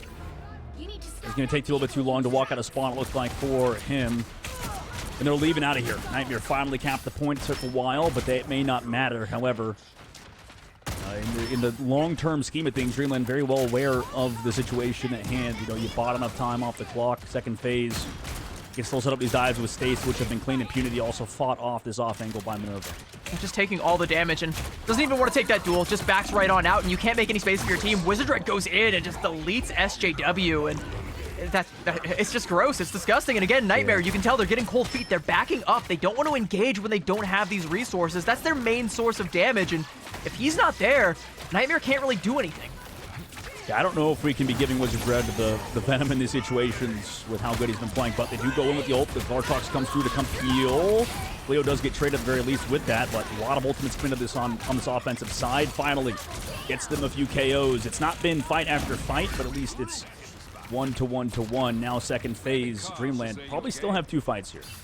Yeah, that's yeah, 2 good fights, and again, Dreamland, they've been really good about not committing into some of these losing fights. You know, they're not going to try and turn something that's not unturnable, and if Nightmare are going to be using some of their biggest resources, namely like the Raging Royal Flush and that Let the Devil Out, like, they're just happy to absorb it, especially if Cleo's not there with the invisible boundaries. They've got time to play with, they've got resources, they've got their own Royal Flush, they think they've got the winning hand, and Stace going on in, looking at that backline, trying to burst them down, has to Let the Devil Out for himself, but is Diamond Hands on it, doesn't feel like he needed it, and honestly, he might not need it. ZQ just taking down Monster, and for Stace, I mean, the job is done. You harassed the backline, there was no one to save the front line, and then you just go in for another ego duel with Light, and you win the dang thing. And the Strats had to fall all the way back. Light hovering the Wolverine, so finally we might see it in the series, but with how Cleo's been playing, I'm curious how this does go. At least with the Magneto ban, maybe no bubbles to save people, but regardless, excellent work out of Dreamland's disengages so far. They're not giving any momentum towards Nightmare, and again, they go for the dive. Beast of the Abyss, Fidel, gonna pop the dance floor, try and top everybody up, and Wizard Dread bides his time. Knows that the damage isn't gonna be followed up on, so just goes on in, and Stace has been sussed out. Breathing Bullet from SJW is going to take him down, so now the back line can breathe easy for the time being. He is no longer out there lurking. Cleo with an invisible boundary. Strangling Prison used inside of it, but Monster just gets deleted in close quarters with Minerva. The shotgun shots ring true, and this is going to be another fight win for Dreamland and another time loss for Nightmare. I think these strats are just playing so well, too. The Glartrox did connect onto 2 or 3 even there, but Fright type over the high ground with the cleanse effect. Threw the card out, save the team. Now, upcoming fight, 30 seconds left. It's looking like last fight territory here, CB. I mean, this has been really good for Dreamland so far. And for Nightmare again, like their hands are shaky, like they're making mistakes. That Strangling Prison into the invisible boundary, it just wasn't the play. And Stace, he goes in with Let the Devil Out. He gets cleaned up by SJW trying to get out here, and Nightmare finally getting a couple KOs in their column, and they need to convert that into more cart progress. There's 10 seconds left. It's going to be an OT push, but Wizard Dread forced back. Minerva forced back as well from Impunity. And Dreamland again, they're just biding their time, waiting for the next time to strike. They know they've got the ults to do it. Playing for that Rage and Royal Flush from Fright type, 98%, 99, 100. It's online in Dreamland. Once they decide to pop it, should be able to come out here and just run right over Nightmare, wash over them like a typhoon. Stace goes in, up onto the high ground, wants the back line, and he will have it, and no one is going to stop him from taking it. Goes in, takes down SJW, has his sights set on Pain, has his sights set on Fidel, and they're all gone. Dreamland have their sights set on Ignite, and Nightmare are left looking at the lights. Oh my goodness, Dreamland. They get it done in the second phase. They hold Nightmare, and it was off of some excellent dives from the squad. I mean, Stace on the Daredevil has been clean alongside Wizard Dread, and they could 3-0 Nightmare, like you said. The lights might be too bright. And maybe on this defensive side they can get something going, but the macro play from Dreamland was beautiful. Yeah, it's just, it's clinical, right? Like, Nightmare aren't forcing any errors out of Dreamland, and they're making all of these errors, and Dreamland are just like, just giving them enough rope. Let them do it. Let them make their own mistakes. We can punish those. We can just come back in the next fight. It's the same thing that happened on Museum of Contemplation, and Dreamland, I guess they just haven't found that KO or instinct to be able to go in and, like, capitalize on these moments where Dreamland want to disengage, try and take up a little bit more space. Maybe they're afraid of what's to come, but when it comes, it's still, like, you still have to deal with it. Oh, yeah, absolutely. I mean, it does feel like Nightmare put all their eggs into this sort of Bucky basket, and then it's not been working these past 2 maps. I mean, it's looked good, but obviously, not good enough compared to Dreamland's dives. I mean, it does feel like what they've been doing with Wizard Dread and Stace, and the rest of the crew kind of coming online at the right moments. The prioritization towards the Invisible Woman, and I think a lot of other teams weren't doing that as much as they have, and yeah, it just feels like it's inevitable right now for Nightmare to be eliminated, so they have to kind of step up this first point. They're mixing it up entirely, going back for Monster onto Thor of all things. It's an interesting look, and I also like that you call out, the light on the Bucky, because, like, literally as you were saying that, he was on the Bucky and then walked back to spawn to swap back over onto the Daredevil, and, you would think for a player like Light, like, that would fit like an old pair of pants, right? He'd feel, like, totally comfortable in a situation like that, but has just been, like, honestly gapped by Stace in this series, and this is the series that matters most. Light pulling Wizard Dread in, but Wizard Dread says, no thank you, I don't think I shall, swings right back onto his team, and Dreamland have taken up the high ground. Yeah, Monster, I mean, he's not dead quite yet, but he's getting pretty close, and Cleo will be credited for the cleanup there as that Hela team up will expire. She knows Light's lurking there. He says, I can see you, and she's like, I see you too. They come to peel off Light, gets pulled back in. You can see, I mean, it just feels like the confidence is waning out of the squad. 1 tick given. I mean, Monster as well got off the Groot. Impunity goes back towards it. They want to swap that up, and then they lose that Venom. That's crucial towards this comp. Already 2 ticks, nearly 3 given. Portal play comes out late. Yeah, but the Groot wall sectioning off the rest of Nightmare. It's only going to be those coming through the portal that have to fight it, and a good kidnap coming through as well from Light to try and take this one back in favor of Nightmare. And as the walls fall, Impunity's able to get back out there, taking down Stace. Minerva has fallen as well, so there's no damage for Dreamland, and Dreamland are going to be forced to evacuate Nightmare. They can breathe a sigh of relief for the time being, but there's still 2.5 minutes. Dreamland still have plenty of time to make a play. To me, it looks like Nightmare is just none of them feel comfortable playing Groot right now. Like, I mean, that's how Groot is. Groot's a very team-oriented character. It's tough to feel like you're doing a good thing on the character, right? It's so easy to grief too. Like, yeah, you just put up a wall in front of like your duelist who's like trying to take an angle, and suddenly they're like, what the hell? What are you doing? Put that thing down, and there goes a cooldown. You can't like control the choke anymore. Going with the Gambit early, aggressive play by the offense. Pain tries to counter it. Monster holding up the shield, backing up, backpedaling.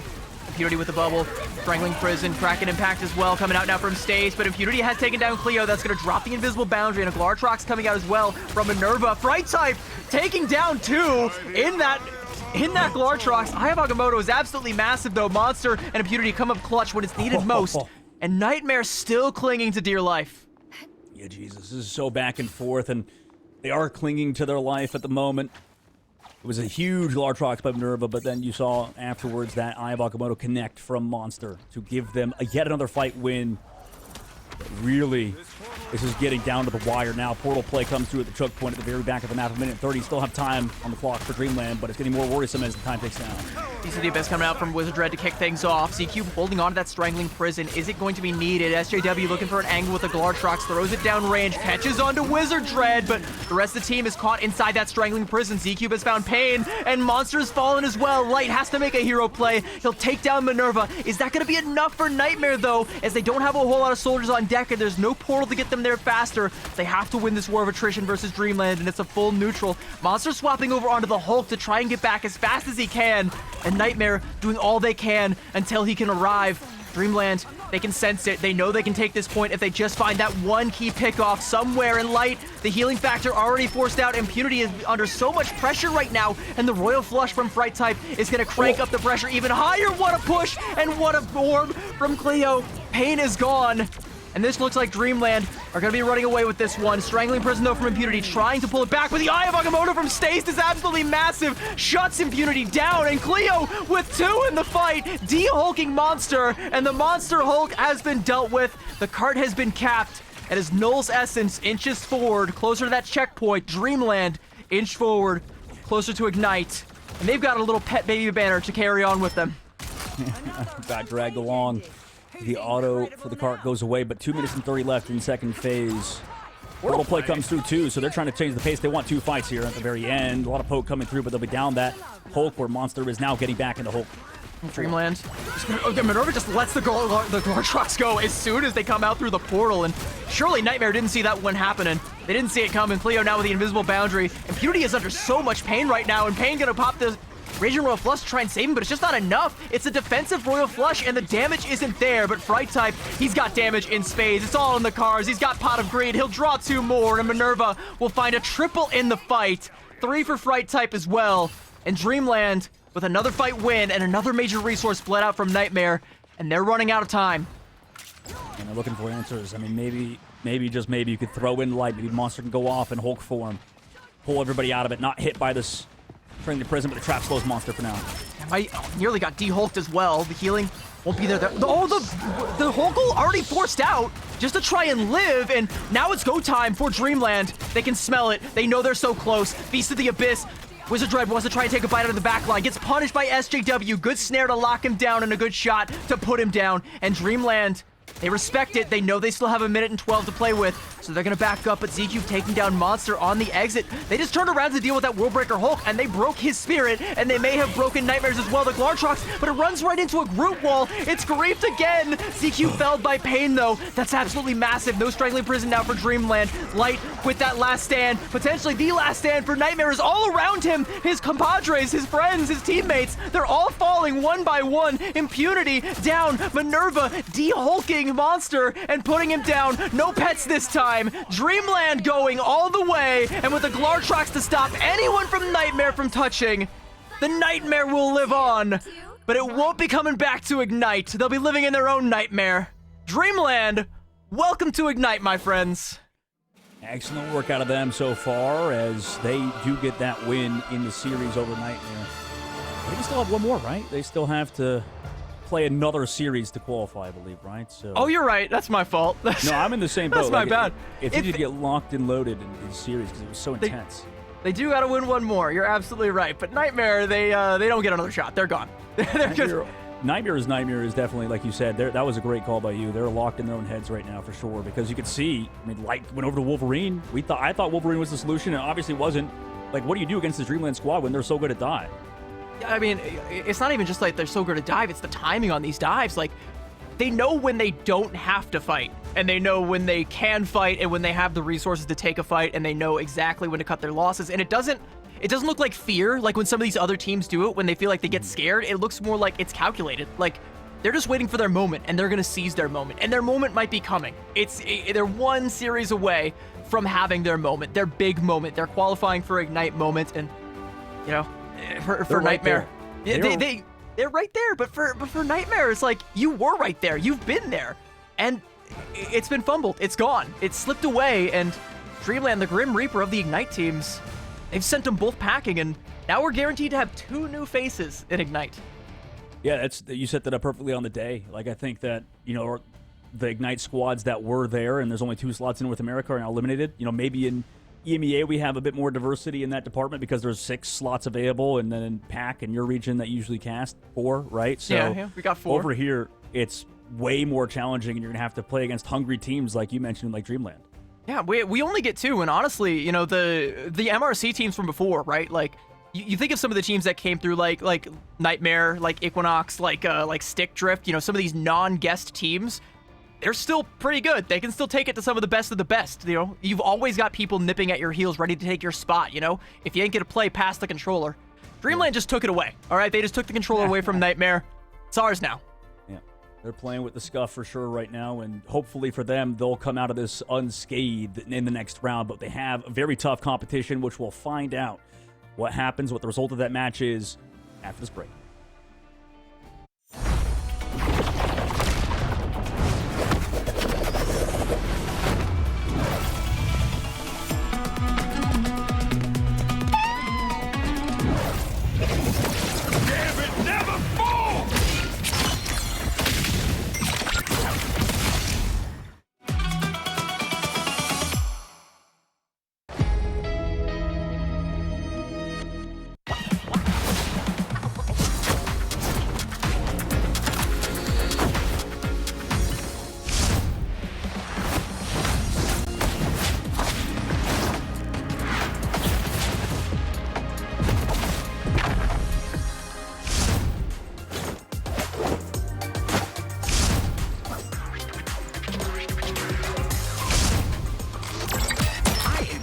Good at this. Nowhere to hide.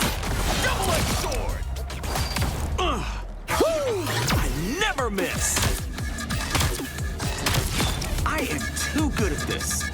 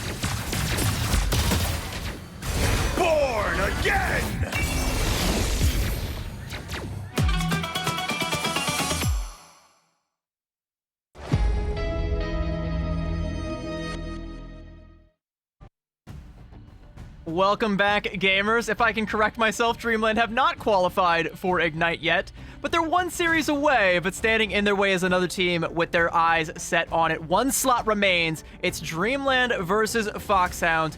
My name is Sabi. I'm joined once again by Dogman, and I think we were a little bit split on who we wanted to win this one. Yeah, absolutely. I think we were. I mean, I think it's going to be a close match, but I mean, I would be leaning definitely the way of Fox, and you know, I think just based on how they've played so far. What about you? I mean, I gotta be honest. The reason why I made that call where I was like, oh, they qualified is because I wanted it so bad. I wanted it so bad. I wanted to see them make it, and I still do. I always predict with my heart, so I think they can do it. And if they look as dominant as they did against Nightmare, I don't know. It just kind of feels like that's the way the wind's blowing. Yep, absolutely, you're right. And you know, they're still not out of the nightmare yet. That is the rest of this Ignite qualifiers, and neither is the side of Foxhound. Both Dreamland and Foxhound, you know, it does feel like we were just talking about this. Both teams feel like they deserve to beat Ignite, but one of these teams is going to have to be limited and have to wait who knows how long before the next official Tier 1 tournament to qualify for. Yeah, like it's gonna be 2027 as far as we know. You know, unless we get like a miracle that comes in, like right after World Finals. They're like, all right, we're starting up Ignite Season 3 right now. Like, no, it's probably gonna be a little bit longer than that before you get the chance to qualify. Like, you're gonna have to go back to the grindstone through MRC, where some of these players they've spent so much time, and you know what it feels like to kind of be like in that box, just trying to break through that ceiling, but it just feels like you never can. Like, that hurts. Like. Yeah. It takes dedication to be able to grind and rise and be able to break on through that. And one of these two teams is going to do it. They will be able to break on through that and go on to the other side. But I don't know, for whoever it's going to be deserved, but it's also like, it's a little heartbreaking. It's bittersweet, you know? Yeah. And then people, you know, are going to be, the top teams are going to be, you know, itching it for the scraps and for these rosters that are surely going to be all over the place, maybe trying to stick together. You know, a lot of rosters are trying to improve and get better, or they're trying to be complacent and, you know, might have gotten eliminated if they were an unsigned team. But in the matchup so far, again, Dreamland focusing on that also one-sided matchup, focusing on their, not one-sided matchup, but keeping Wizard Dread on the Venom. It's interesting that we haven't had a straight-up Venom ban on that side. We've seen teams not even do that well with the Mantis comp, so I'm curious why no team is committed towards removing that Venom early.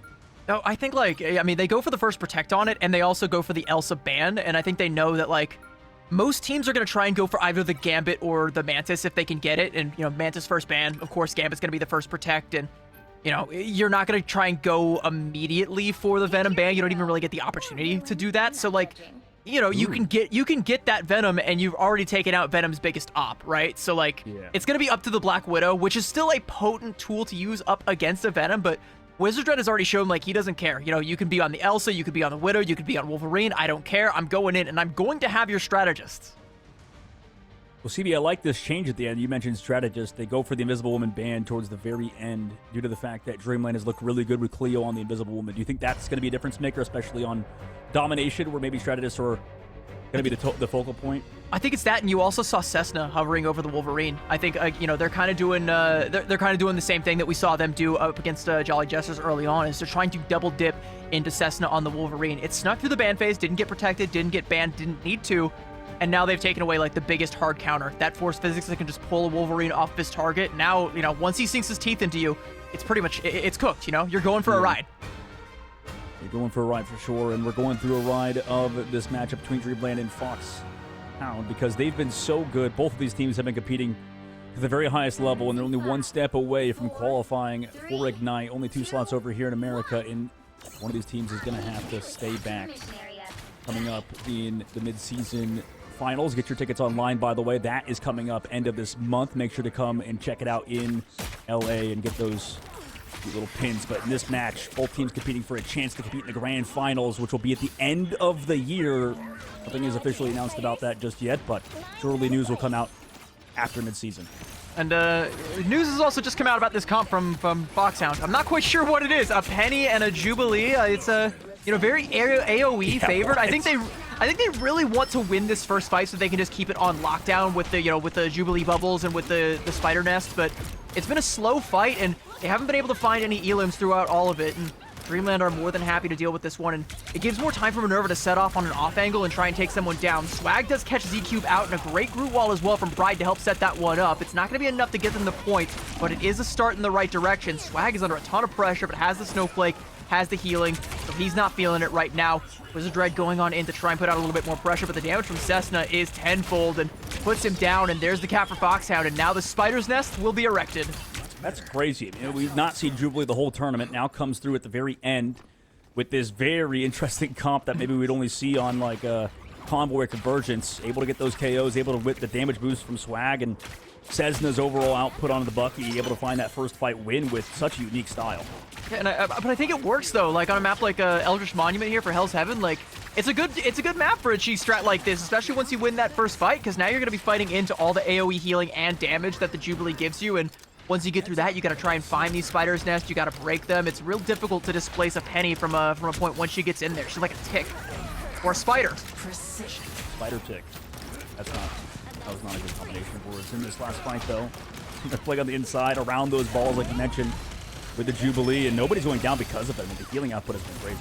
Yeah, she just has so much AoE healing. It's like her main thing that she's good at, but Cleo is pretty good with the absolute zeros, does find the freeze and taking Coco down, and all the damage now coming out from Dreamland. Sleepy gonna let the Fate of Both Worlds spring, try and keep the last vestiges of Foxhound alive, but there's not gonna be a whole lot to mount an offense here. Cleo just pocketing Minerva, waiting for an opportunity. Spider Sweeper from Alfie, and a Kraken Impact from Cessna, and the Rage of Voltron. Foxhound just letting the whole arsenal fly, but it just might not be enough as Dreamland, they're more than happy to just sit here, bide their time. Firework finale from Coco, but Alfie was caught so far outside of it. Z-Cube with the Meteor M on top of Sleepy, and this should be Dreamland able to find the flip. Foxhound are fighting tooth and nail to cling to it for as long as they can. The time's up. 83% and Dreamland take it. When you called that they've maybe were just doing that for the first fight, as you have Alfie go over to that Angela, but no, everybody else is still staying on those same heroes. They feel very confident about the comp so far for Dreamland. Let's see if they can finally have an edge on the other side, right? You said with Wizard Dread going in, maybe with this Feast of the Abyss, you can go with the damage boost in the upcoming fight, but we'll see if Foxhound disengage it and deal with it with Pride, certainly Prison in the upcoming fight, or if it's cleansed off by Fright type like they did on the previous map. I'm just kind of, like, I'm curious about the Jubilee pick, though, here. Like, it kind of makes sense when you're trying to bunker down, and I guess you still kind of are with the Groot a little bit, but, you know, now with Alfie on the Angela and Swag still on that Ultron, like, it's going to be a lot more split. You're not going to get as much value, but Wizard Dread, speaking of value, has gotten it in spades with these Feasts of the Abyss, and will take down Sleepy, and that's your main source of healing gone. And sure, Jubilee can do a whole lot of it, but ain't much else she can do, and not a whole lot that Foxhound can do in this situation as Wizard Dread goes in for another dive, just trying to force out a little bit of resources, some soft dives. He's a pro. It really is, and, you know, this is going to be very, I think, readable, telegraphed for the side of for Foxhound. They want to play on the inside angles. They want to play around these hooks, these walls from Pride, also around the Jubilee, like you said. But once they go outside, do they have any extra pressure on Dreamland's backline, who have ultimates available? With the enhanced primary there, Coco is able to get Pride a little bit further forward. Strangling Prison, yeeted in there, and that is a beautiful one. Frozen up, but they're still able to take down Staced, and it's going to be enough to get them in the front door, and Cessna is going to kick his feet up, make himself at home, take down Wizard Dread, and this should be the flip coming out for Foxhound, but Dreamland, they still have some fight left in them. They want to stall this out as long as they can. Cessna, going with that Kraken Impact, it's met with a dance floor. Not going to be able to find a whole lot as Cleo stands her ground, does not let herself fall, and keeping everybody topped up. Dreamland still holding on, crossing that 90% threshold, and Dreamland don't even use the Strange TP. They don't feel like they are even close to losing this one. They can just walk themselves right back and take this fight and still win it. Z-Cube with the Meteor M, but the Kraken Impact now coming up from Stace. Cessna gone, Sleepy gone, and though the portal comes out from Foxhound, it's just not going to be enough. This Stace just angling over Pride, and he comes back down, taking him out, and this will surely be the first round going the way of Dreamland.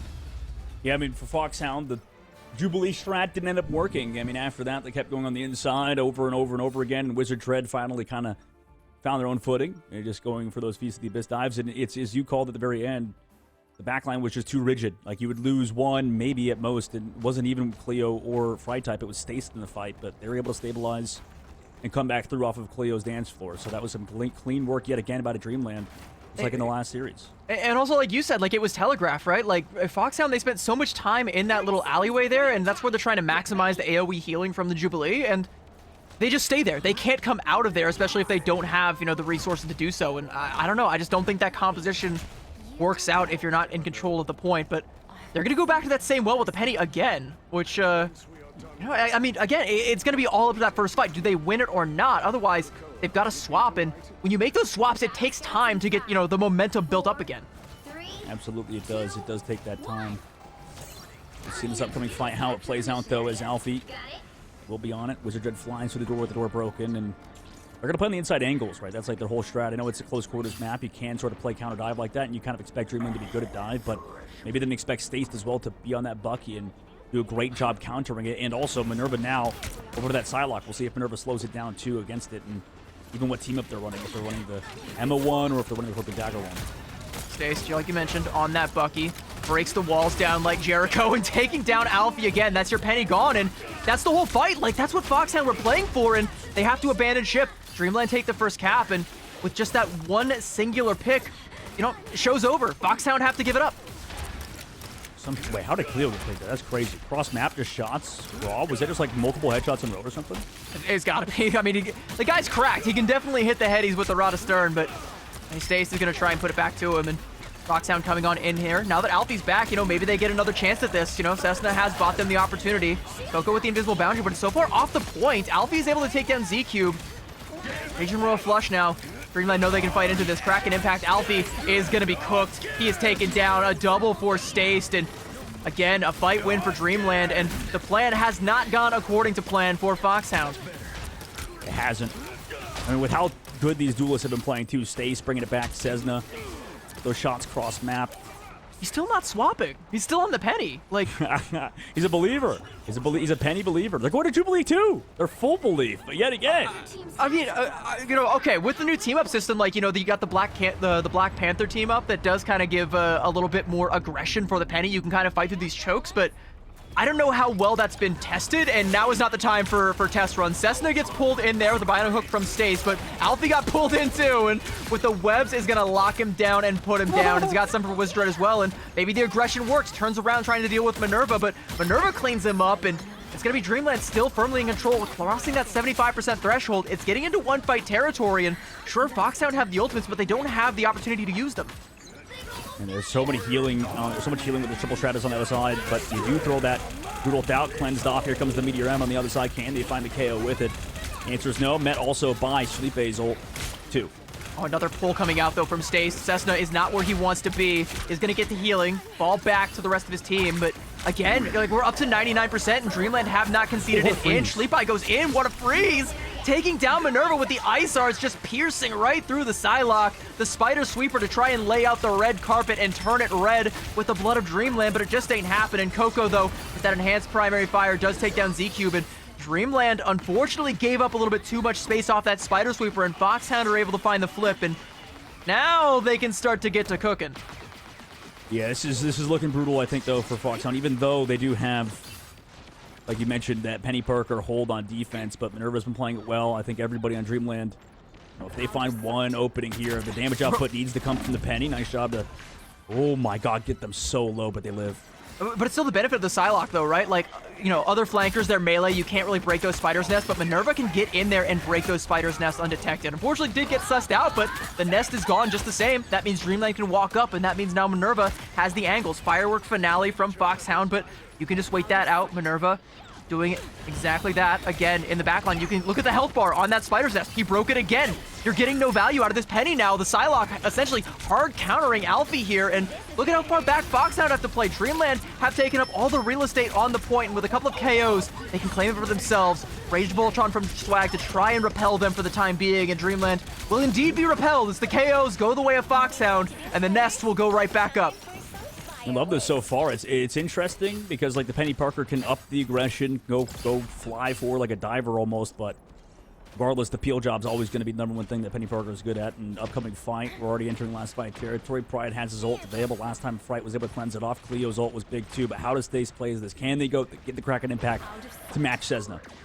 Gonna be a Dance with the Butterfly as well from Minerva, and there's no Strategist ultimate, so he just goes right in. He's got everybody there. There might be too many targets to be able to find any that you can burst down. Strangling Prison on top of Stace, but with the damage and the Tainted Orbs, he's able to put down Pride. Traded out though with Cessna's popping the Kraken impact on the other side. Cleo with the Fate of Both Worlds trying to give Dreamland a little bit more ground, but Foxhound They have nearly matched the progress. Alfie gets caught out. Stace just turns around and says, what you doing? Your friends are over there, and you're over here. Let me send you back to him in a body bag. Dreamland find the flip, the freeze onto Wizard Red, but it's not enough as Foxhound can't get back on the point.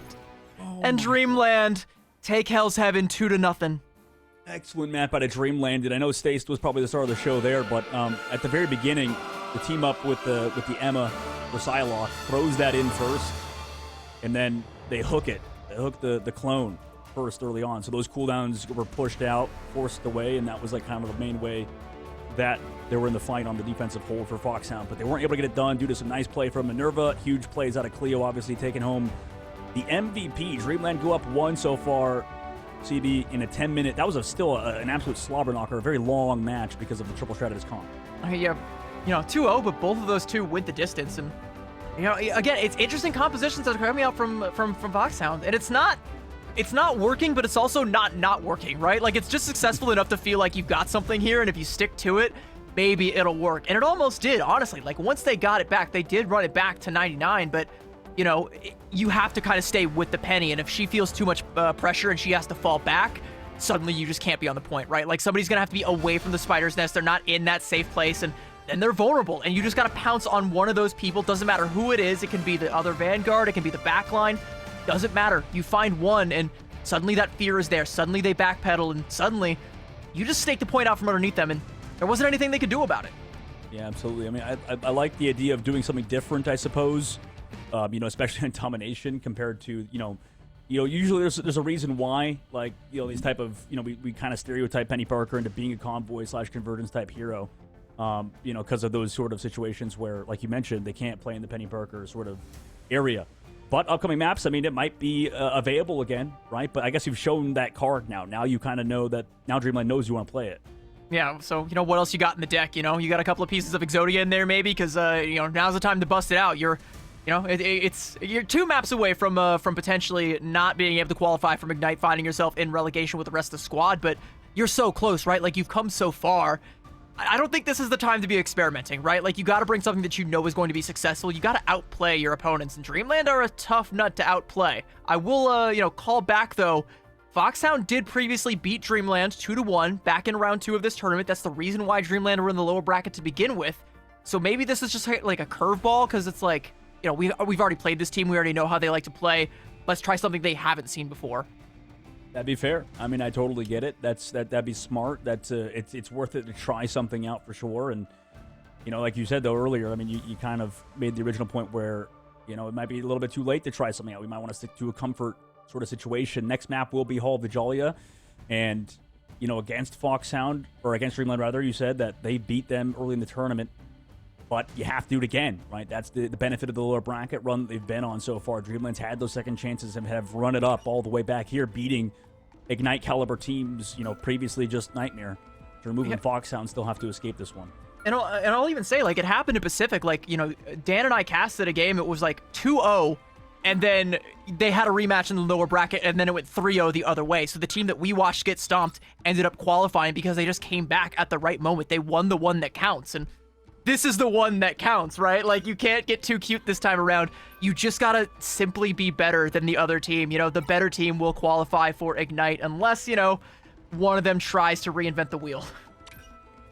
Yeah, they have to figure it out now. And Dreamland, their solution, or rather, I guess Foxhound, their solution to what's been happening is to go for that Magneto protect early on, CB. So they're already going away from the Emma stuff, or the Elsa stuff, rather, and Black Widow protects, Duelist protects. They go immediately into that Magneto because they know that the Vanguards have been so important. Yeah, but it does give them the opportunity to go for that Venom Protect again. And Hall of Jalia, not always the best map for Venom, but definitely not the worst, all right? We definitely see some pretty huge Venom plays come out historically on this map. I think it is another one that it has its very unique style, but again, we've seen so many different styles come out on this one, so you just if it ain't broke, don't fix it. Just keep going for that Venom. Wizard Red is going to get the value, and maybe even that's why you go for the Penny. Maybe you're just trying to counteract the dives that is going to come out from that Venom, but didn't work. It didn't work, yeah. And now we have the Gambit Protect come through from from Dreamland, and then the Loki counter. Same thing with the Invisible Woman to deal with Cleo once more. But that change-up, we'll kind of have to see how that pans out for the side of Foxhound, because at least they're adjusting. However, I guess we haven't seen from Dreamland anything besides this Venom comp B for Wizard Dread. Like, it feels like it was a solution that we've seen out of other teams. Ban Wizard Dread on Venom. Nobody's doing it this time around. We get the Protect on the Angela, which I think is that's interesting, right? Like, maybe They they're did gonna before, try. I think. I mean, yeah, but it's like It I'm wasn't not good. sure. No, yeah, it didn't work last time. It didn't work, and honestly, like, I don't know if it really warrants a Protect, right? Because like Dreamland, like, you're not gonna use a ban on Angela. Like, okay, well, now you just take away the Widow, and you're gonna have like a double hit scan on the other side, of course. Like, Cessna sees that, gonna go straight for the Hela. Swag probably gonna go for the Elsa. It'll be kind of tough for Wizard Dread to dive on in there, but like, you would have had that anyway, right? Like, there was no shot they were gonna go for an Angela ban, unless again, maybe they've read it, maybe having played before, maybe the Angela was something that Foxhound did come out with last time around, and maybe that's something that Dreamland had scouted. Maybe they had that in their notepad and they were like, oh, please don't protect the Angela. We're gonna ban that so fast. Please let us do it. Well, they could. I mean, like, the only solution I could think of, just trying to reach outside the box, is because all those teams are worried about scrim VODs like getting leaked and stuff.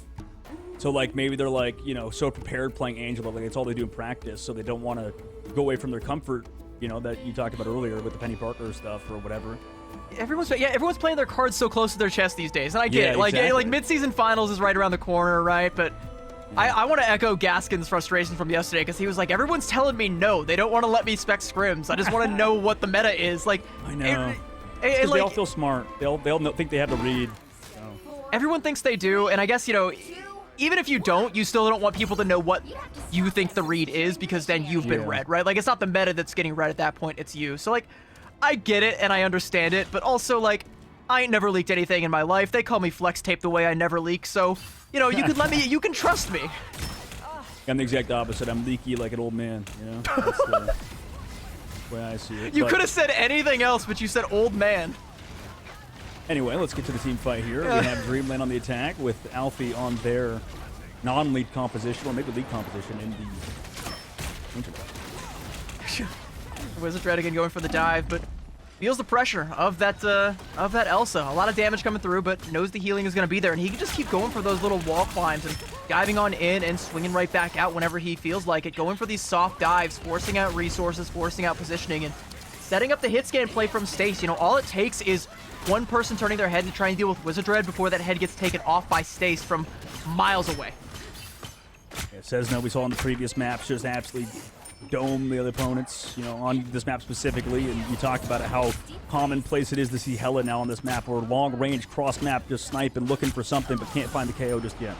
But aside from Wizard Dread, it's been very passive from Dreamland, and nearly 2 ticks have already been given up, and Swag has gotten access to the backline, taken out Minerva somehow, and now Wizard Dread is going to be dealt with. 2 ticks completely given up now, and Dreamland's just struggling to try and get bodies on the point to try and contest it. You've got Z-Cube there on the Angela, but Cessna's just able to snipe out Fright type. What an angle this guy has right now. And it might be the winning angle as the cap is nearing, and teleport play now coming out from Minerva, but you gotta get bodies through the teleport, and there's not a whole lot of living bodies right now. Wizard Dread currently alive, but that might be temporary if Pride has anything to say about it, and the backline is so split. Stays still on an angle, still trying to find something, but look at all of the pressure. Look at all the blue bodies just clamping on top of him. Visible boundary now from Sleep Eye to try and give a little bit more reprieve for Foxhound so they can close this one out. Forcing out the Rage and Road Flush now from the side of Dreamland. Cessna taken to the skies, Goddess of Death. There's going to be a shield from the Angela in his face. He's not going to get a whole lot done. Going to be brought back down to earth, and Dreamland able to keep this defense going. Yeah, Jesus Christ. This is like the battle of mid right now, with both of these Hellas just not getting any KOs. Just, we would have seen Super Goma or whatever earlier just find a KO by this point, but I'm sure it's none of their fault. It's just the placement, the positioning to not get KO'd is huge, and they came back into it on the defensive hold. T-Cube able to find 2 with that Heaven's Retribution. Wizard Red was able to get 1 there as well, and might be cleaning up Coco here as well with the Cellular Corrosion, the Dark Predation, and a nice good old-fashioned right hook. Gets the job done. Yeah, I think this, you talked about it earlier too, this strategist line has been so good. Fright Type and Cleo have been, I think, so far the best we've seen in the tournament. Just be able to live in that health pack side, play against each other. Sure, you get picked off across the map, but that's not nearly as fast as we've seen other teams get picked off on this first point. I mean, there's already only a minute left. Yeah, like, they know the angles that are safe to play, and they know how to maximize the value out of those angles, and they also know how to peel for each other. And Fright Type, no peeling needed. Sometimes you just go DPS mode, and it works out. Alfie gets cleaned up there, and we're under a minute, Dogman, and Foxhound haven't really gotten a whole lot since they had that first opportunity. It came and went. Dreamland snatched it away from them. I almost would not want to give this team Gambit. I'm fine maybe giving Mantis, just see what they have in their pocket, but it might be too little too late because Z-Cube has found another pick. Well, this time onto Swag. At least Alfie trades it out 1-for-1, but Cleo again with another one. This defense back in the advantage.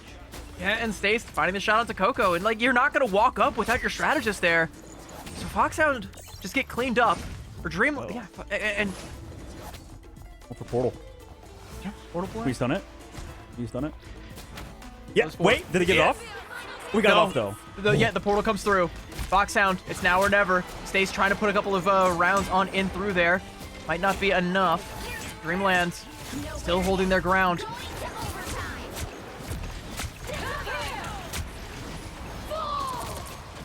He tries to go aggressive on the backside, but does get taken up by Stace. Can Foxhound find any more after it? Stuns up Pride towards the point, but have to keep it up here on the inside angle, CB. If you use the portal 2 to come back and touch, and they do so. Pride goes down before they all can come out in defensive angle. Coco trying to keep them alive, trying to keep the hopes alive, but Z-Cube up in the sky is going to take Cessna away from his team and just carve him with the axes of Icar and a spear to the chest cavity. I have Agamotto coming out from Swag, but ain't dripped out right now, is going to be left dripping, and Foxhound are repelled once again, and they just don't have the bodies to keep this one going. Full held by Dreamland as Wizard Dread just cleans them up, and yeah, you got 88%, but it ain't 100, it ain't a point. It's a full hold. That was insane. I mean, they played cross map so well. They had the shots, obviously, on Cessna's side, and nobody else went down. You're right. They were playing those angles perfectly. Nobody getting picked off cross map like we would have seen other squads. And then, yeah, just this Gambit stuff has been brutal. Same thing with Wizards are playing the Venom. Team's looking good right now, and this is the match they have to do it. If they want to qualify for Ignite, you might as well do it in that way. A full hold fashion, CB, is a big deal against the team that beat you in the upper bracket earlier, too. And again, and also against the team that protected the Angela. I think Alfie is trying to do essentially the same thing that Z-Cube is doing, and we saw it at the end there. Try to pressure out the hit scans on the other team. Don't give them the shots, don't give them the angles, don't give them the opportunities. But I think Alfie is getting punished a little bit more, has to go a little bit deeper into the Lion's Den to try and make it happen, and isn't quite getting the same value. Or if he's in there, he's met with a duel by, like, with Z-Cube, and you know, Cessna is just not able to have the angles, right? Like, it's Stace, it's Minerva, sometimes it's Cleo that are finding some of these angles and getting the picks. Would you like a tour? This is a tough game to play at the highest level, and because of the meta changes you brought up earlier, because of a bunch of different things, you know, people being worried about scrim VODs being leaked. And, you know, I think that this team, in terms of Dreamland, just keeps testing themselves, or keeps getting tested. You know, in the upper bracket, now in this lower bracket run. They again have to win 2 in a row against Foxhound, who go for that portal. Nice little Deadpool bubble shield there to protect the portal, and hit the buddy bubble as well from that Devil Dino, making sure this portal goes off without a hitch. But you know, Dreamland, they scouted that out. Stace was up on the angle, so they know exactly where this one's going to be. Is Foxhound off on the flank. Yeah, I mean, you have to hold for such a long time. We've seen full holds happen before in Ignite. You know, both Angelas looking at each other. Stays trying to peel off on this backside flank angle. Does get out also with the right click on the Swagger, moves them. Stace taking him out and has the angle onto Pride, and Cessna takes him down. What a shot coming out now. Foxhound get to breathe a sigh of relief now as they've evened the score, and they can keep this one going. Z-Cube going on in with the Spear of Icar, diving on down, pulling out the axes, trying to put the pressure, put the screws to the backline of Foxhound, but Wizard Dread is there as well, and there's just so much pressure, and Coco collapses beneath it. Sleepy will fall as well, and with a Phoenix shot coming out from Minerva, that's a tick gone. Only one more that you can afford to give up if you're Foxhound. Oh my as God. Minerva just finds a triple. Disgusting stuff. Alfie's got to try and fly back in to try and keep this one going, but he just can't. He gets bullied off the point, and Dreamland go up 2-0, and I may have called it too soon, but I might get to call it again. One map away. Yeah, maybe it was the opposite of a caster curse for Dreamland, and right now, that's a tough map to see them play for the side of Foxhound due to the fact that, you know, Minerva are going to take over MVP. Had one of the best, by the way, Black Widow performances in terms of that sort of sequence towards the end, for sure. So excellent job out of Minerva. They've been an unsung hero. This is definitely a very well-coordinated squad, up 2-0. But they have to win one more CB before they are qualified. Can they do it? You know, it's going to be a big map pick now for this other side for Foxhound, because that one was your map pick and it went so wrong. And it might well be the last map pick that you ever get in this tournament. It might be the last map pick that you ever get with an opportunity for Ignite all year long. You know, it's only July, but you're going to have to wait till 2027 if you don't win this one. So it's all or nothing on this one. And, you know, going back to Minerva, our MVP, I would, you know, I personally, just me, I would have given it to Wizard Dread because bro was finding so much value with that Venom as he has all series long, all day long. And you know, the rework to Black Widow, let's talk about it a little bit because it doesn't really let Black Widow participate in the dive, but it does let her orbit the dive, you know, find a nice little angle while everyone's looking and just catch somebody from behind. You know, we saw Goma doing it earlier on, and now we're seeing Minerva doing it. You know, see Wizard Dread and Z-Cube going in, creating a whole fuss, and, you know, while you're not looking, Minerva just snuck somewhere he's not supposed to be, and he's already managed to put the damage in, and before you know it, 3 of them are lined up and shot down. You're right. This team is looking incredibly strong right now due to the fact that, like you said, Wizard Dread, the Vanguards, have been putting a ton of work into these dives at the very end. No anchor in sight. Didn't really matter. They just go for the dives on 2 backliners. Felipe and them were pressured out so much on the opposite side. That wasn't true due to the fact that obviously their strategists are playing great from the side of Dreamland. So, I mean, it feels like the whole team could be MVPs, like you said. They could be the Vanguards, the Duelists, the Strategists. They're all playing well. But can they keep it up, CB? There's one more match they have to win before it's all over. And for Foxhound, the back's against the wall. You know, you got to do something correct. You have to finally pick a good map for you because that one was awful. I mean, I will say, it's an opportunity for Foxhound because they could qualify for Ignite, and they could do so in the most glorious and dramatic of fashions, a reverse sweep. You know, really break the spirit of Dreamland, but, you know, it's going to be, I think the opportunity is definitely in Dreamland's side. Is they're 1 map away from officially qualifying for Ignite, and Foxhound 1 map away from Extinction, and we'll see what happens with that next map on the other side of this break. Don't go anywhere.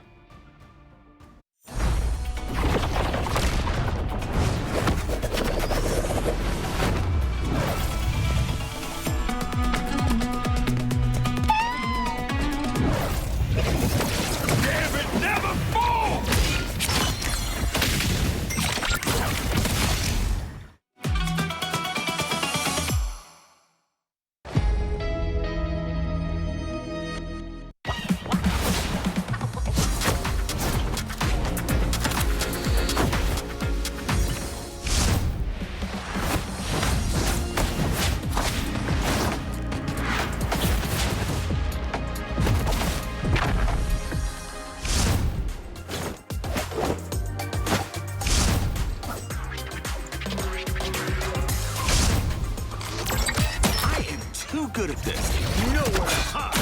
Double-edged sword. I never miss. I am too good at this.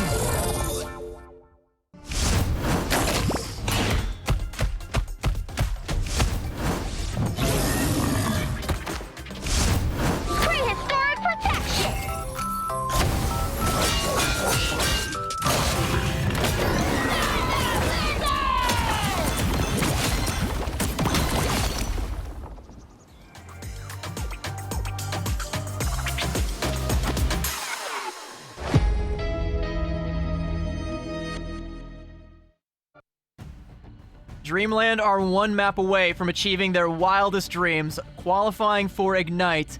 And Foxhound, they got to go for a reverse sweep if they want to take it from him. My name is CB. I'm joined again by Dogman, and this might be the last map that we get to cast in this promo relegation tournament. It might be. I mean, it might be CB. Right now, it does seem like Dreamland are right there. They're on the precipice of qualifying and making history for themselves, for sure, like you said. And being one of these top teams in Ignite that, you know, a lot of the MRC teams are usually those dark horses that you can count on to be good. Like we lost, you mentioned, Stick Drift.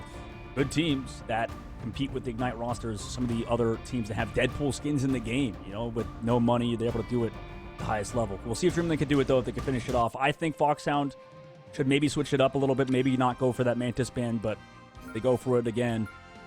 And we'll see what the Protect comes through. It's probably going to be for Dreamland again. I imagine the Wizard Dread Venom, right? No. This one's the... So, yeah, it's the Magneto again for the side of Foxhound. Magneto but for Foxhound. I wonder. See, the thing is, I wonder if that's like actually worth it long term. I mean, it's nice to focus the Vanguards, but again, like for now, when we go to Dreamland's side, they're gonna get that protect onto the Venom, right? And there's the ban on the Gambit as well. So I mean, Foxhound, they have to give up both of them just to try and make that one happen. And I think Dreamland, like, they don't care. Ball's in their court. They can give up both. And with how good Cleo and Fright Type have been, like, you can put them on anything, and it's probably going to be worth it. So now Foxhound have to burn one of their ultimates, not burn their ultimates, burn one of their bans on the Gambit. And, you know, whatever the next one's going to be, they're going to go for that one-sided Magneto as well. So, you know, really putting their eggs in the Magneto basket, but, like, that hasn't worked out. You haven't forced Dreamland off of this Venom. Like, I don't know. I don't know what the way forward is here for Foxhound. You've been letting the Gambit get through, and it does seem like Dreamland are very good at Gambit comp. You know, they've been letting all these duelists in terms of the Elsa 1v1 not go through, because now you get that one-sided Elsa. I'm guessing, you know, maybe because it's Midtown, right? Like, you're comfortable giving up the Gambit because both teams, you know, now foregoing it completely. Again, an opportunity for Foxhound to ban it out. They're gonna go for the Invis instead, though. Same bands, yeah, same bands. Okay, well, I suppose, but I don't know. Maybe you're just expecting the triple and you're trying to play for, like, I don't know, Vanguard busting, trying to go for some big front-loaded damage. You know, maybe try and burst through it. I'm not sure what the plan is here for Foxhound. Like, I don't know. This is new. I haven't seen this particular recipe before. What is bro cooking? Well, they get the ban and then into the protect for Invisible Woman, in which they've not really been playing it throughout. But it's like you mentioned, like, yeah, now you get that group ban on the opposite side because we didn't go for group protect. And that's fine. It does feel like they've not played the group comp that well. Maybe they're more focused on Magneto, don't want to play double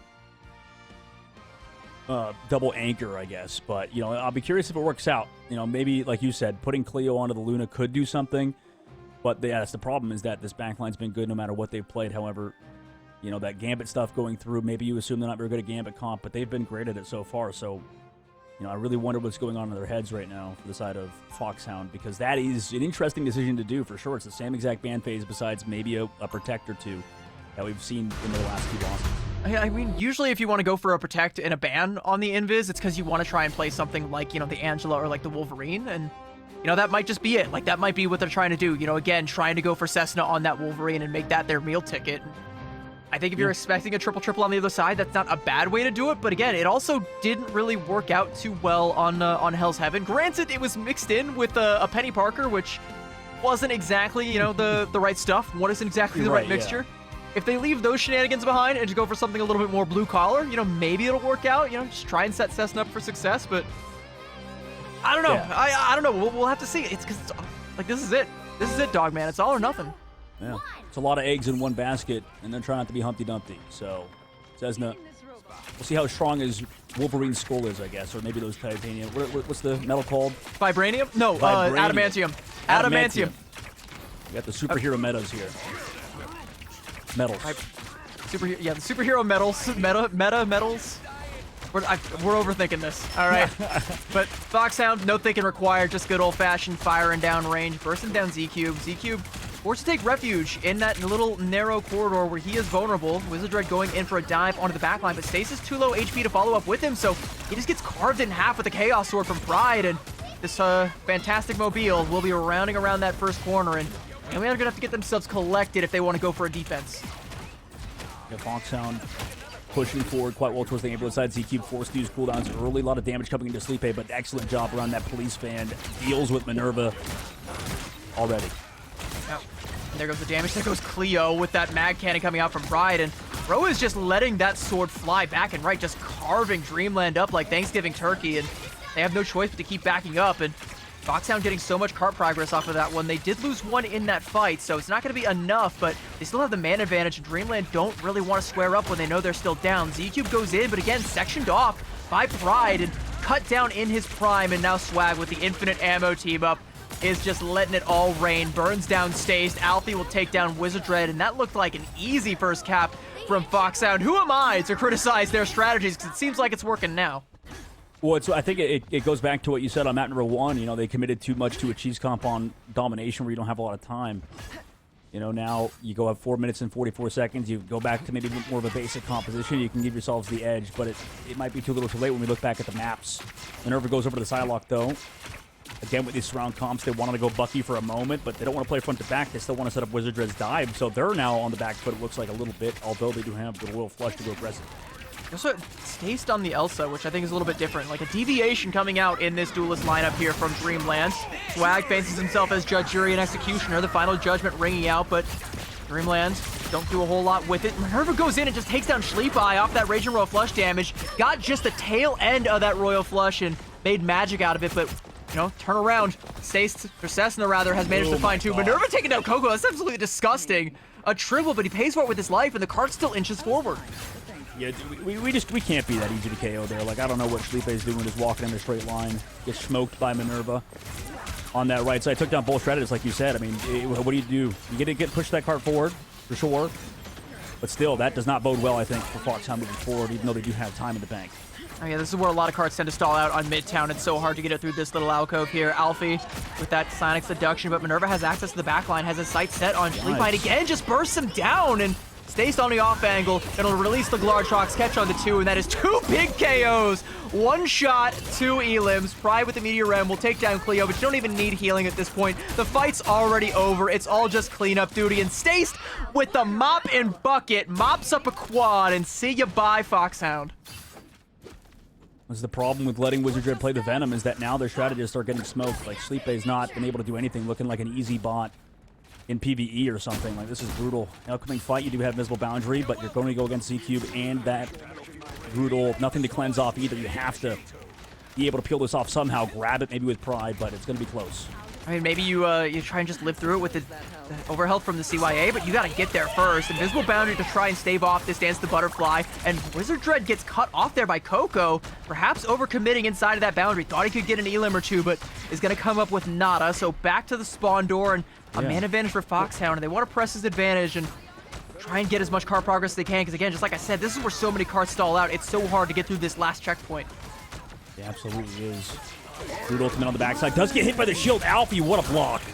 After a Carbon Crush as well. He's feeling himself, and he fancies a kick to Wizard Dread, takes him down, and Swag with that Final Judgment catches Minerva, trying to go for another cheeky little off angle, but not gonna happen. This time melting down Z-Cube as well, and the cap comes through as Dreamland are in all sorts of disarray right now. They can't mount a defense even if they wanted to.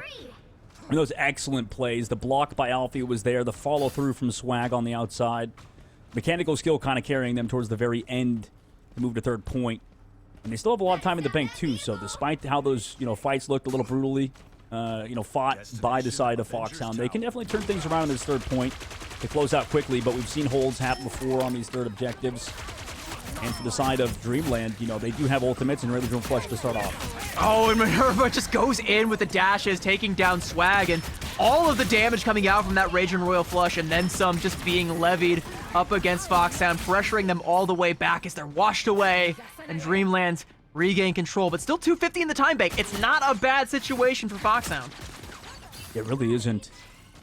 They have to keep going for these dives on the defensive hold. Get one fight after another, though, for Dreamland. You do have Cessna's ult. They're trying to play counter dive, but do you give up the space to anybody? Do you go down? You CC. Nice CC to stop Wizard Dread's ult. Yeah, no Feast of the Abyss coming out. Bro got put on the diet, Atkins diet, and Coco is going to clean him on up.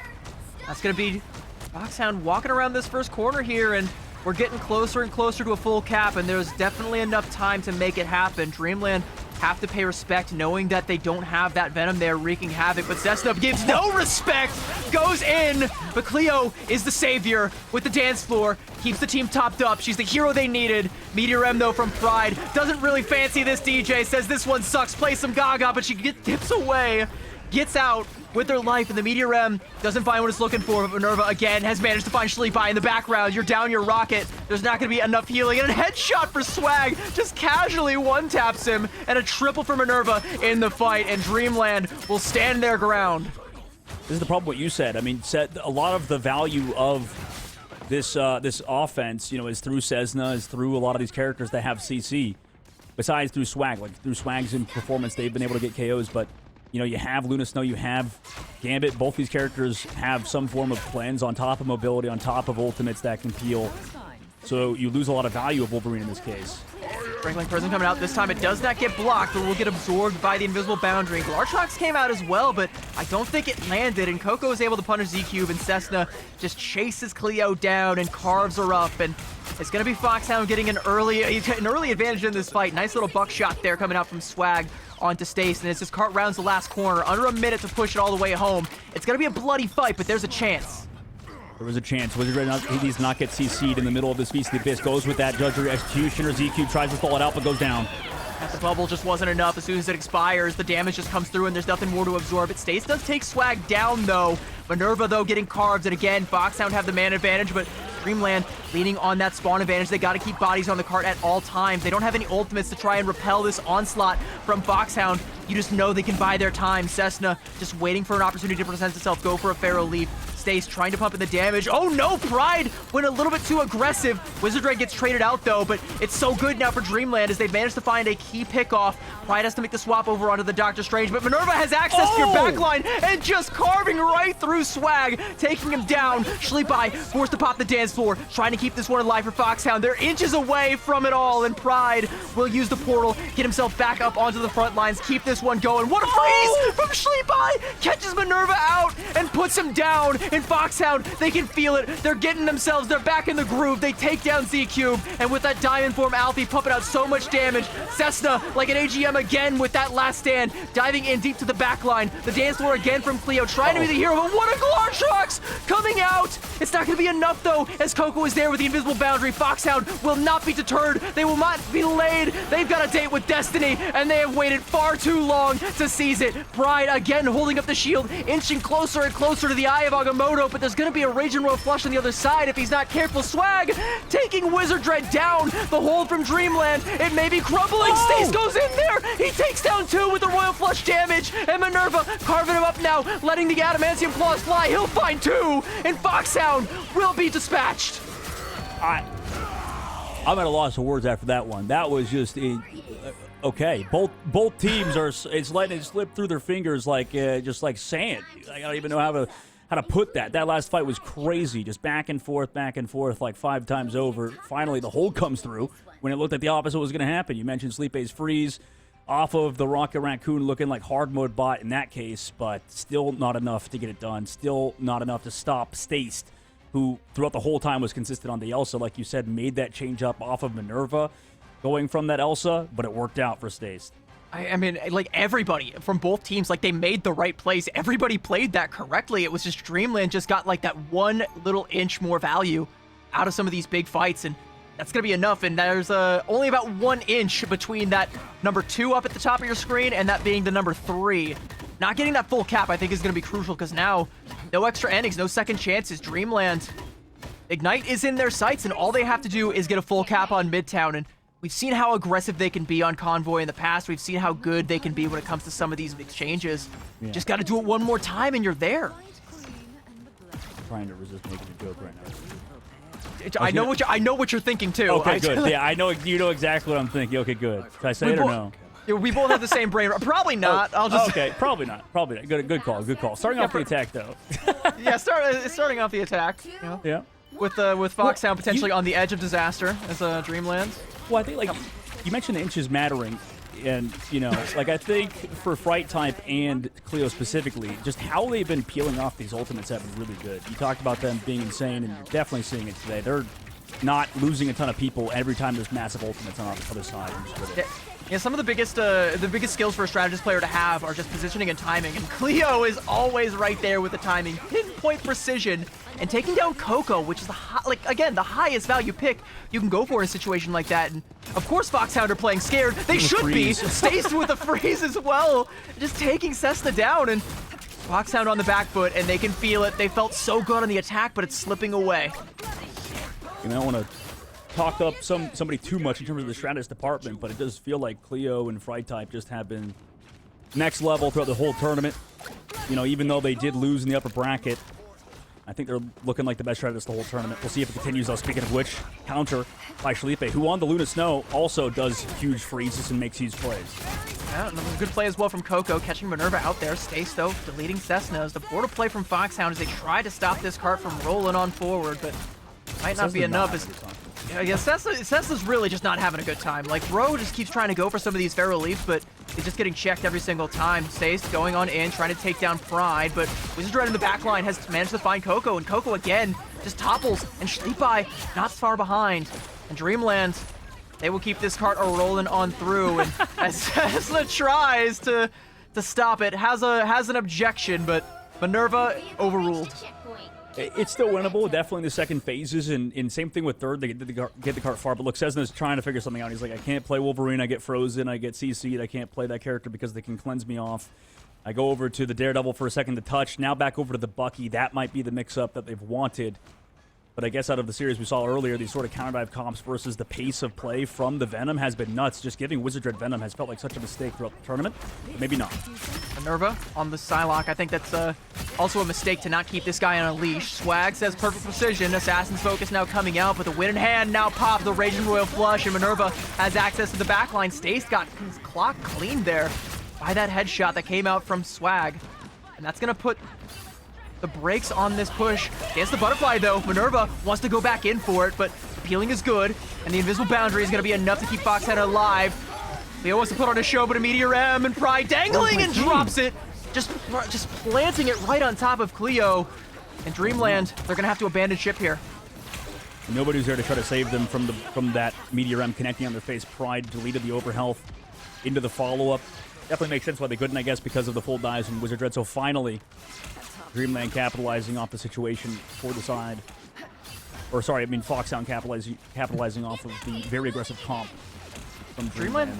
Dreamland have an opportunity to capitalize off of this Sonic Seduction from ZQ, but they got to bait them off the high ground in order to use it. And once they're down there, like a Sonic Seduction into a Glartrox, you can maybe find that killing blow here. We'll see if they're able to find something. Alfie is going to go first with the Sonic Seduction. ZQ forced to use the Diamond Form so he doesn't fall for the Feminine Wiles, but you've fallen for Minerva once again as Swag goes in there, or goes in and takes down Swag rather, and now Z-Cube with the Sonic Seduction just setting them up for Minerva to knock them down. Has Sleepy in his sights, and now's got him in the rear view mirror as Dreamland keep this cart rolling. Cessna caught all by himself, does take down Minerva. What a shot coming through. He'll pay for it with his life, but that could be a key pickoff here, as you're not gonna have to worry about that Psylocke being an off angle as you try to go for the retake.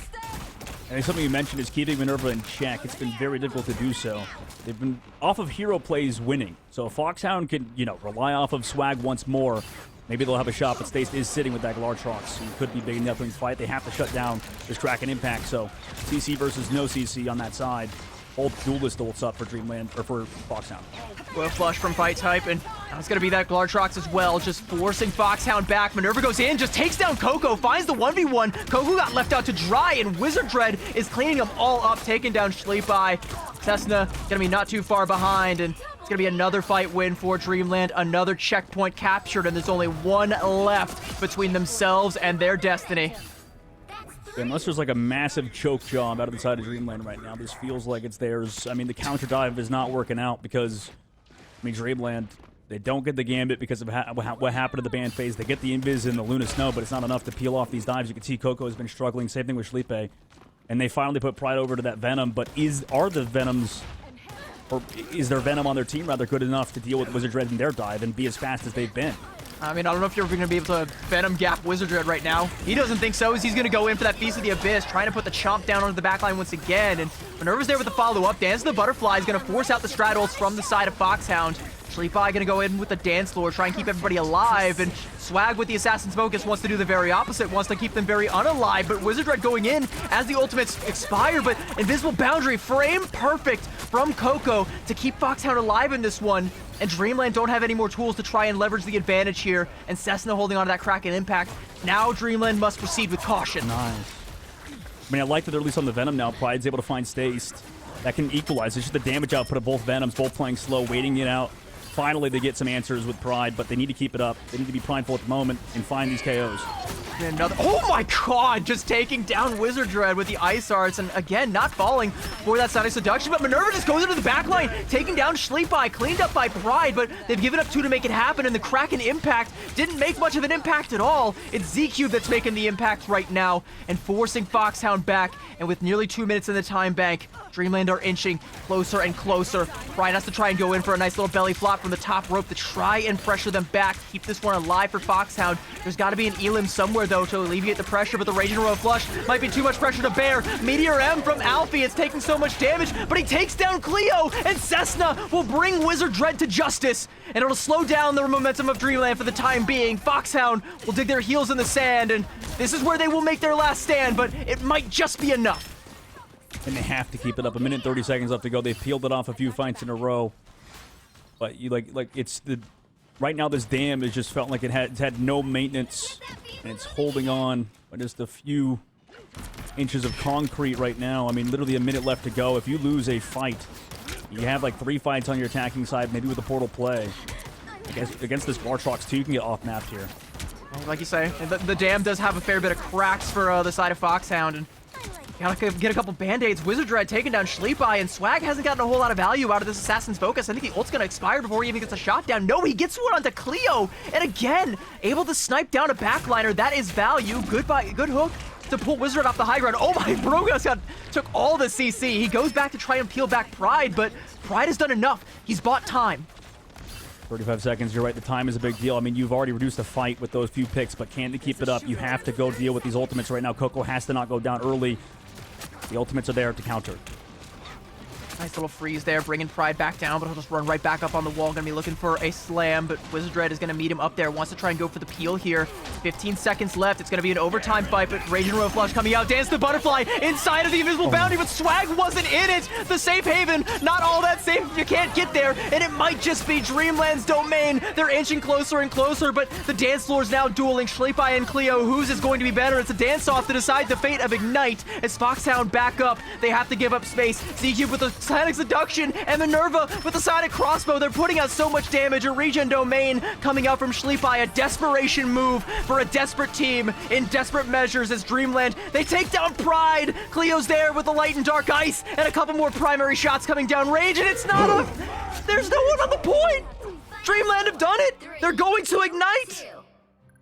They've ignited the battle for themselves, and we'll be moving on into Stage 2 alongside JJ, who'll be meeting themselves, or both of the teams will be seeing each other, I imagine, later on. Who knows what groups they'll be in. They're not thinking about that right now. They're thinking about what you mentioned. They've just qualified for Ignite, and Minerva, well-deserved MVP, obviously, in that one. Everybody played well throughout the whole series. I mean, the whole team looked really clean, and they 3-0'd the team who took them out earlier in the tournament in a good fashion. And I think the Psylocke pick was a key part of the reason why, right? Like a well-deserved MVP, 20 final hits, and you know, on a map like Midtown, there's so many off angles, so many flanks that something like a Psylocke could be lurking, and she's still really strong, especially with that Emma team up. And, you know, legends of her death have been greatly exaggerated after the hotfix, right? Like, she's still a menace, and if you're setting up a lot of these dives with the Venom and you're not looking, you're not able to check these angles, Minerva just has a free reign over your backline. How many casualties we got for the backline up there? 9 for Sleepy, 7 for Coco. Like, anytime Wizard Dread goes in, you know Minerva's not going to be too far behind, and you know, keeping this strat hidden until map number 3 when it mattered most, when it was enough to bring them over the edge there. Beautiful stuff coming out from Dreamland, and I'm looking forward to seeing what they bring to the battle when they join us for stage number 2. It feels like stage 2 is going to be so far away, but you know, they're there. They've done it.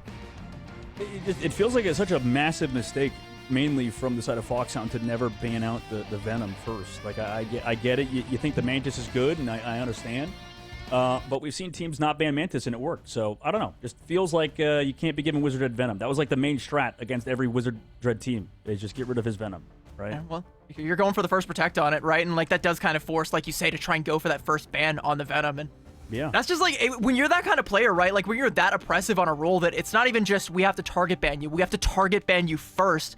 When you have to give up something as powerful as a Mantis, like that's a bit of a Faustian bargain right there, right? Like you're a little bit hesitant to try and make that one. You got to make a deal with the devil, and unfortunately, it just like they never did it. They never pulled the trigger on that because they're too afraid, right? And I would be too. You know, Mantis she's broken, right? She can res herself right now. She can work in a 2-2-2. The Star-Lord team up, so you know I understand wanting to go for that one, and you know being willing to give up the Gambit, sure, but. You know, the first protect on the Venom, and you can't keep Wizard Dread locked down, which means, again, Minerva's got free reign, can do whatever he wants. Stace has a shooting gallery, can do whatever he wants, and, you Dreamland, now they can do whatever they want. They can celebrate however they like. A couple shots, couple of celebratory drinks because they've done it. They've made it. They've qualified, and I can't wait to see more of this team. I'm excited. I'm excited for Cleo specifically, just because that's my girl. I gotta support her. I'm super happy for her, but I'm happy for the whole team. Does that mean I have to be on the opposite side? I have to root against Dreamland now. I have to be Cleo. I'm rooting against you actually this whole time. I think that I want you to lose. And no, I'm just kidding. I thought you were an ally. All right, I was like, listen, I that backline genuinely is like playing phenomenal throughout the whole tournament, just from like a skill standpoint. That was easily the best backline we've seen. Now, obviously, it goes back to the Wizards Red comment, but you put it great where. You have to pick your poison. It's always tough, especially when a new patch. Like, these guys have had it the most difficult out of anybody in the pro scene because they're already playing a tournament not even 2 weeks after the patch came out and hot fixes and stuff like you mentioned. We have to learn that stuff, sure, to cast, but they have to play it. And, unfortunately for Foxhound, they're now out of the tournament after losing both their matches in 3-0 fashion today. Jolly Jesters and Dreamland will be in Ignite CB. We get to watch these two compete for the grand finals coming up in Stage 2. I'm excited. I'm excited to see both of these teams in Ignite. I'm excited that we get to see two fresh new faces qualifying for Ignite Stage 2. Full respect to Nightmare and Equinox for, standing their ground for as long as they did, for sticking it out as long as they did. But like I said, there's always somebody nipping at your heels, and the competition in MRC has always been so good and so close, and they'll take it. If you're not going to make the most out of your opportunities, they'll take them from you. Jolly Justice and Dreamland, they do just that. They take it.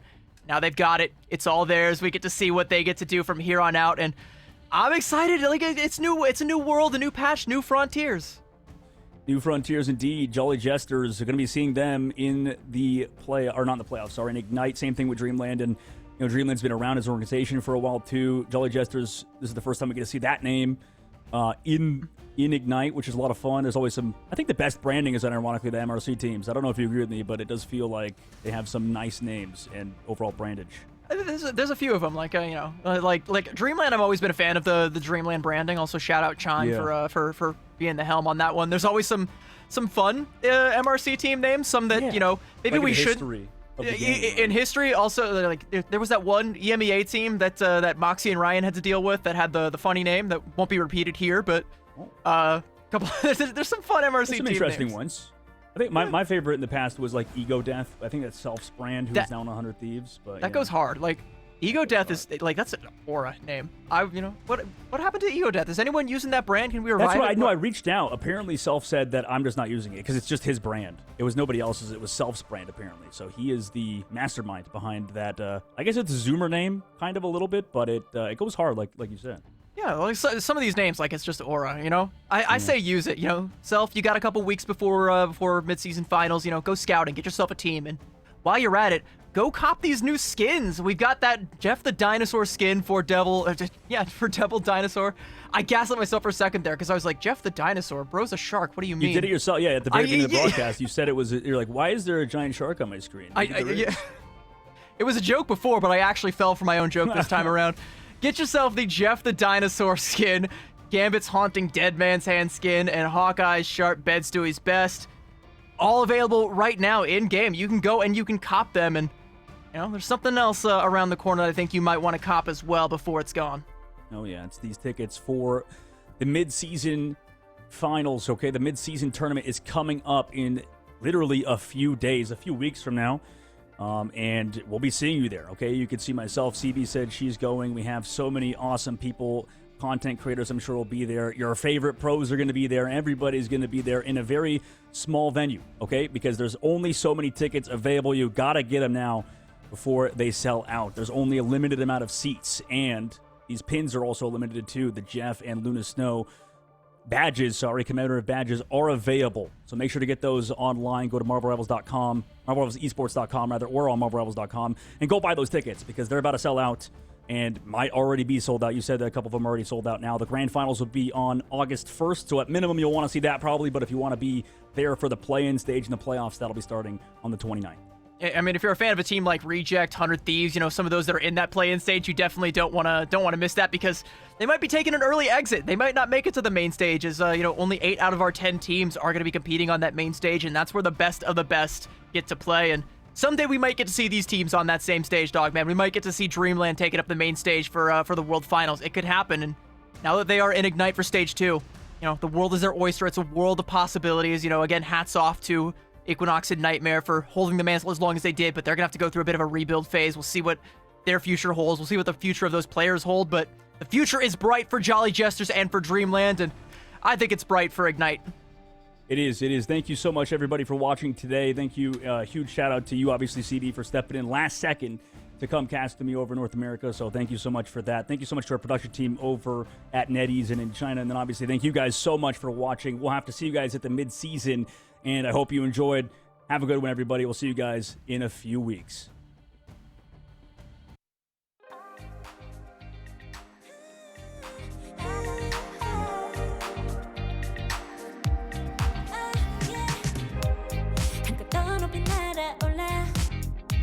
누워진 밤하늘을 가로질러 Oh yeah, oh yeah 필요할 때 내가 널 지켜줄게 간절히 바라면 이루어지는 마법인 거야 운명의 소리 들려 여기서 저기서 날 찾으면 달빛이 날 비춰와 시작이야 let's go 어둡고 흘러는 우주 따뜻한 눈으로 감싸는 순간 신비롭게 녹아내릴 거야 좀 더 기다려 I'll be there 쓰러지지 마 끝까지 일어나야 해 어딜 가든지 극복해 힘은 너에게 있는 걸 소리 높여 노래를 불러 작은 걱정 따윈 던지고 최선을 다해 자충을 쳐봐 어둠이 떠 날때까지 아름다운 꿈을 밝혀봐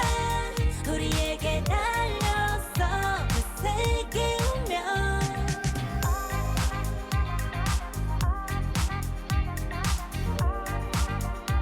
어둠이 떠 날때까지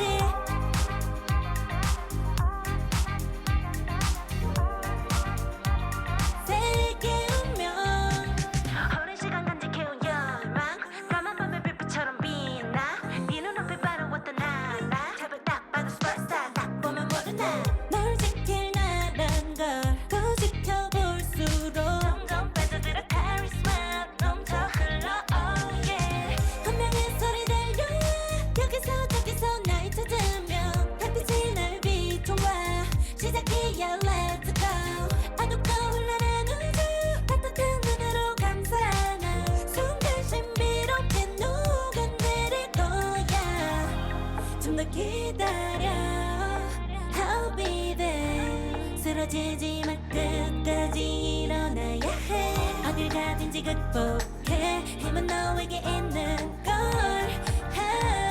소리 높여 노래를 불러 작은 걱정 따윈 던지고 최선을 다해 자충을 쳐봐 어둠이 떠 날때까지 아름다운 꿈을 밝혀봐 우리에게 달려서 그 세계 운명 눈이 부신 모든 순간들 지켜내야 해 내게 주어진 운명 꿈꿨던 너와 나 그래 승리 완명해 The fate of both the worlds is in our hands 작은 걱정 따윈 던지고 최선을 다해 자충을 쳐봐 어둠이 떠 날때까지 아름다운 꿈을 밝혀봐 우리에게 달려서 그 세계 운명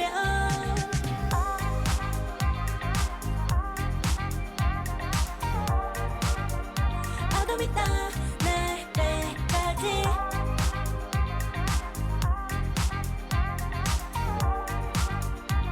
세계 운명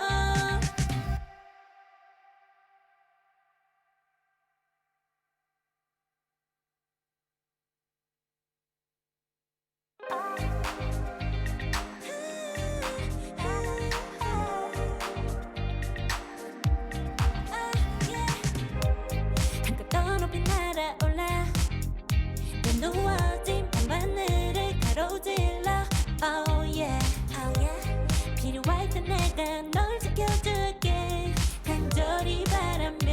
이루어지는 마법인 거야